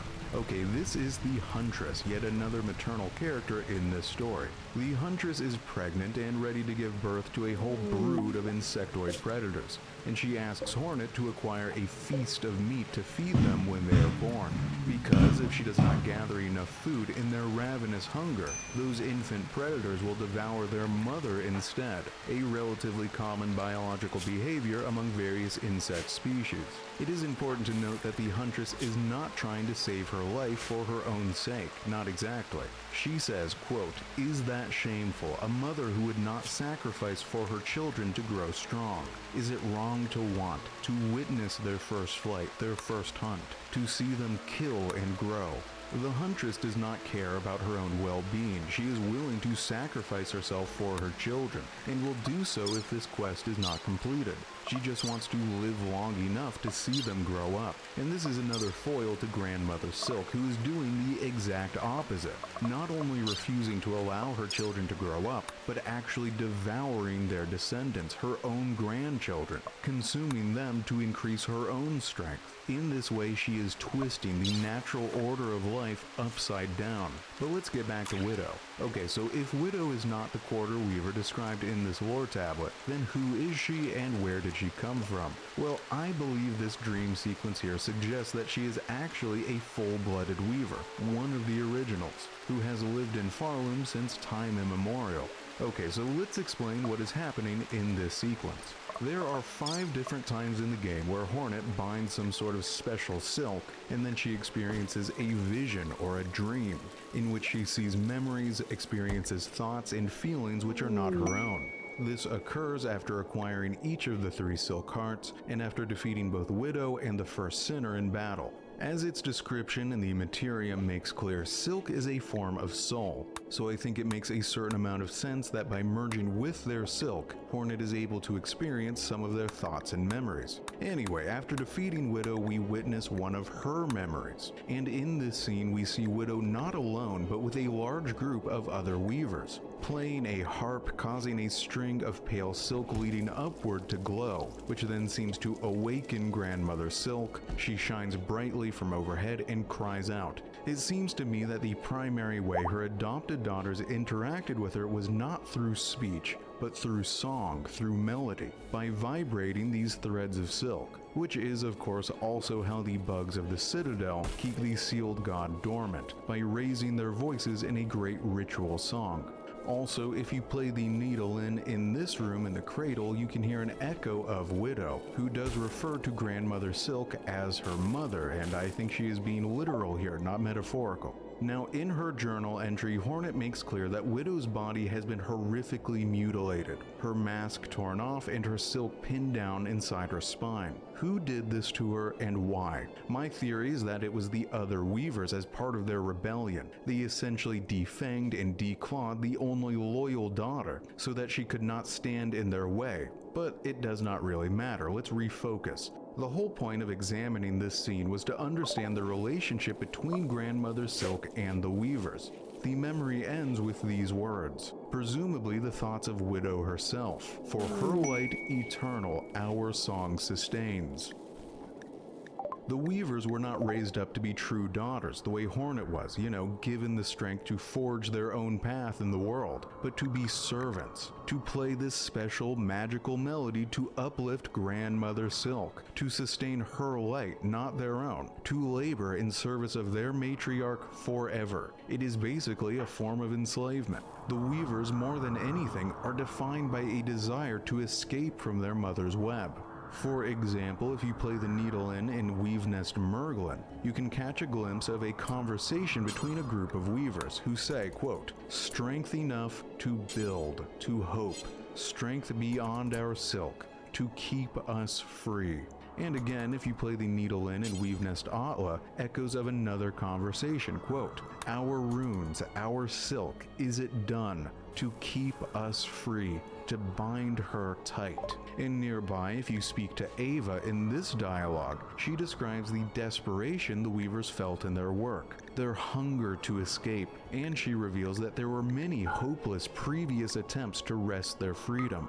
Ava herself appears to have been one such attempt. The weavers wove silk and runes and metal together to create a new god, one they hoped would be powerful enough to confront and defeat Grandmother Silk. But this too was a failure. Ava was born frail and flawed and was ultimately abandoned by her creators, left here alone in this forgotten corner for untold centuries. Ava's story parallels that of Phantom, another flawed daughter cast aside and abandoned in a forgotten corner of the kingdom. But we'll talk more about her later. For now, what is important to our analysis is that Ava's story reveals that the Weavers were willing to do absolutely anything to effect their escape, including some pretty morally questionable actions. The Weavers are themselves a bit of a villain in this story. They have a pretty vile reputation in Farlow. Both Chakra and Vaultkeeper Cardinius describe them as vicious. Conductor Ballador describes them as bitter, the Mask Keeper describes them as wicked, Grindel describes them as horrid, crawling whisperers, and that word whisper is used in connection with the Weavers a couple times. We saw it earlier in Hera's dialogue when she warned her daughter to ignore their whispers. It appears again in this needle-in memory in the Nameless Town on the surface, where this bug describes his friends being seduced and drawn below by, quote, "sweet promises whispered." I think it suggests manipulation. The Weavers are not warriors who battle out in the open. Instead, they influence events from behind the scenes. They lie in wait in the shadows and concoct elaborate schemes and devise sinister traps. They are much like their beastly ancestors, the Farlid Diver. This is their journal entry. A smart hunter learns to wait long in ambush, always ready to strike the first blow. Which is exactly what they did to Grandmother Silk, waited patiently, laid a grand trap, and struck suddenly, before their matriarch had a chance to fight back. But before we discuss that snare in detail, let's take a look at another character, the first sinner, to get a better idea of exactly why the Weavers were fighting so hard to be free. Alright, so deep in the bowels of the Slab, the vast, fetid prison complex of the Citadel, where penitents are jailed for life for such heinous crimes as sickness, infirmity, or dissonance, down in the darkest and oldest corner of the prison, you can find this cell, shackled in ancient rune-bound chains. This is the final resting place of the first sinner, presumably the first bug in Farloom to ever break the laws of the Citadel. The inscription on her cell reads, "Penitent, first of the first, guilty of the sin of apostasy, penance by constriction, absolution denied." Apostasy is the abandonment or renunciation of religious belief. Grandmother Silk set herself up as a god in Farloom, and the first sinner was the first bug to openly refuse to worship, and for this crime she was sentenced to be constricted inside the cell for eternity. For every other dead Weaver, when Hornet plays her needle in, this is what they say, quote, "Faded, forgotten, bound, our silk, our memories, through ages, wait and die." When you play the needle in beside the first sinner, her dialogue is a bit different. She says, I think I'm going to stop "Our soon. silk, our rage, wait and I don't know if wait." it's this person's voice, but it's suiting me so much that I'm slowly falling asleep. Oh.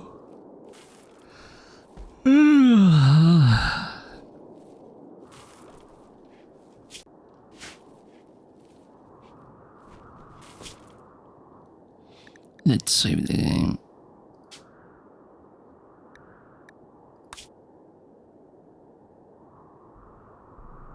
Oh, go live again so I can read you. Smile. Go live. Go live. Yes, say yes. Listen. Anymore. It's an interesting game.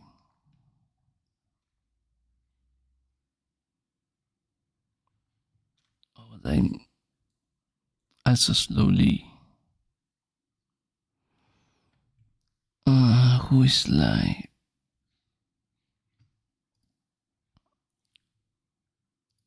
Is anyone alive? Shall I explain too much life?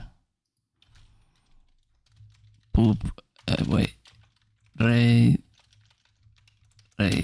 We got Tomodachi live. We play Tomodachi live.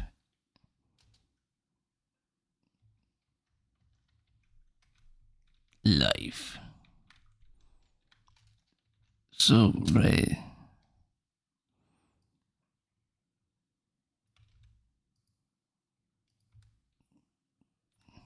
It's Temu, right? Like the second hand place for stuff. Okay. Okie, we're going to ride Shaya. Shaya band that is playing Tomodachi Life. Smile. So grab your right message and I will see you tomorrow.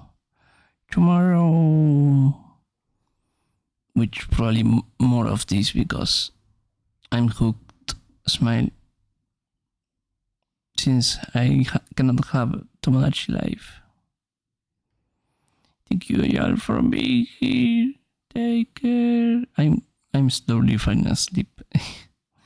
Take care everyone. Have fun with Shaya. See you tomorrow. Join the Discord. Bye bye.